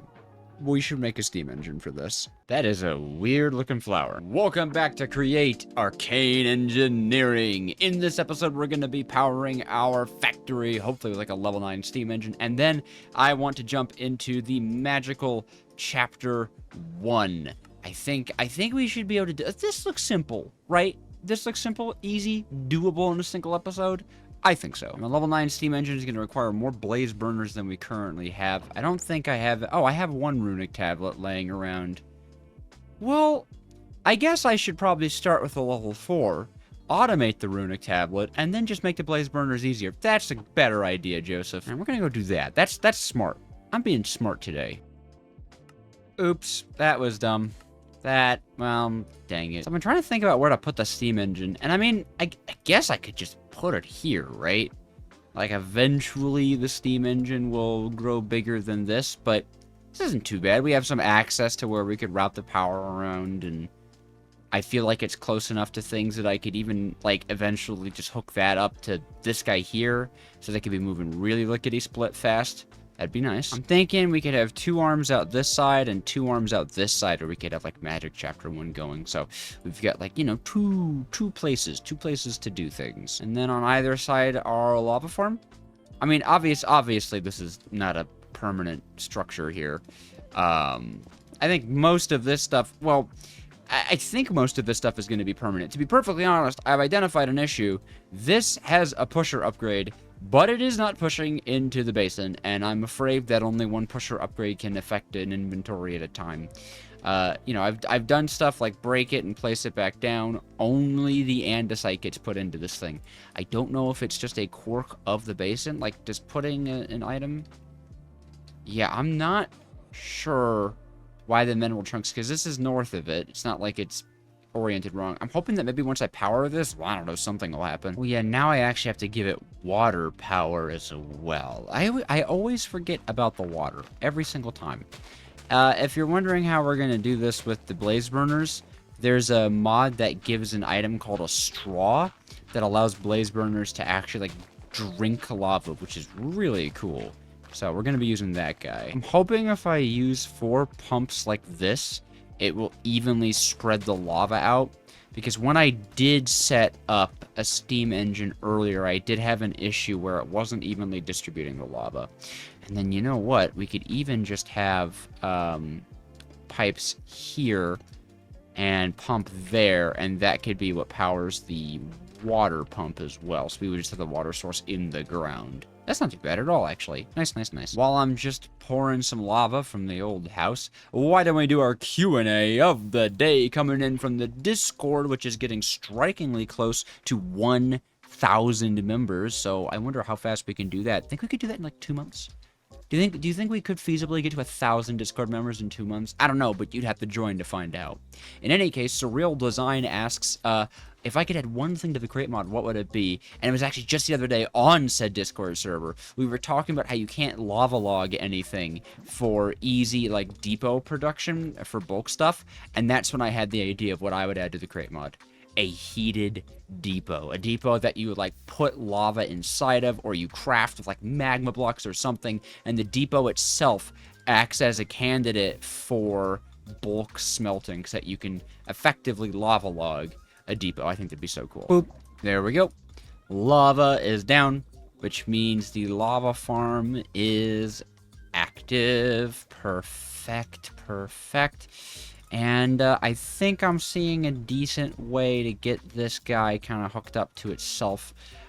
Probably going to take vertical shaft here. That's not a vertical shaft. Vertical shaft. Thank you.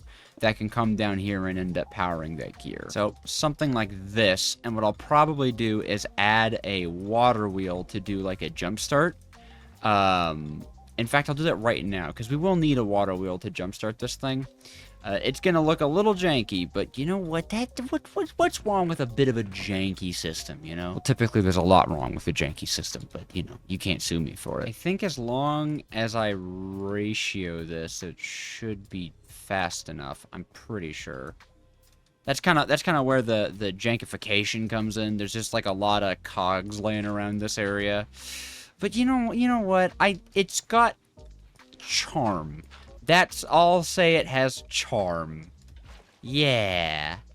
Overstress. It is deeply lacking in charm. Alright, well, maybe it can power everything if it's not ratioed. There we go. It can power everything if it's not gear ratioed. Fine. I'll take it. And then it's simply up. Well, I guess the rain is coming to help out. And then we get ourselves an infinite water source. And that should start bringing stuff into the steam engine. Good, good. Okay, nice. Not super fast, but hopefully if we get one of these burning, that'll mean it will begin to work. Hey, that was thunder. Does that mean that I can finally...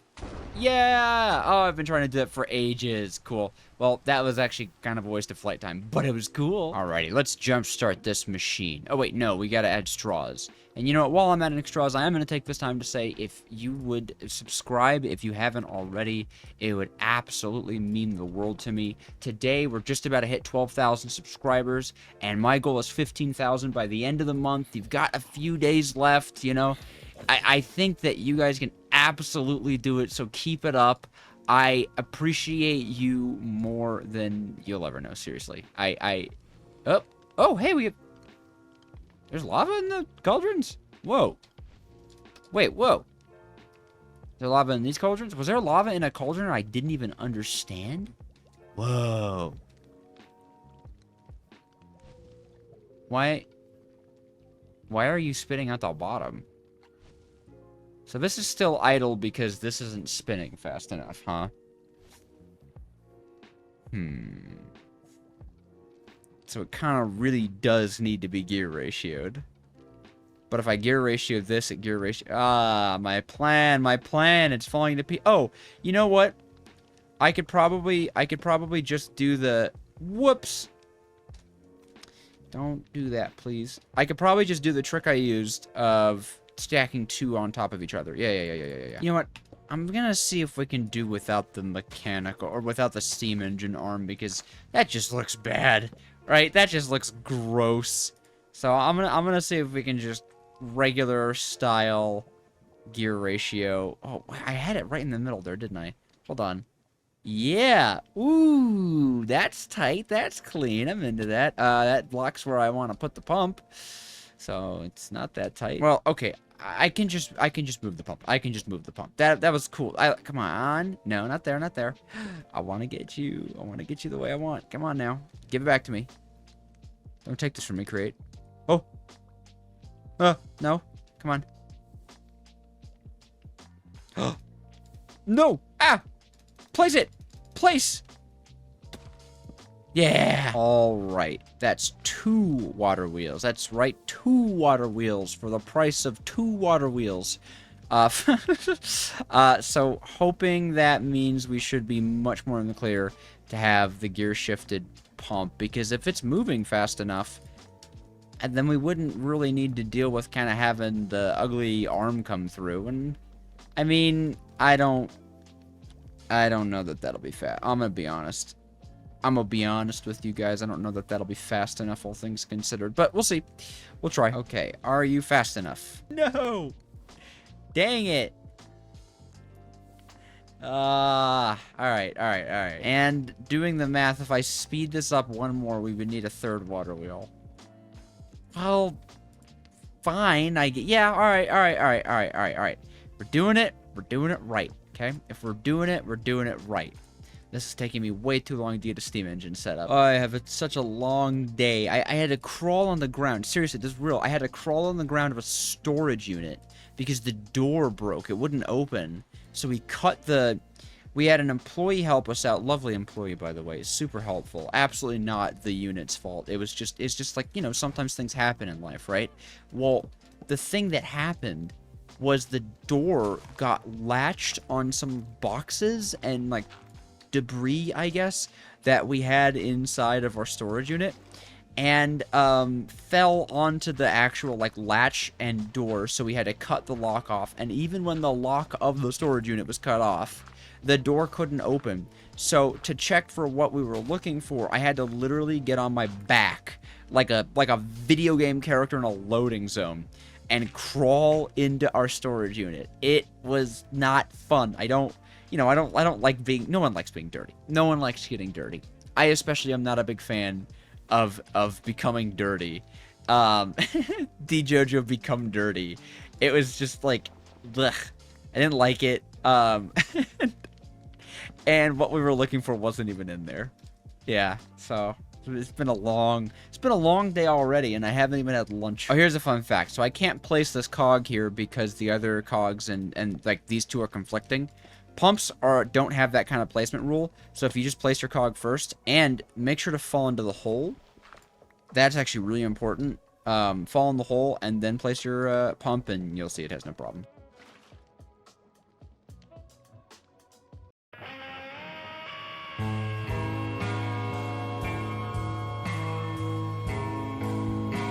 Wait, did I gear ratio it 1 too many times or something? Why are we overstressed even on 3? I think I may have ratioed it 1 too many times. Oi, my create brain is not working. So if I do that, aha, that's a steam engine. It's a steam engine. It's alive. And it's only level 1 because of the water intake. Oh, today is testing DJojo. Today is testing DJojo day. All right, more water wheels. Just infinite water wheels. I'm gonna add a large one. I'm gonna add a big water wheel. That's what we're gonna do. I'm gonna add the big water wheel to our little water wheel engine. This is a temporary steam engine. All right, big water wheel. You are my salvation. Yes, behold my gaming children. After an only half-hour's day of work, I have done it. Yet this has taken me an actual half hour. Hooray! It's level 3. Why is it level 3? Is a blaze burner not running, or is it actually just not getting enough water? It's still not getting enough water. What? How are you not getting enough water? You're going so fast. Oh, is it size more than water? It might be size more than water. That I can fix. The size problem is because I'm done with the water. We're done with the water. Oh, please. I need this for my sanity. Grow. Man, I forget how much this thing produces sometimes. Like, I actually forget how powerful steam engines are. I might not even need a level 9. I do need this one to work. I mean, I guess I could put a pump right here, realistically speaking, right? Pull that out. Water goes there. Yeah. I'm ending this little charade right now, steam engine. You don't even know what's coming to you. You don't know the power that I wield. Windmill formation. Activate. Ha! Nope. Ha! Yeah! Go! No! Okay, hold on. I'm just gonna turn that way. Go! Overstressed still? Not until I put the water back. Steam engine, move! Yes! And now, level 4! Haha! I've defeated you, steam engine, and it only took 40 minutes. Alrighty, it is time to hook all of this stuff together. I don't think it'll be that big of a deal. I really feel in my heart that we will be okay, and I'm hoping that what I can literally just do is slap... Oh, gosh. Okay, hold on. I should just make sure that no connections are going to automatically run, right?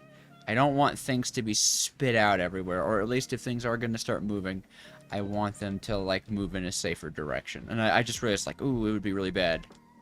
You know, okay. So, we're just going to leave connections off. All that jazz is good. I am so nervous.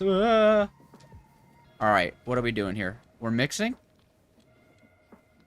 Okay. Oh, hey, that works. Crushing good. Crushing good. Whoa, does this actually work? What? It works. Whoa. I am actually shocked.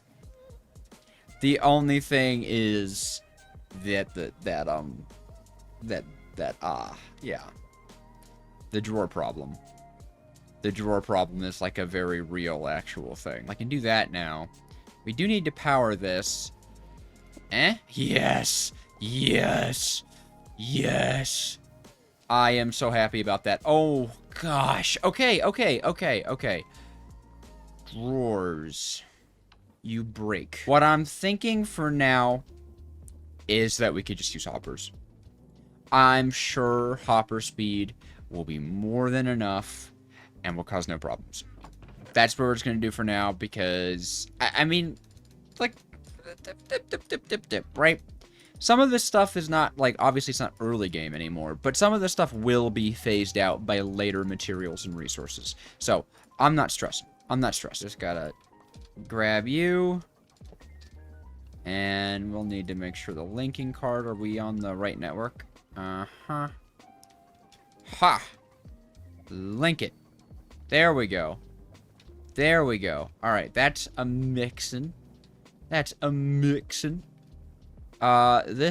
is also not a problem.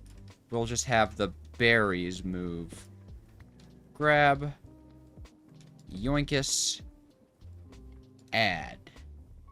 Oh, that's painful. I was so close. Oh, I have an idea. I have a super janky idea. Oh, you guys aren't ready for this. I think this should work. I'm gonna use chutes to get like a curved entrance into this thing. Oh, this is going to be cursed. Pretty sure I can do this and then hit it with one of these. Oh. Yes. This looks bad.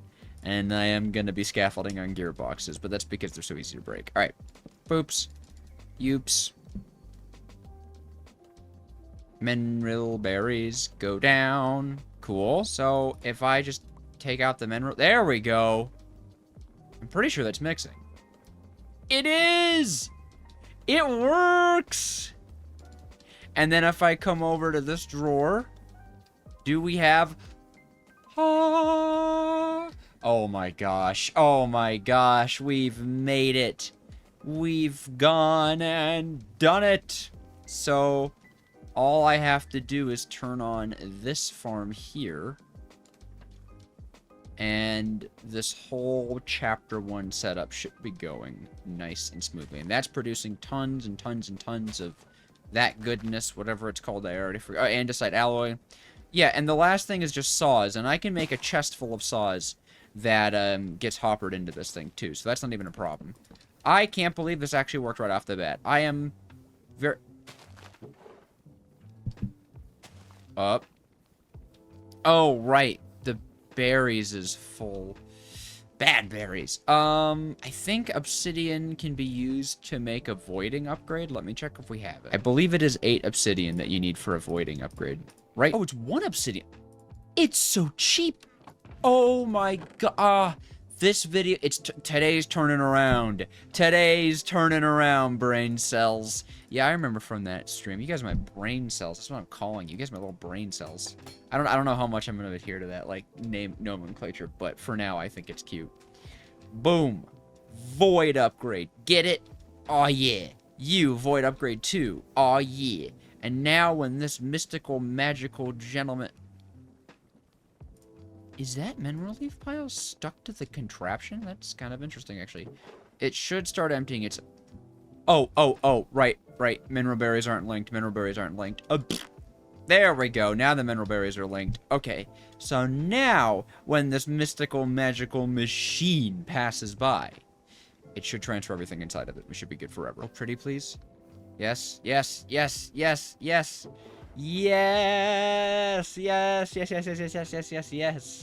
Oh, finally, the day has come. The promised time has arrived. Yay. Okay, cool. Chapter 1. And later on, I'm sure we could hook this thing up to a rotation speed controller, like, totally easily. But we finally have a very, very, very much infinite access to, what are they called? To kinetic mechanisms. And I am just going to turn a stack of iron nuggets into saws. I want so many kinetic mechanisms, okay? I want a silly and frankly goofy amount of kinetic mechanisms. And let's see how the stressometer says we're looking. Gorgeous. Gorgeous. I do at least want to get done some of the bulk of this magic chapter 1, and it looks like you have to fill your spot with water and spout onto the corundum blocks below Y level 20.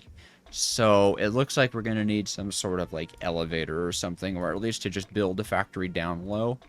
Probably not that necessary though. Now, I don't know what this is actually going to do or how this is even going to look, but we'll see. One thing we do need is quite a bit of ladders, of course, and actually one of the fastest way to get ladders is just by cutting andesite alloy into ladders. Like, bam, look at that. And because I'm a lazy boy, I will be doing this hole all the way with a rope pulley, because I don't want to bother. I'm not gonna lie, I have been staring at this chapter for a little bit, trying to exactly figure out what you're supposed to do, and I'm a little confused. But I guess that isn't too different from what we're used to, so I'm hoping that things will all work out in the end, right? And by the way, for those of you who don't know, I'm just making a really simple bore, or a tunnel bore, just by attaching a rope pulley to a glued together thing of drills. And when I connect this with a shaft, I think this... Okay, cool. Good. And more likely than not... Oh. I have 2 shafts on this guy. I didn't know that. Cool, whatever. If I switch the direction... There we go. It'll dig right down. Beautiful. I've been staring down this pit. Like, oh boy, I wish there was a way to tell at what Y level this was. Yeah, there absolutely is a way to tell at what Y level this is at. Oh, I literally... Is this? Are you kidding? You can climb the rope? No. Since when? What? That is life-changing. Also, this is very much deep enough. What? I wonder how many items are... Hey, randomium! I love myself a good randomium. This is also one of the best reasons to use these ladders. They have this great ability where you can place downwards on them, and if you can really quickly click, you can place faster than you actually go down the ladder. So this is perfectly safe. So the first thing I really just want to figure out is what the heck is up with this like corundum water system, right? Because I just don't know. From what I gather, the corundum will like grow on top of this, and we'll have to break it with the drill. That is my assumption. I know what I forgot to bring down here. I forgot to bring any form of SU generation. Yeah, any form of stress unit generation. I totally forgot to bring down here. Not my finest moment. But no... Oh my gosh, did you hear the ladders? That was so cute. I love that sound. Ooh, that was like ASMR. I'm not a big ASMR person. Well, I'm not an ASMR person. I don't really listen to ASMR. Does anyone here listen to ASMR? No judgment or anything. I'm just curious, because all I really know about ASMR are, like, the memes and stuff about it, and I can't imagine that paints a good and or accurate depiction of what ASMR is. Alright, that should be infinite water moving up through this guy into the spout. Oh. It makes more corundum? Huh? Why? Why more corundum? What does that do? What do you do? Do you make the crystals? I didn't think you guys turned into... What? Wow, I am so immediately confused. That doesn't seem to do me anything. What? What? Do I need more space on this? Or if I just leave it like this, will it grow clusters? Okay, that isn't working. What if I were to expand out like this, right? That's pretty instant. Got it. So it needs an additional block space all around it, and then it will produce one cluster. So then you have to break both this corundum and the potential cluster it spawns. And it looks like you can get failed attempts. Okay. Idea. Okay. I think this is a mock-up.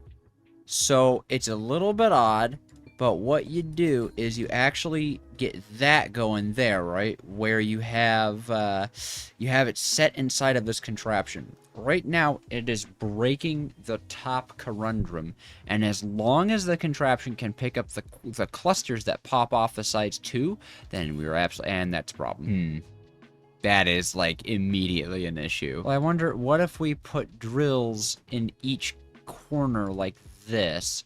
I know they'll be moving around, but hopefully that doesn't mean they won't, like, be unable to do this. And by the way, I plan on actually using, like, water wheels and ratioing this. Right now, I know I don't have enough time in this episode to get, like, this whole thing done, but I want to get a sketch down. I want to get an understanding, right? Even just the vaguest of understandings of what the heck I'm working with right here. All right, so that's moving. It's even grooving. Nice. So I wonder... Yeah, and if it does that... Okay, so we would literally need 9 drills for a single one of these things. Is that even worth it? Does it even produce enough crystals? Like, let's see if we can even get it to, like, proc when we need it to. Or do you think it's something that we could accurately time? Let's see, does this proc again? Oh. Perhaps, if I reset this, yeah,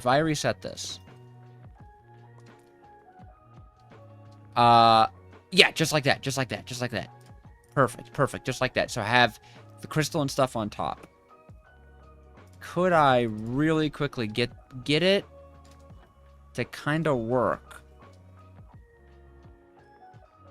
You're kidding. Is it because it was hitting this corundum block first? You're kidding. Why doesn't that break that? Wow, so even when the drills are pointed at it, they have to pop off the sides. Oh, this is going to be a feat of engineering. I will conquer you. Welcome back to Create Arcane Engineering, home of the confused D JoJo. In this episode, I really want to get through this chapter. I know we can do it. I think we can do it. I want to be a magical boy. And I've had an idea. These last 2 episodes have been bulk recorded, so I'm pretty much recording right after. And if you commented saying use the mechanical plows because they're not a full block, and mechanical plows are used to break things that aren't full blocks, then yes, I'm going to be doing that. I think it's possible. I think it's possible that that is our solution. I just want to make sure. Okay, so block goes there. So drill go here. Yes. Okay, cool. Just blocking everything out because I can be a little silly. I can be a little goofy sometimes. But I think we might have a possible solution by using plows. So in the case of using mechanical plows, the crystals would generate on these blocks here, meaning we would need plows in a formation like this. Yes. So this would spin in this direction, so a plow would go here, and then we would have a plow go here, and then we would have a plow, you guessed it, go here. Would you... And this should be no problem considering this is a contraption, so it should be no issue. And then we just attach it like that. I just need to make sure the drill is glued on. You don't actually have to glue stuff like plows on because they're just built different, I guess. And maybe this is our magical solution. It would certainly be a nice start to an episode to have a solution rather than a problem, wouldn't you think? All right. Assuming I start this and place this here, like so, that should be the contraption going. And once it breaks the conundrum up top, pretty much instantaneously, we should see a new one grow in its place. That was silly of me. Alright, we're on some silly stuff at the moment. Hold on. Yes, you don't have to glue them together unless, of course, they're just simply not connected. Unless, of course, they're simply not connected. Then, yes, you do have to glue them together. Alright, part 2. What? What was that sound? What broke? Torch? You're breaking all my torches? Ugh, rude. Alright. However, we should see a conundrum piece grow. Did it produce any... I don't know that it...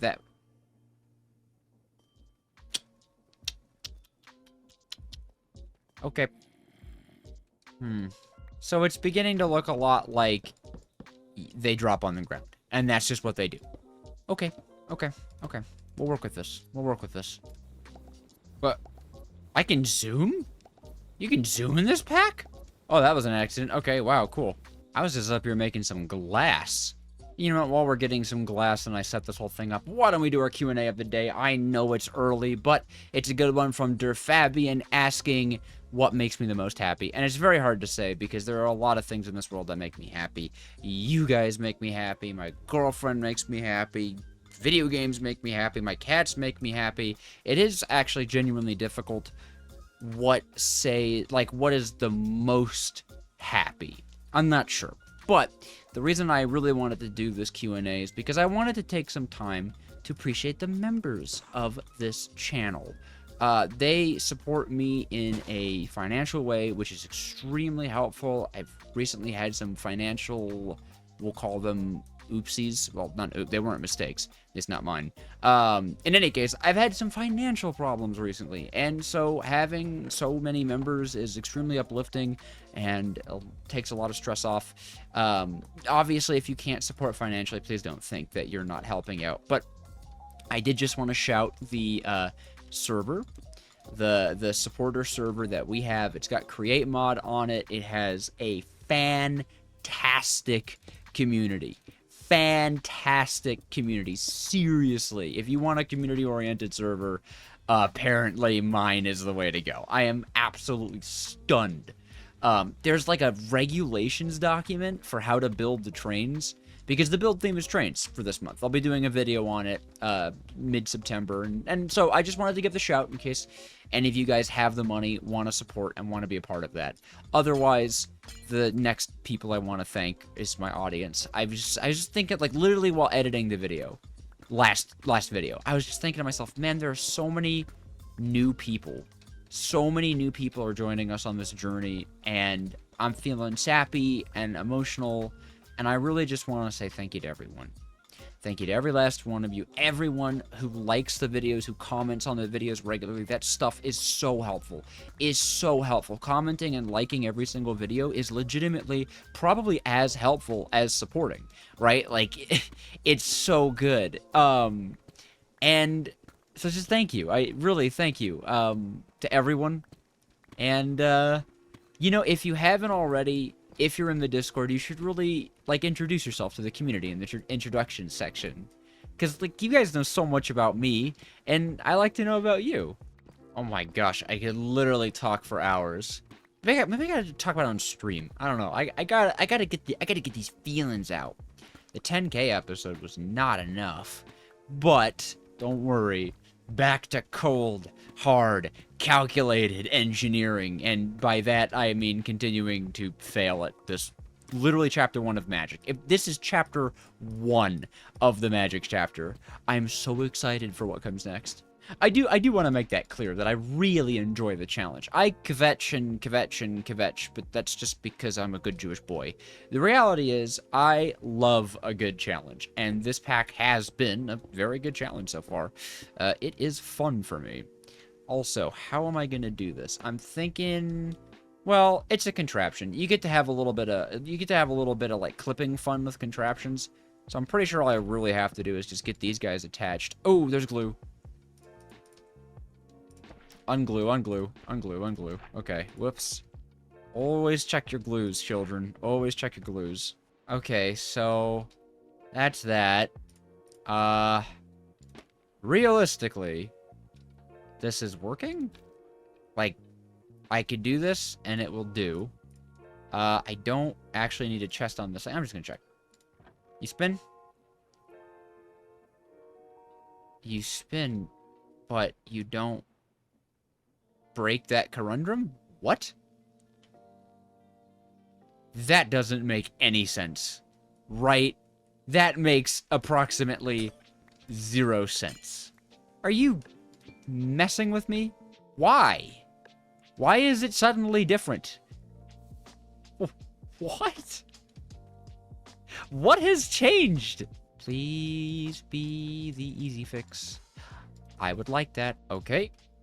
Let's, test number 3. Ha!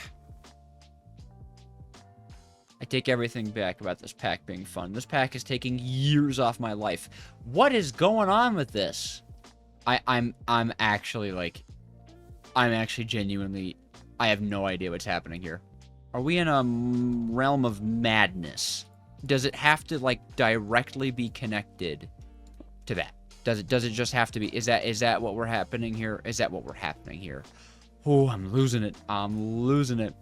All right, go. I've played too much Minecraft today. All right, you go there. Good. And I will place a conundrum block, and you will break it. Now, if I put you back on the floor, and you start working, I'm gonna freak out. I'm gonna have a conniption. And I love that word. I don't use that word lightly. That's one of my favorite words, conniption. I mean, it's just hilarious sounding. Why? I'm having a conniption. Why do you work on the floor, but you don't work on the ceiling? What is the secret to this? What is the magic that I'm...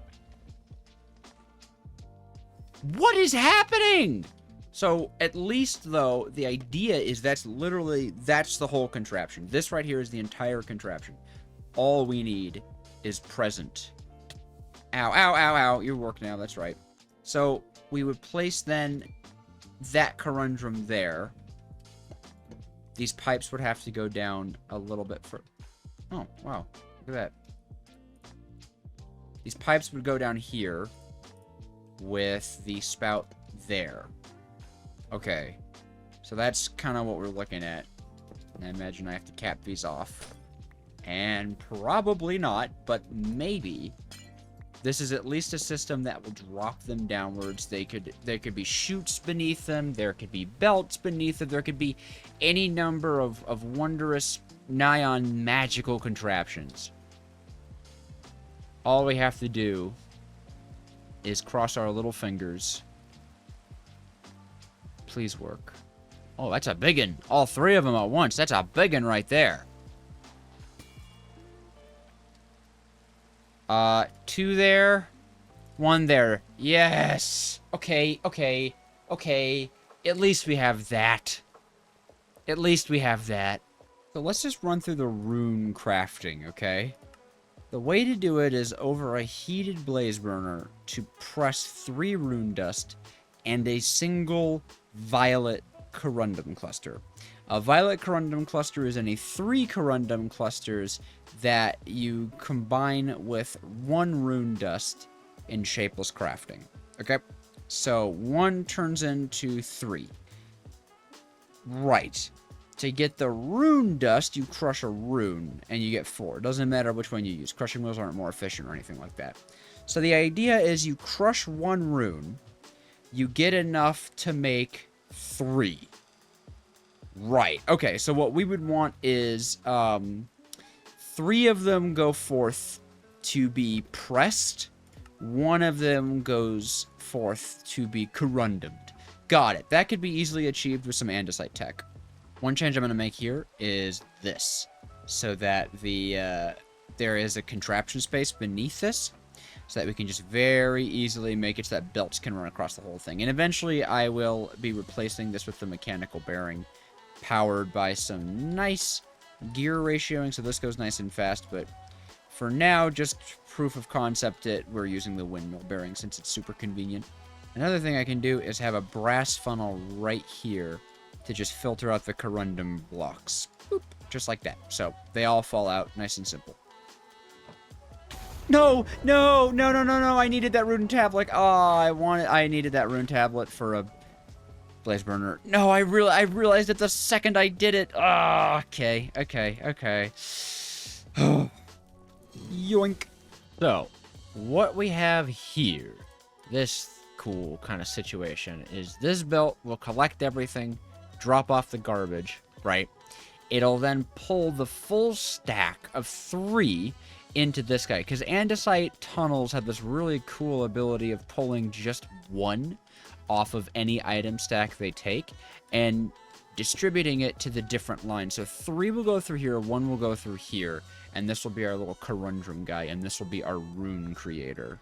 Probably thinking what we could do is have the mixer go here and a funnel popping into it like that, right? Because then we could literally have it output onto a weighted ejector that just pops the corundum into this guy. So that's pretty simple right there. And that weighted ejector will even just get powered. I can set that up right here. That is not what I want. That powered like that. Perfect. So yeah, okay. This is already setting up pretty nice. I'm starting to grasp this chapter much better. No, I was not.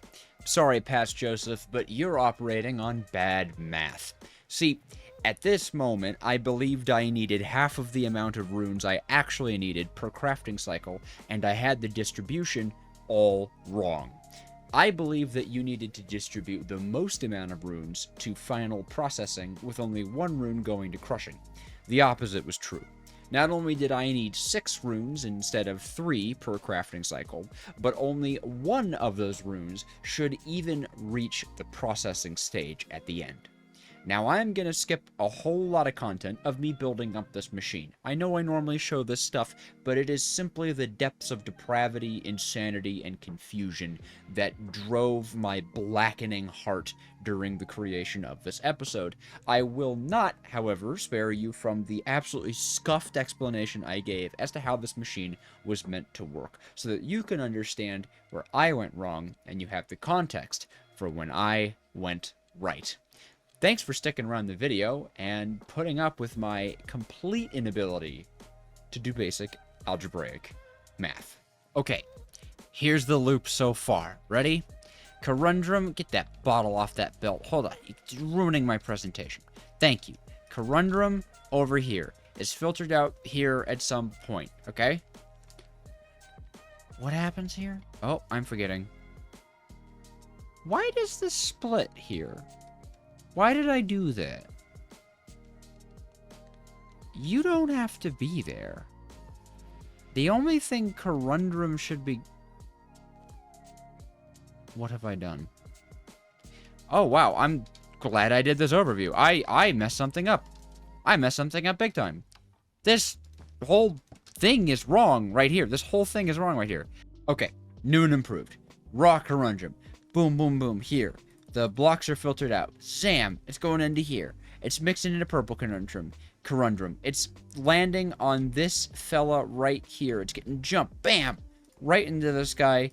Pressing with the rune dust, turning into 3 runes. This guy waits for 3 runes. Boom! Jumps him over here. One of those runes, zoop, gets turned into the rune dust over here. Crushed. Okay. 1 rune dust, wham! Goes right into this basin for turning into another rune.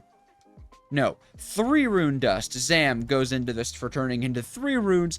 And 1 rune dust goes onto this guy, bam, for turning into more Corundum. There's the loop. We get... 2 runes, yes, 2 runes come out here for further processing. Holy, okay. I have to heat the blaze burner now. I hath forgotten the straw. And then potentially I could even do this to power the pump, which is pretty nice. And yes, 2 cauldrons are more than enough to power this guy. I know it. I checked it. Talked about it in the Discord because we got some knowledgeable people in there. So we should be 100% gaming. Except for the fact that I'm not sure how to power some of the stuff. But wiring is the next problem. Assuming that any of this functions even a little bit. And it's kind of hard to test. So we'll have to do a lot of assuming. But I think... we're in a good spot. I would call our spot a good one. A good spot. Man, I think this is looking like a bit of a mess. But I think it's looking like a mess that's gonna make me rich! Alright, let's make some large water wheels, alright? We're gonna make a large water wheel engine. I love to... Ow, my foots. Okay, I'm thinking I can build the engine pretty much right into the wall here. And I love calling them water wheel engines. It's such a silly thing to call them. And you know what? I'm yoinking you too. You're going to assimilate into the water wheel engine. Because it so looks like an engine, right? Like a bunch of water wheels lined up with each other totally look like an engine. I think... was it this episode? No, it was last episode that I answered the Q&A about what would I add to create mod. I would add like an official water engine. I think that would be really cool. Like alongside the Steam one, like a less powerful, but also way more convenient and easy to set up water engine. What am I looking at right now? Is this actually, is this a dungeon? Uh-oh. Oh God, that is inconvenient. Hey, oh man. All right. Go away. Oh, that's just lovely. Like, don't come in here telling me this is not engine-esque. This has absolutely no speed. I totally forgot we needed, like, 1 billion spaces to gear ratio this up. Alrighty. That is nice and fast. And should be good, I imagine. I like our engine. Water wheel engine. Sweet. And I guess at this point, it's about wiring, baby. Wiring, baby. The best part of Create. I actually really like it. I really enjoy, like, the problem solving required to get, like, a nice system down. You know, like a good, meaty system. Makes me happy. Oh, we're already off to a good start here. That right there, that's a good start. Whoop. Cool. Nice. That pulled back, okay. We're getting places. So far, we have no belts going in the wrong direction, and that is always a huge, like, boon. And now we do have a belt going in the wrong direction. But that happens. There's a part of this. Probably what I can do is that, and then just use another gearbox here. I know this isn't, like, the prettiest way of doing it, but it works, and this is all underground. Now, mirror, mirror on the wall. Will this work? Or will it fall? It does not worketh. But it could. It could worketh. Twere I only to do this. A boosh. Now it worketh. Good. Good. And the last thing to power. The last machine to rule them all. And I think I know how I'm gonna do it. Oh wait, no, I don't know how I'm gonna do it. Thinking about how I'm gonna do it. Hold on, let's think about a quick rewire here. A quick rewire. If I put a vertical gearbox down there, and a non-vertical gearbox there, I think. No, unfortunately, that does not give us quite the rotation we're looking for. What if then we actually pull a cog rotation here, and a vertical gearbox connects like that? Kind of weird. Kind of interesting. It's kind of goofy, but I think everything's powered. And this guy is good. This guy is good. So, let's simulate this machine. 3 Corundrum Crystal Boys come a Corundruming in. Alright? And we're just going to crush down this rune. And make sure everything works. So the rune gets milled and crushed.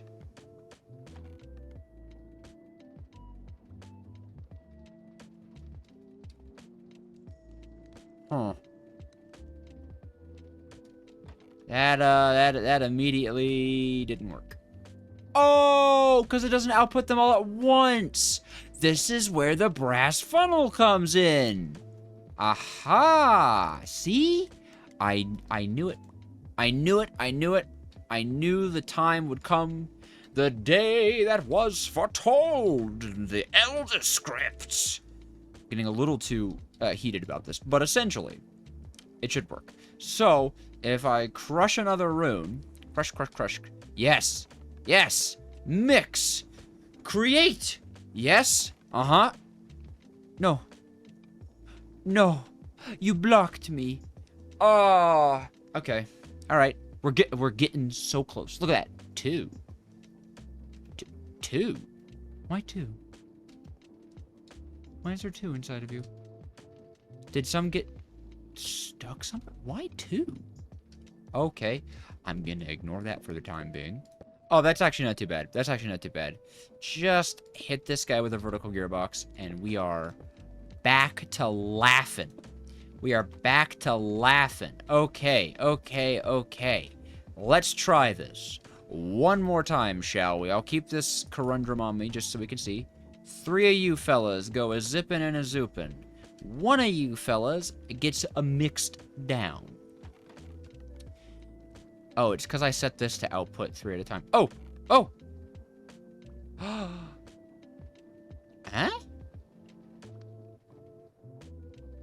Are you not entertained? Are you not powered? Oh, you're not powered. You actually are not powered. Okay. My bad. Boop.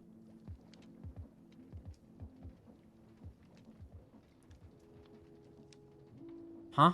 3 to 1. There's only 2 in this thing. Oh, because this thing got a little buggy.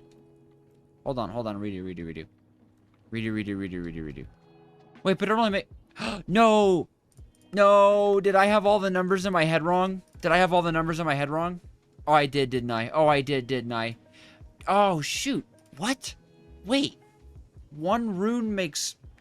1 rune? I don't quite... Or is it like 1 rune makes like a teensy tenthionth of her? I don't grasp it. I'm not quite getting it, guys. And that's not good. Okay, after scrolling helplessly through the official Arcane Engineering Discord, someone had mentioned that you actually need 6 runes, 1 of which you process, 5 of which you don't. So, let's try it.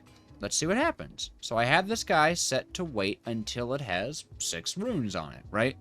I switched some of the belts around, so as you'll see, 1 goes to further processing, 5 goes to the land of compressing and stuff, and, whoops, that's all bunged up. Hold on. That's 15 here, so that does look like it works. Also, you don't, like, wait for a specific amount, right? Okay, yeah. You should probably wait until you have, 20 in you. Okay, and then I guess here is where we would test with some of our corundum. I'll just drop a big old chunk of corundum on there. That should... I mean, I guess it doesn't matter how much it has inside of it. So that should turn that into 6. Got it. 6. Yeah, that's the magic number. And then you're going to have 20 in you when you're done, right? Uh-huh. Yep. Okay, cool. Cool. I should probably be doing something with these runes instead of just throwing them onto the ground. But we have rune production! Runes are infinite. Oh, I haven't hooked that up. Runes are almost infinite. I have utterly perfected this machine. If you weren't here for the last live stream, then you wouldn't know that we got some violet corundum. We no longer need to actually grow yellow corundum and convert it into violet corundum. We can just get the violet corundum right off the bat. So this is going to reduce the complexity of this machine by a lot. In fact, literally the corundum is just going to run right into this guy. Like, all of this mess and madness does not need to be here anymore. I am so excited. Now, if you missed the stream, don't worry about it. There is a VOD, and you should definitely check it out. It was extremely productive and very fun. Check this out. Look at all these different toolboxes we made. You know, we got our utilities, and we got machines, and we got contraptions, and all the good stuff. We opened up all of our loot boxes, which was an absolute blast. Just an absolute blast. We got villagers, and it was an absolutely great time. I am really quite glad, though, that I even learned that violet corundum... Is it corundum or corundrum? Corundum. Okay. I'm glad that violet corundum grows in the world, because this makes our life so much easier. Automating this just became literally a lot simpler. Like, for one, a big thing is that this no longer needs to wait for 6. It only needs to wait for 4. So we've reduced our crafting cycle by a lot. Okay, this very nice machine is what we're needing to do. So, the violet corundum will come into here with the rune dust, which I have a ton of to start us off with, and it will be pressed into runes. This weighted ejector is going to wait until it has 4 runes on top of it, and then just poof it over to this belt line. This andesite tunnel will push 3 of the runes into the millstone, and 1 of the runes onto this weighted ejector, which will put it on this belt line. And this belt line is basically our processing line, right? This is where the rune will be processed in some way, shape, or form. The millstone will crush down the 3 runes that it has into 12 rune dust, which this will wait to output all at once, spit it onto this weighted ejector, spit that into the basin. And then that is our rune crafting loop. And violet corundum will grow very quickly. So to get that part done, we need to just briefly take apart this machine. That needs to be replaced. This is not going to be a windmill bearing. This is going to be a regular old mechanical bearing. There we go, these guys. So that we can spin it really, really fast. I forgot my glue. While I'm coming up here, I do want to show you, check this out. I finally did it. We have some semi-chicken farm. It's not automatic just yet, but I figure better to build a large amount of chickens before making a properly automatic one. Not a single baby? Really? There we go. There's a baby. Oh, there's the frightening music again. So you guys let me know there is a mob with a backpack on. Okay, this is actually pretty frightening now that I think about this. Why does that be one of the scarier? Is it you?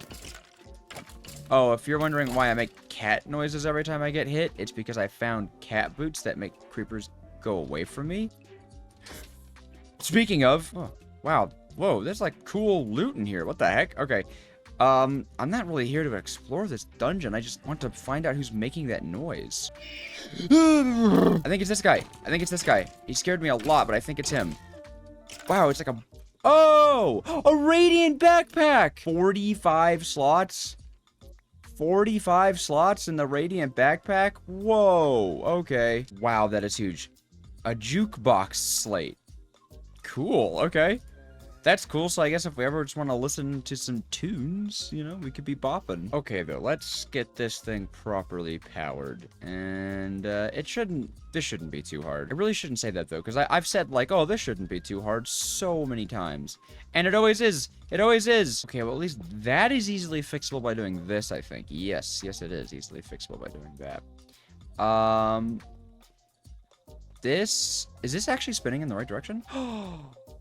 Whoa! DJojo knows what he's doing? Question mark? Pretty sure to get this thing finished, all we have to do is do these chain drives so we're not messing with any rotational power there, and then get this belt moving in that direction. And oh, we're missing power for the large cogwheel. Okay. Also, interestingly enough, I don't really think that should even be a large cogwheel, come to think of it, because I'm going to be using a starbuncle to give this 256. So let's replace this large cogwheel with 2 small cogwheels. All right, and with only like a medium amount of silliness, we have this now hooked up. I do believe, though, that means this guy is still unpowered, but that is so easy to fix with a gearbox. There we go. That is everything. That's really exciting. Oh, well, no, it's not actually everything. We have to get this guy powered, too. And I want to slap a starbuncle on this whole thing.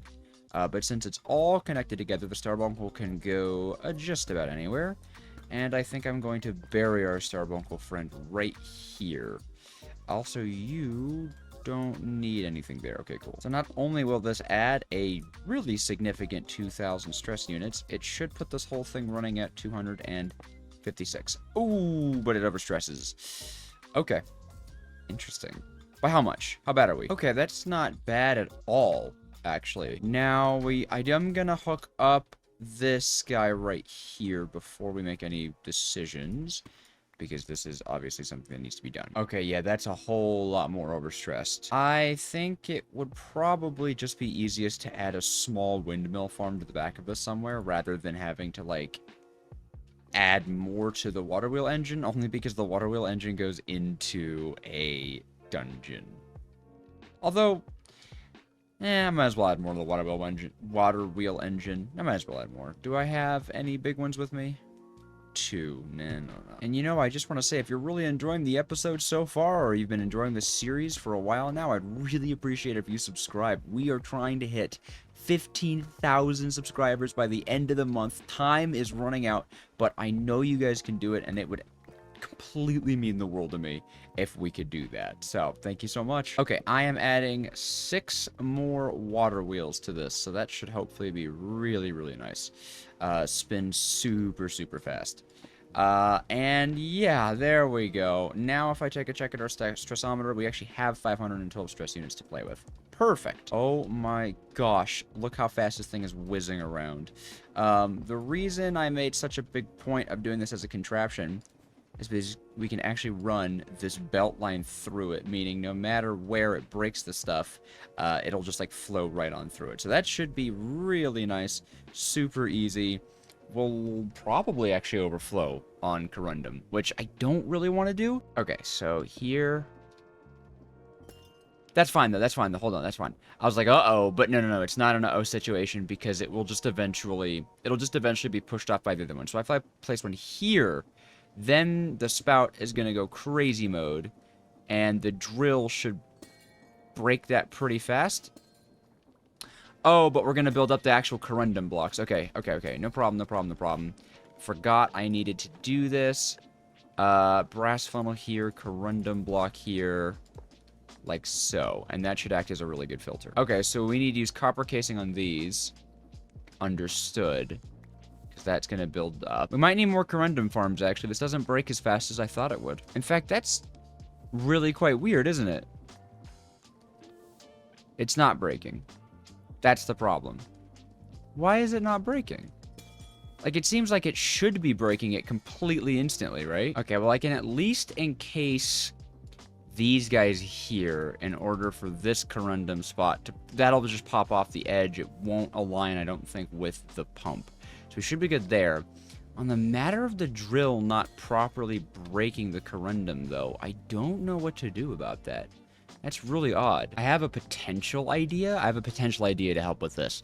If I replace this pump with a valve, and this is spinning in the right direction, cross your fingers, then it would take away a potential spot for the corundum crystals to grow, but it might mean that the drill is not on a contraption, so it breaks the blocks a lot more instantaneously, and I feel like that would just overall make the farm much faster, so I'm gonna go for that. Okay, so I can turn this into a fluid valve, and then we're kind of hoping here, this is a bit of a cross our fingers moment, that this works.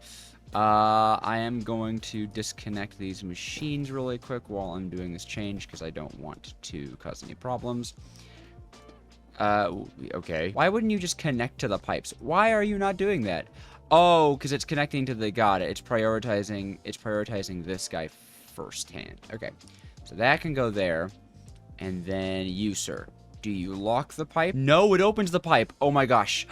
That is so lucky. That is so lucky. This is also, I believe, going to potentially reduce the amount of stress units we have to use for this build, so that's nice too. Okay, so now our drill is no longer on a contraption, which I feel like will make it just run more consistently, or at least my hope is that will make it run a lot more consistently, and we shouldn't have any problems with the corundum still, because the bigger corundum block will push it off. The drill should count pretty much as a full block for the purposes of, like, keeping them pushed over. Okay, yeah. So I just trying to, like, go through all the mental checklists of, have I just completely goofed this farm or not? But I think we're good. Let's see. Oh, that's much better. Now, I guess it's just based on the speed at which it grows. Although it does seem like there is a little bit of a problem with the blocks being pushed onto the actual corundum. But they get pushed off eventually. Yeah, and to just be a tad bit more lag friendly, I can go here and take a lava bucket and plop it right there. And now there's no problem with the corundum blocks building up. We've got 28 violet corundum if we ever need to expand this, but I don't know actually. I think this is starting to produce really fast. So at this point, our goal is to just finish up Magic Chapter 1.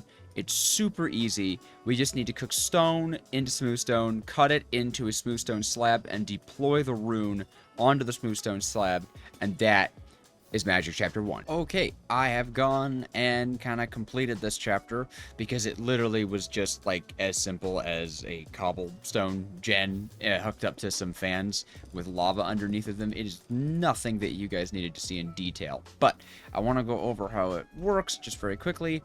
We have our runes that are for processing. They're going to go into this drawer that has a pusher upgrade, pushing into the deployer, waiting for stone slabs. Now, I just took this thing up, so we got a bunch of random cobble junk. We're going to be setting up the filters in a right now scenario.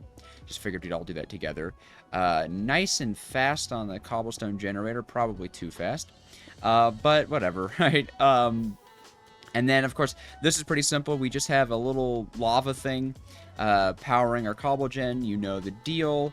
This guy, we are going to filter so that it only accepts stone moving through it.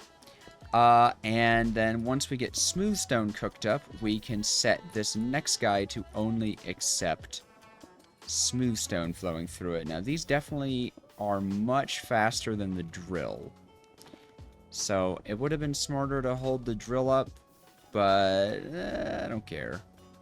I don't mind a little bit of excess. Like, what's the worst that can happen? Terrible lag? Probably. I feel like something is wrong here, though. Like, it's still not seemingly smelting into smoothstone, even though it very much should be.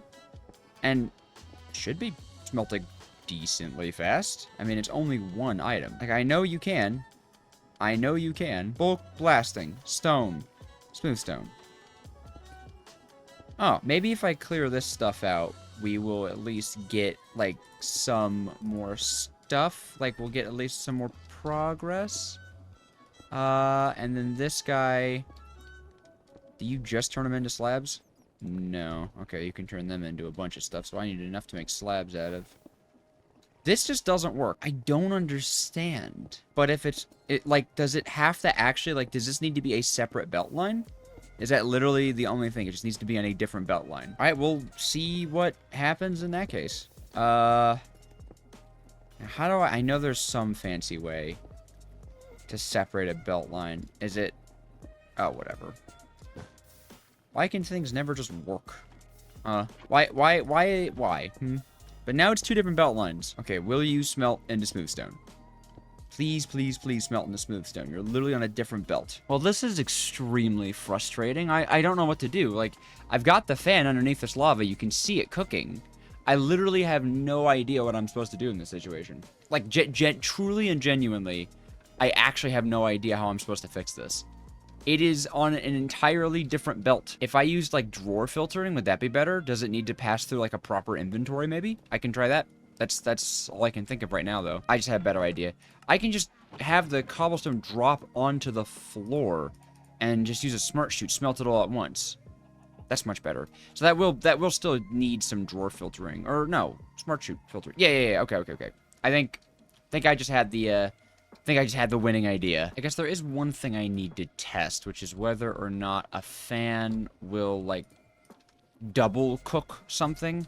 I guess is the best way to put it, right? Like, if a fan will cook something multiple times. So this one cobblestone, will it eventually turn into smooth stone? That is the important question here. Okay, so the answer to that appears to be no. It literally would need to be picked up by an inventory and dropped back down again. Alright, time to do a bit of rethinking. Alrighty, my thinking is being fruitful. So, while I do some redesigning, why don't we go into our Q&A of the day, coming in from the Discord, which is really closing in on that 1,000 members. This one's coming in from Surreal Design, asking if I watch any anime.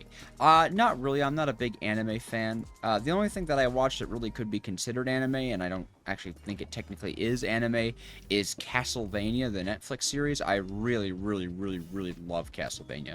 I'm actually showing it to Audrey right now, and she really loves Castlevania. If you haven't seen Castlevania, and you don't mind a little bit of blood, it is an amazing show. Oh, whoa! What? Where did you come from? Why are there skeletons falling from the ceiling? You know, why aren't there? That's what I should be asking. Why wouldn't there be skeletons falling from the ceiling? Okay, so this is what we got here. The cobblestone will drop onto this block, get blasted by this encased fan, and put inside of this drawer that'll spit it out, hopefully onto a fan that is blowing hard enough to instantly catch the items and blow them upwards. That we'll have to test in a kind of like right this second situation, because if it doesn't work, the whole kind of crux of this farm doesn't work. So, you know, it would be good to know that now. Alright, that should have them both blasting. Good. Whoop. What was that? Now. Oh, yes, it does work. It does. Okay, cool. It does not just instantaneously destroy it. So if I had cobblestone, which I don't, but if I did... Whoa, hey! I didn't even realize that happened. Okay, that's kind of cool. Still want to filter you. But if I had cobblestone, which kind of dope, then I'd be able to test this. So now it's just getting a cobblestone generator, putting it on top of a few chutes. Which are chutes in utils? I think I keep chutes now, right? Yeah. So, don't do that. Just making sure that we have some shootage. Nice. Alright, now that that's filtered, we can actually, like... Yeah, nice! Okay, cool. Runic tablet production. Alright, we just gotta get this last piece of the puzzle completed. Okay, so we're just about at the end of this. I should be able to... oh, I want to make sure all my inputs are set up because I had some tests. Okay, you got to input, output, input. Good. I filtered this guy. Beautiful. Fill you up with water. Connect you there. Infinite cobblestone. Nice. Okay, then the drawer. That should start filling up. Good. I think I literally just saw it, like, immediately spit out one of those guys, right? Did it not? Did it? Yes. Not oh, there. Yep. Okay. Whoa. Look at that. Beautiful. Absolutely beautiful. Why does cobblestone spill all over the place with this contraption? I have no idea. It's got, like, a chute and everything, and it only moves one at a time. Like, it's not like the chute is ever full. I have no idea. Why does it do that? Why do you do that? Oh, I guess it's that open block space there. Okay, so I guess if I were to patch up that area, would that stop that? Because it's super annoying to have that happen. I don't like it at all. But otherwise, that is Chapter 2. Or Chapter 1, Magic. Chapter 1, Magic. What? We definitely do need to upgrade our rune production. Yeah. I've got a few ideas on how to make this run faster, but honestly, for now, I don't even know how much of this stuff we're going to need, so we could be totally fine. Now it's kind of just a matter of completing all the quest parts, so I just need to make sure I'm, like, touching all the things that need to be. Hopefully I have smooth stone up here somewhere. Probably not. I'll just smelt it normal, though. Alright, this should be the completion. Yeah! There we go. We get an Artificer's bag and an Artificer's Legendary bag, as well as 16 additional runic tablets, and finally we can head into the progression and say that we've done it. Let's do the next chapter, unlocking Magic Chapter 2, which looks so much easier. Okay, look at this. This is so much easier. I am free from the corundum until, of course, I go to upgrade the machine again.